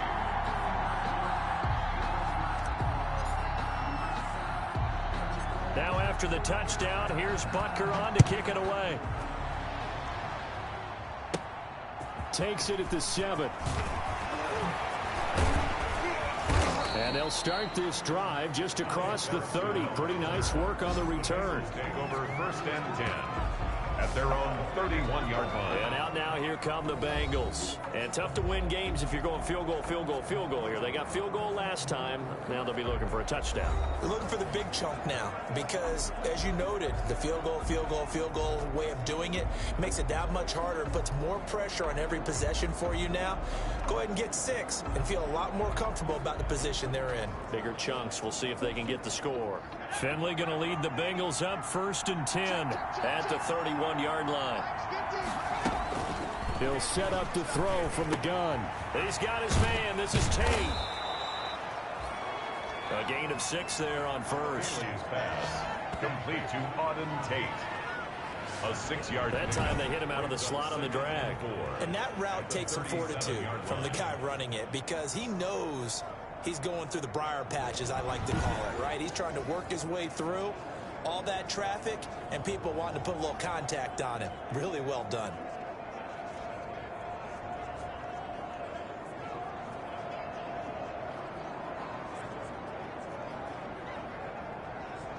Six yards was the pickup on the last completion, so here's 2nd and 4.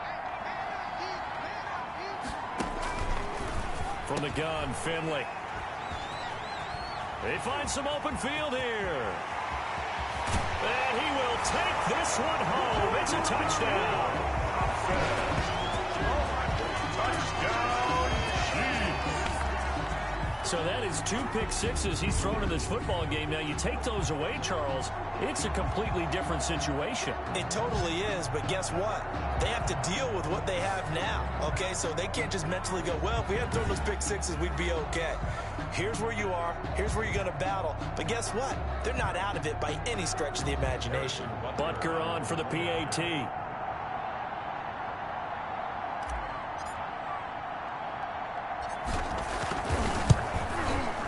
And the lead now to 3 touchdowns at 21 points. So the defense creating some points, not only getting the interception, but then returning it to the end zone for the pick-six.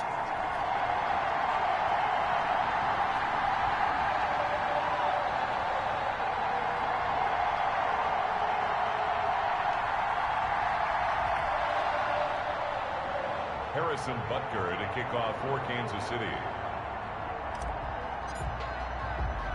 So they'll get another shot on offense following that pick-six. And now the kick is away. Oh, a mistake there. The kickoff out of bounds. Free kick out of bounds. Kicking team. And the kick goes outside the white lines. That's why the flag comes out. Yes, and that was an error by the kicker, and it will give the offense great starting field position.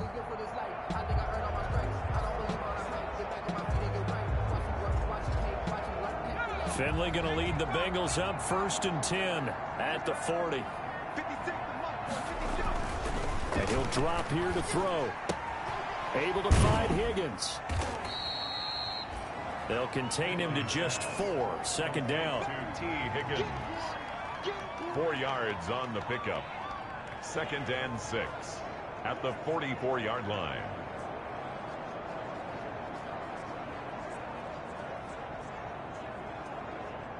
Four yards on that last completion, so that sets up 2nd and 6. They'll run it here with Bernard.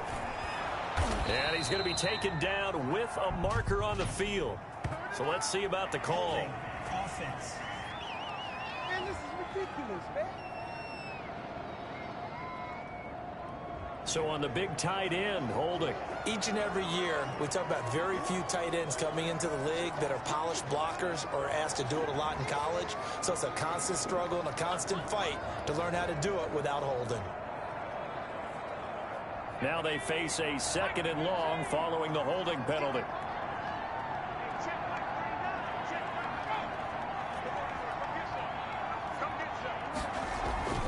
Finley now.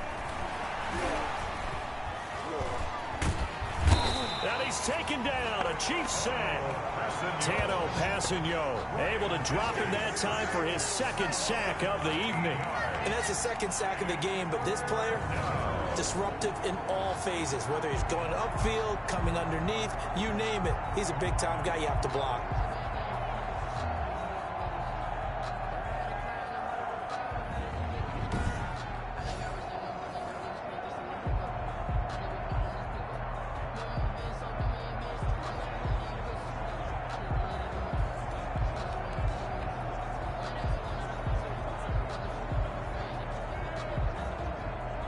Need something from deep in the bag of tricks here after first and second down went backwards. It's third and very long.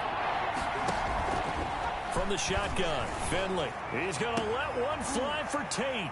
Oh, this is taken in. It's complete. A real letdown defensively. That was third and a bundle, but they allow the conversion. First down. Well, he's certainly trying to earn his way into some more looks in the offense once the regular season heats up. If he continues to make plays like that, I think QB1 will look his way a little more often once the regular season begins.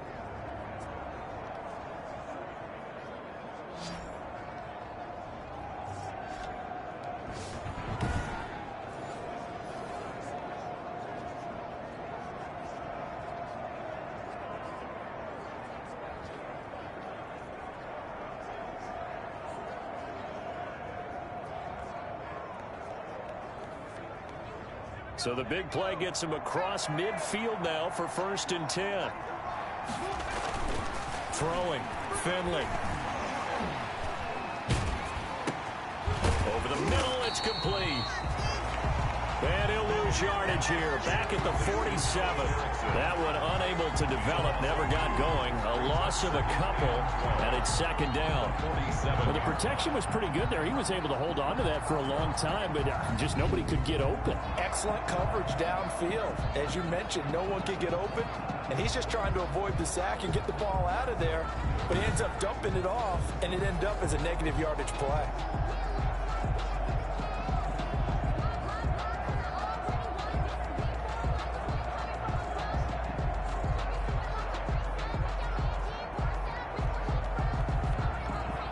Second and 12 after the first down pass play went backwards for 2 yards.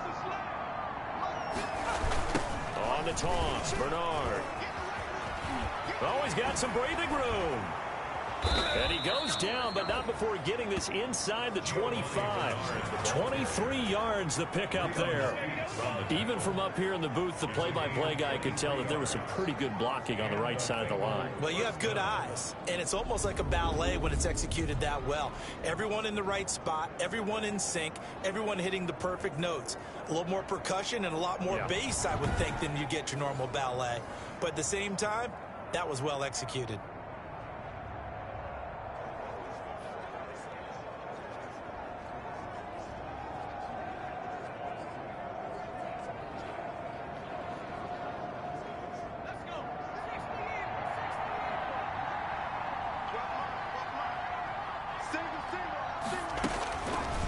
First and 10. Finley. Under pressure, and down he goes. They sack him back at the 36. Tano Passanio in there to get him yet again. That is his third sack tonight. They can't figure him out. My man, it's been a rough night for that offensive line, and it's only getting rougher. 5 sacks now that they've given up in this contest so far. It feels like the witching hour out here, doesn't it? Okay, stupid question. What's the witching hour? Yeah, the witching hour. That's when everything goes haywire late at night.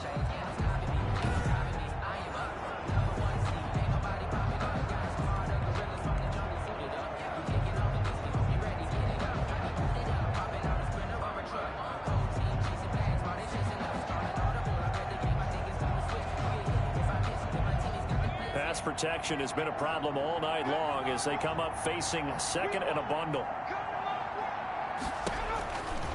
To throw is Finley.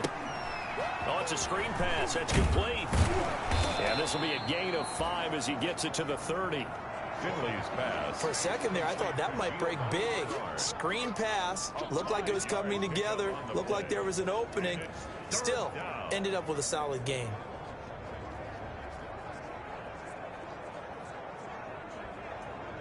This offense in desperate need of a conversion as they come up on third down.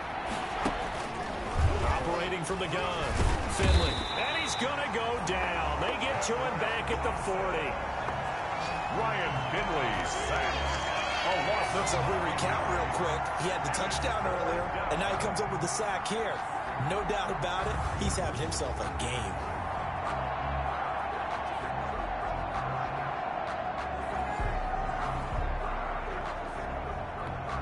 Here's Kevin Huber now as he's on to punt for Cincinnati.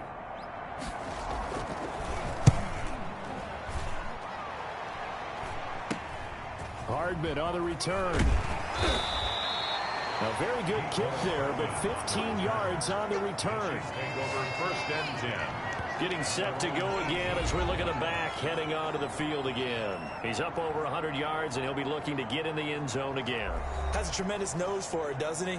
The ability to pile up yardage and find the end zone, that's the combination you want in your runner. That's a combination any coach wants, and we'll see if he can find that end zone once more. So from inside the 20, here's 1st and 10 at the 18.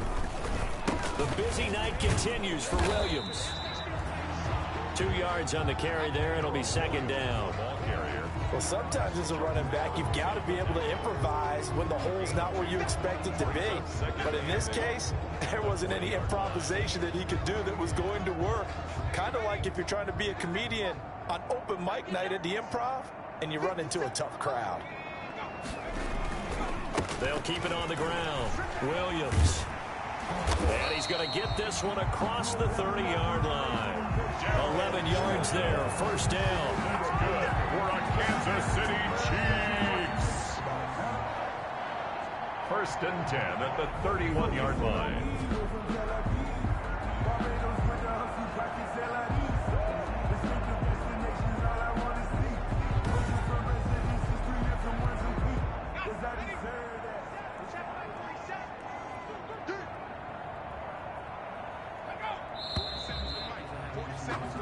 And that is going to do it for this third quarter of action. And that'll do it for the end of the third quarter.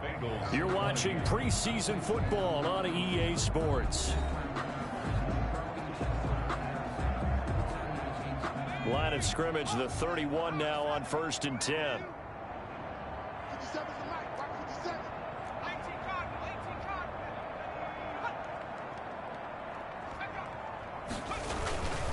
They'll run on first down. It's Williams. And he'll get this up only to about the 33. Give him a couple on the carry there. 2nd and 8. Entering. Call timeout. Super Sim.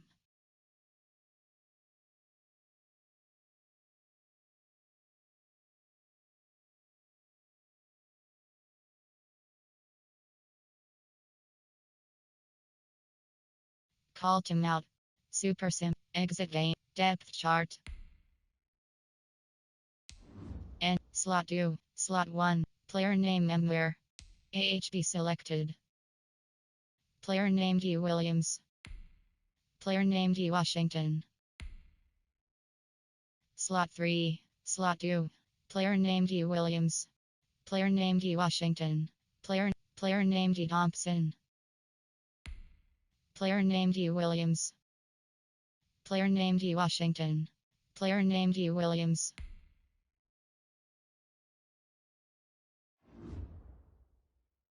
Resume. Entering. Coaching screen. We can't hear what's going on in that huddle right now, but I'll guarantee you at least one offensive lineman is saying, my bad, we simply couldn't move them off the line of scrimmage. We've got to do a better job trying to root those guys out of there. Running it, Washington. Give him 6 yards on the carry. It's going to be 3rd and 3 now. I think we can safely say that those types of plays are the backbone of this offense. We know not every run's going to be a big hitter, but you know they'll take that type of result on each and every attempt.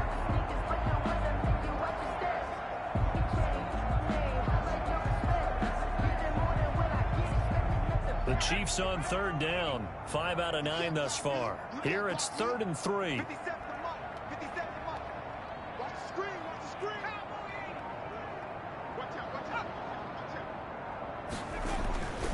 Right it back to Washington. And they're going to mark him down short, maybe by about a yard, if that. Only a yard on the pickup there, and it's going to leave them with a 4th down. But a good play is made on defense. Oftentimes, leverage is the key to everything. Defensive line not getting turned, all the other guys making sure they're in the right spot, and on that play, they were able to stop them short of a 1st down.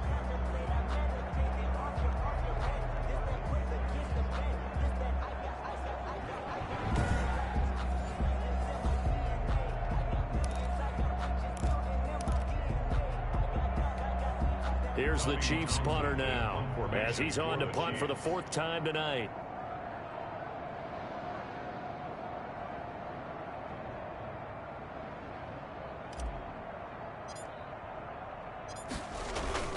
And now on 4th and 1, it's a fake. And the gamble pays off. They get the first.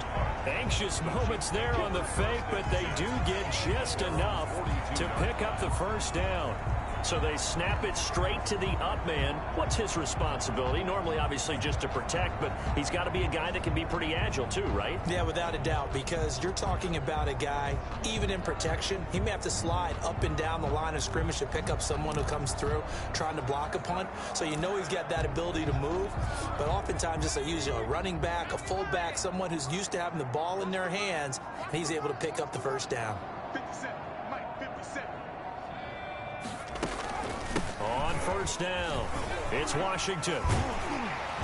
And taking it across midfield and inside the 45. It'll be a pickup of 16 and a Chiefs 1st down. Starting to look like this drive, it may be the final nail in the coffin. Well, this is why you work out so hard, right? This is why you spend all that time in the offseason. This is why you have those OTAs and mini camps. For these situations, these scenarios, to run someone into the ground and secure a victory.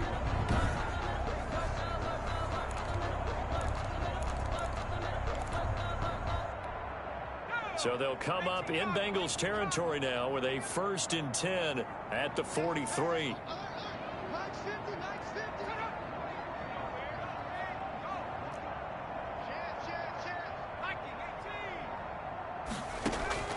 From the gun, Moore.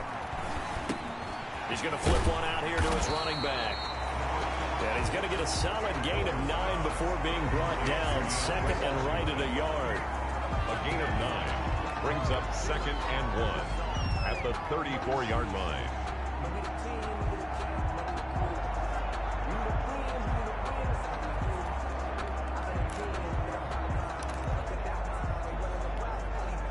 That last catch short of the marker by just a yard leaves him with a very manageable 2nd and 1. Check Mike 57, Mike 57.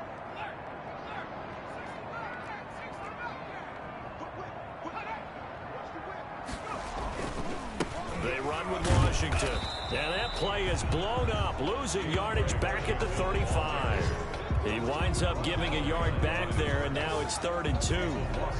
I have zero rooting interest in either team in this game. I only want a good game.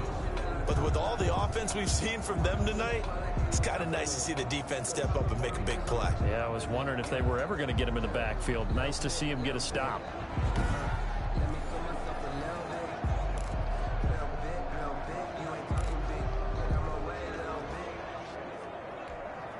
The Chiefs on 3rd down. They've hit on half of them, 5 for 10. This time they face a 3rd and 2. Staying on the ground with Washington. Oh, this is going to depend on the spot, but it's not a very generous one. He looks to be about a yard or so short. He needed 2, he got 1, and that's going to leave him with 4th down at a yard. 4th down and 1.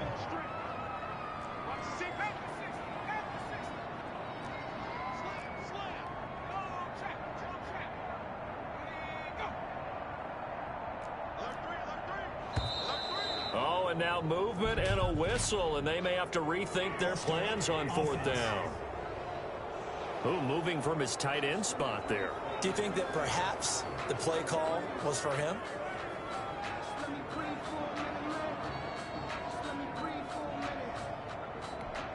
Here's the Chiefs punter now. On presumably to punt, though he did complete a pass earlier.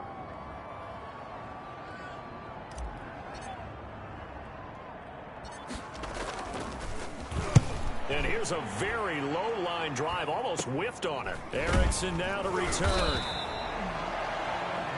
Well, pretty woeful there, just 23 yards on the punt. And possession will switch hands, 1st and 10. Now the Cincinnati offense ready to see what they can do here. And this showing really not a good one on either side of the ball, but still 3 more preseason games to follow and a lot to play for here for the guys on the field now as they're hoping to secure that roster spot.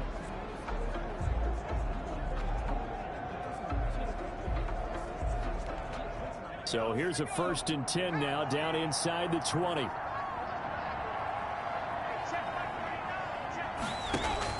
On 1st down, Finley.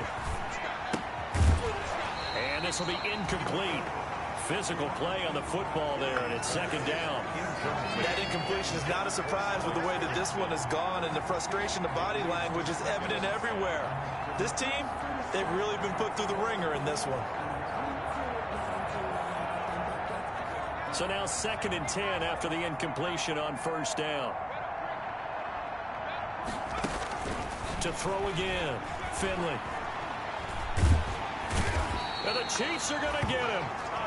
Taco Charlton in there to drop him, and that is the 7th time tonight that he has gone down.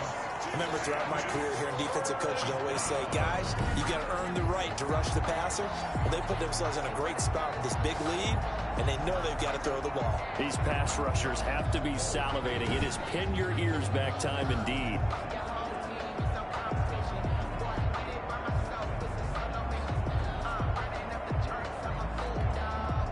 Bengals on 3rd down. They're hitting at 60%, 6 out of 10 thus far. This is 3rd and 16.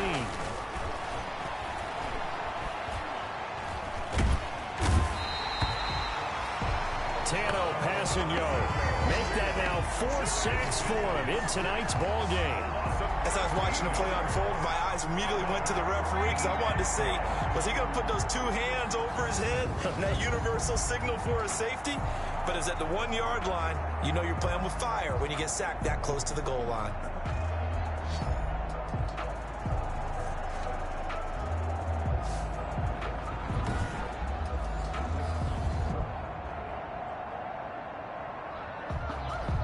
Here's Kevin Huber now as the drive goes backwards, so he's on to punt it away.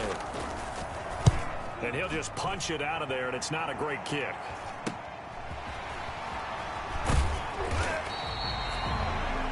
Pretty good punt there, but also a nice return of 12 yards. And the Chiefs will have excellent field position here as they take over. And now here comes Kansas City. It has been a dream start to the preseason thus far as they look to finish things strong in the 4th quarter. Line of scrimmage, the 31 now on 1st and 10.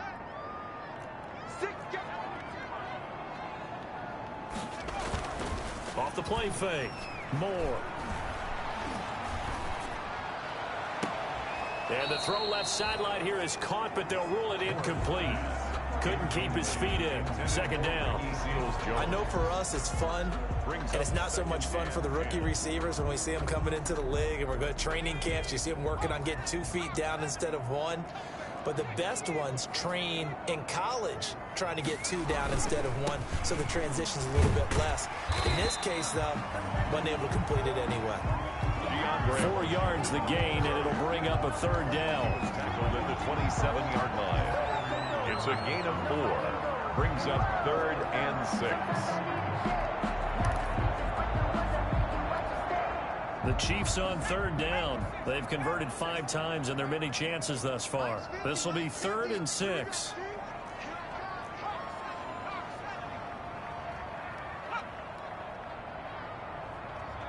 Someone moved. Flag is out. That's going to be 5 yards. And that'll drive coaches crazy. You work all week on dealing with loud crowds, on dealing with motion, and then you have a guy jump. That's going to go down as a loss of 5, and it brings up 3rd down.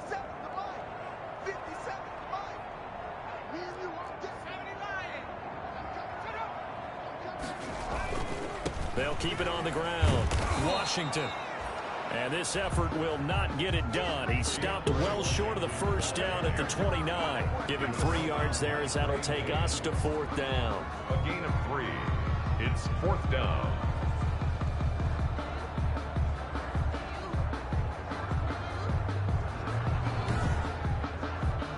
So here we go. The offense is going to stay out there. They're going for it on 4th and 8.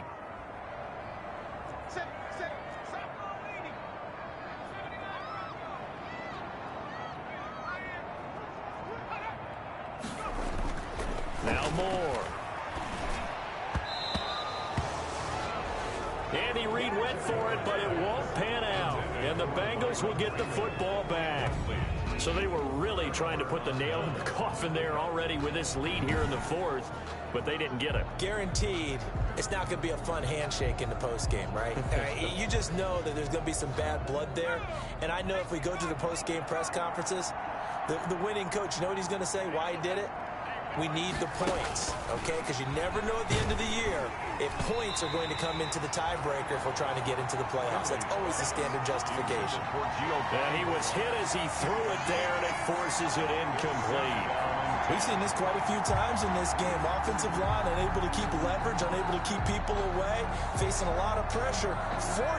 Fortunate just to get rid of it. One of the reasons they're down is that inability, though, to stop the pressure. We saw another example of it there.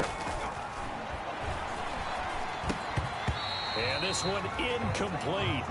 Too much contact to hold on to that one, and it's 3rd down. I have to give some credit to the defender on that when he read all of his keys perfectly and got a great break on the ball and able to force that incompletion. Now they face a 3rd and 10 after back-to-back incompletions. Now Finley. That's incomplete, but there is a flag down, so hang on. A big call coming on 3rd down.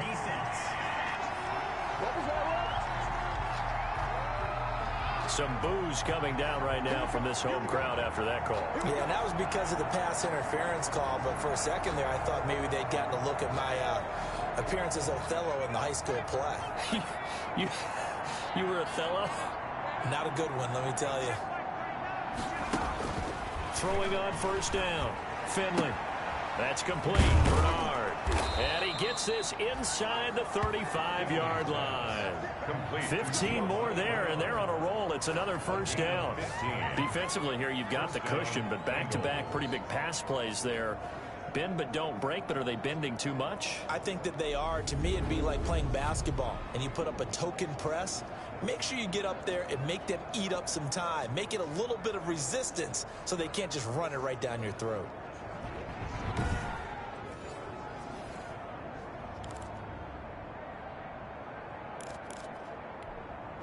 From the 34 now, here's 1st and 10. They'll throw again. Finley. This one hauled in by Sample. That catch good for only a couple. Partner, it's a lot of fun watching the NFL now, isn't it? Because when the big fella runs routes, it used to be when we were kids, he'd run about 3 different routes, and that was it. Now you can run anything and catch the balls we just saw there. 8 yards to go on 2nd down. Finley one more time. He completes it to Tate. And he'll be brought down with a 1st down as the tackle's made at the Chiefs' 20-yard line. A gain of 13. It's a 1st down. Well, I can put my defensive cap on right now, and I know they're saying don't give up any big plays now. They've controlled this game throughout, and all they want to do is see it through to the end. I think they let their guard down a little bit with that last completion. Sometimes when you're trying not to give up bigger plays, you don't react as fast as you should on other throws. Here's a 1st down throw that's complete. And he's tackled a yard short of the marker. Good gain of 9 on 1st down. They like going to him in the slot. He catches another one. I think this comes under the heading of until they stop him, why not go back to it? He has something going really well. Great working relationship with the guy throwing the ball, and they keep making the connection. That last catch short of the marker by just a yard leaves him with a very manageable 2nd and 1. And he'll go down. Brought down at the 20-yard line. It was Breland Speaks getting home to the quarterback that time. They've been moving the ball well offensively, really getting into a groove. Last play, pass completion. Now, finally, the defense gets there. And you have to find a way to disrupt their rhythm. Do you do it with coverage, or do you do it with pressure? They elected to go with pressure, and it was the right call.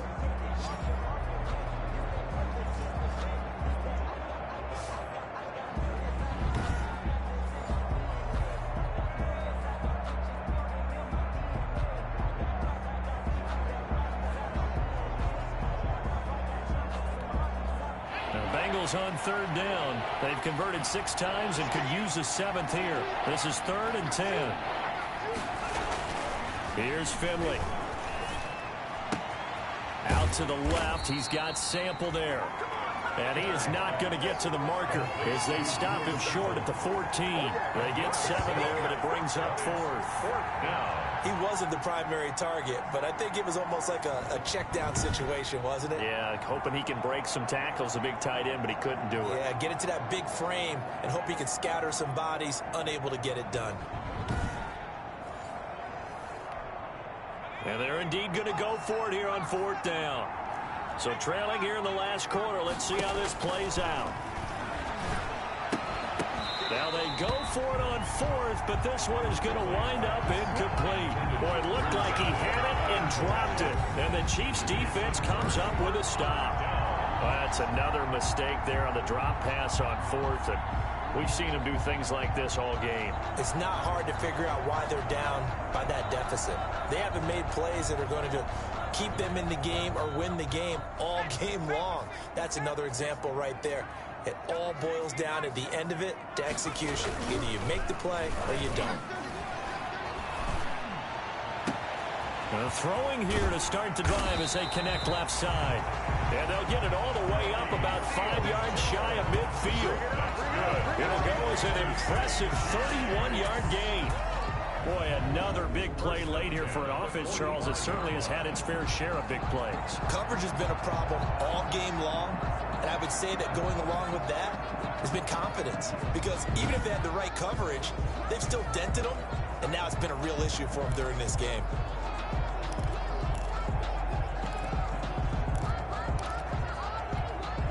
So that changes things. Here's 1st and 10 all the way up at the 45.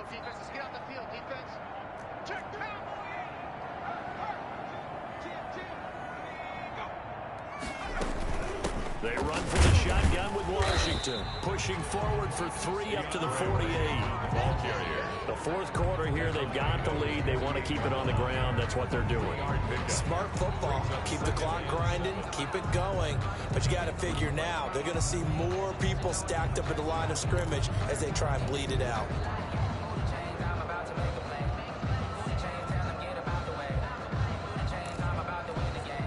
Coming up on 2nd and 7.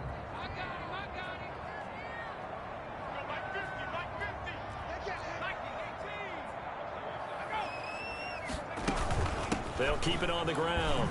It's Washington. And across midfield he goes and into Bengal territory. The ball carrier still about 3 yards shy of a first as the 4-yard pickup brings it to 3rd down. But that call makes sense because they've been throwing it well on this drive, and once again they show passing formation, showing the shotgun. Then they ran out of it. That's a nice play by them defensively, though, to hold it to a short gain. In need of a conversion on 3rd down. They had the big play to start the drive. Not much sense. Washington now out of the gun. And he is tackled inside the 40, not quite to the 35. That one good for 12 yards into Kansas City first. Now this is an example of breaking down a defense, because on a lot of these runs, he's getting past the point of attack, and guess what he's doing? Forcing the secondary guys to have to make a lot of tackles.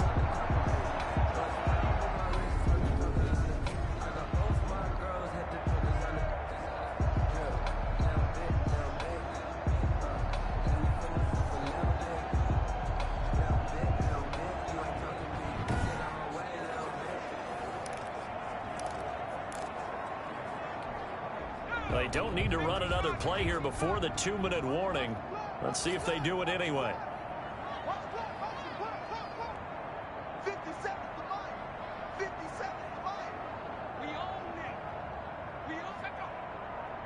Just 2 minutes remaining here in the 4th quarter of what has been a one-sided affair.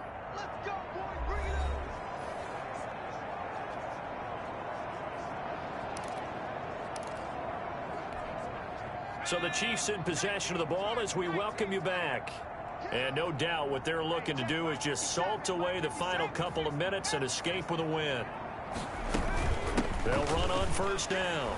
Washington. And down right around the 32-yard line, 4 yards on the pickup. End result of that one, a nice 4-yard gain, so you can use that to set up your play-action game, or you can come right back and continue to run the football because as an offensive play caller, you're on schedule and feeling pretty good about your next couple of calls. Coming up on a 2nd and 6.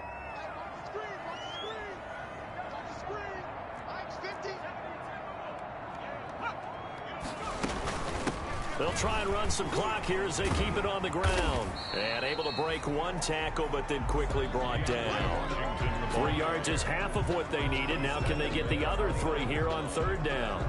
They're in a pretty good spot right now with a convincing lead. I think this is where they put on the boxing gloves and start to try and pound them into submission. And the offensive line, they've controlled this game. I don't see why that trend would change now.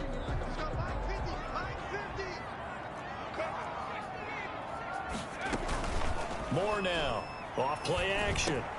He's got his man. That's Hardman. And he takes this into the end zone for a Chiefs touchdown. Mecole Hardman, 29 yards. And the Chiefs are able to extend their lead.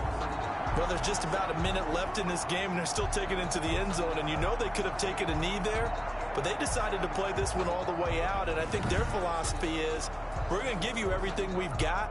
If we just go ahead and take a knee now, we're actually showing you disrespect that way, like taking pity on you. They're not about to do that to their opponent. Butker now to add the extra point.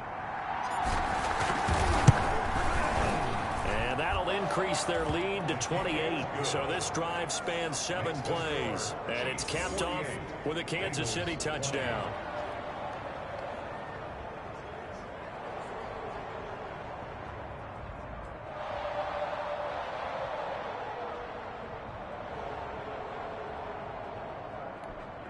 Harrison Butker to kick off for Kansas City.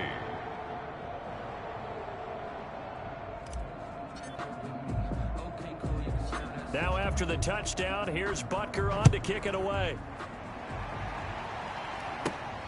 From the 10. And a nice return sets him up pretty good here right at the 30-yard line. The Bengals take over 1st and 10. At their own 30-yard line. Cincinnati set to take over once again. And certainly this not the performance that they were hoping for to begin the exhibition season, but still plenty to watch for in this 4th quarter.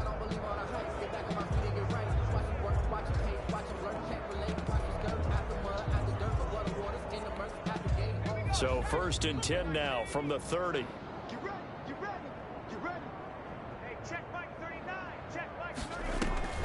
Finley working out of the gun. And he's taken down. A Chiefs sack. Tano Passanio. My goodness, make that now 5 sacks for him in this ball game. Really turning in an incredible performance. You never want to give up a sack. And from the O-line's perspective, they hate it for several reasons, especially because they felt like they let little brother down back there in the pocket. Oh, no doubt. They have a ton of pride, and they go into every job wanting to keep that guy clean. They want that uniform with no grass stains, no dirt, nothing on it, but it's really difficult. You're talking about some terrific athletes who are trying to put him on the ground. A lot of ground to cover. 2nd and 22.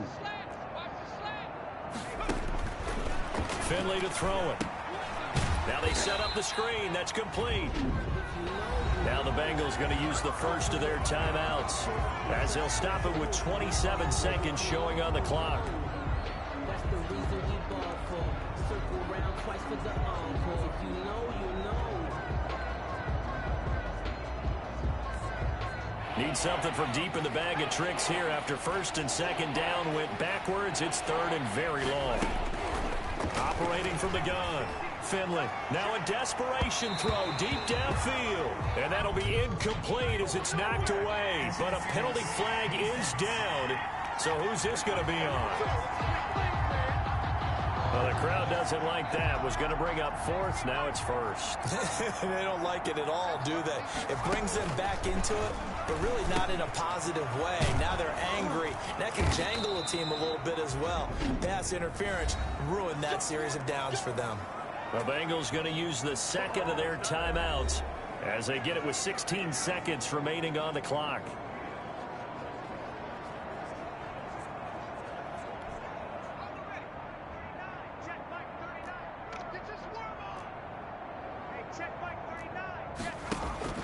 First down, Finley. That's taken in by Higgins. And he'll get this one down near the 20-yard line, just shy of the 20. And with just inside of 10 seconds to go, they'll burn their final timeout. 9 seconds left.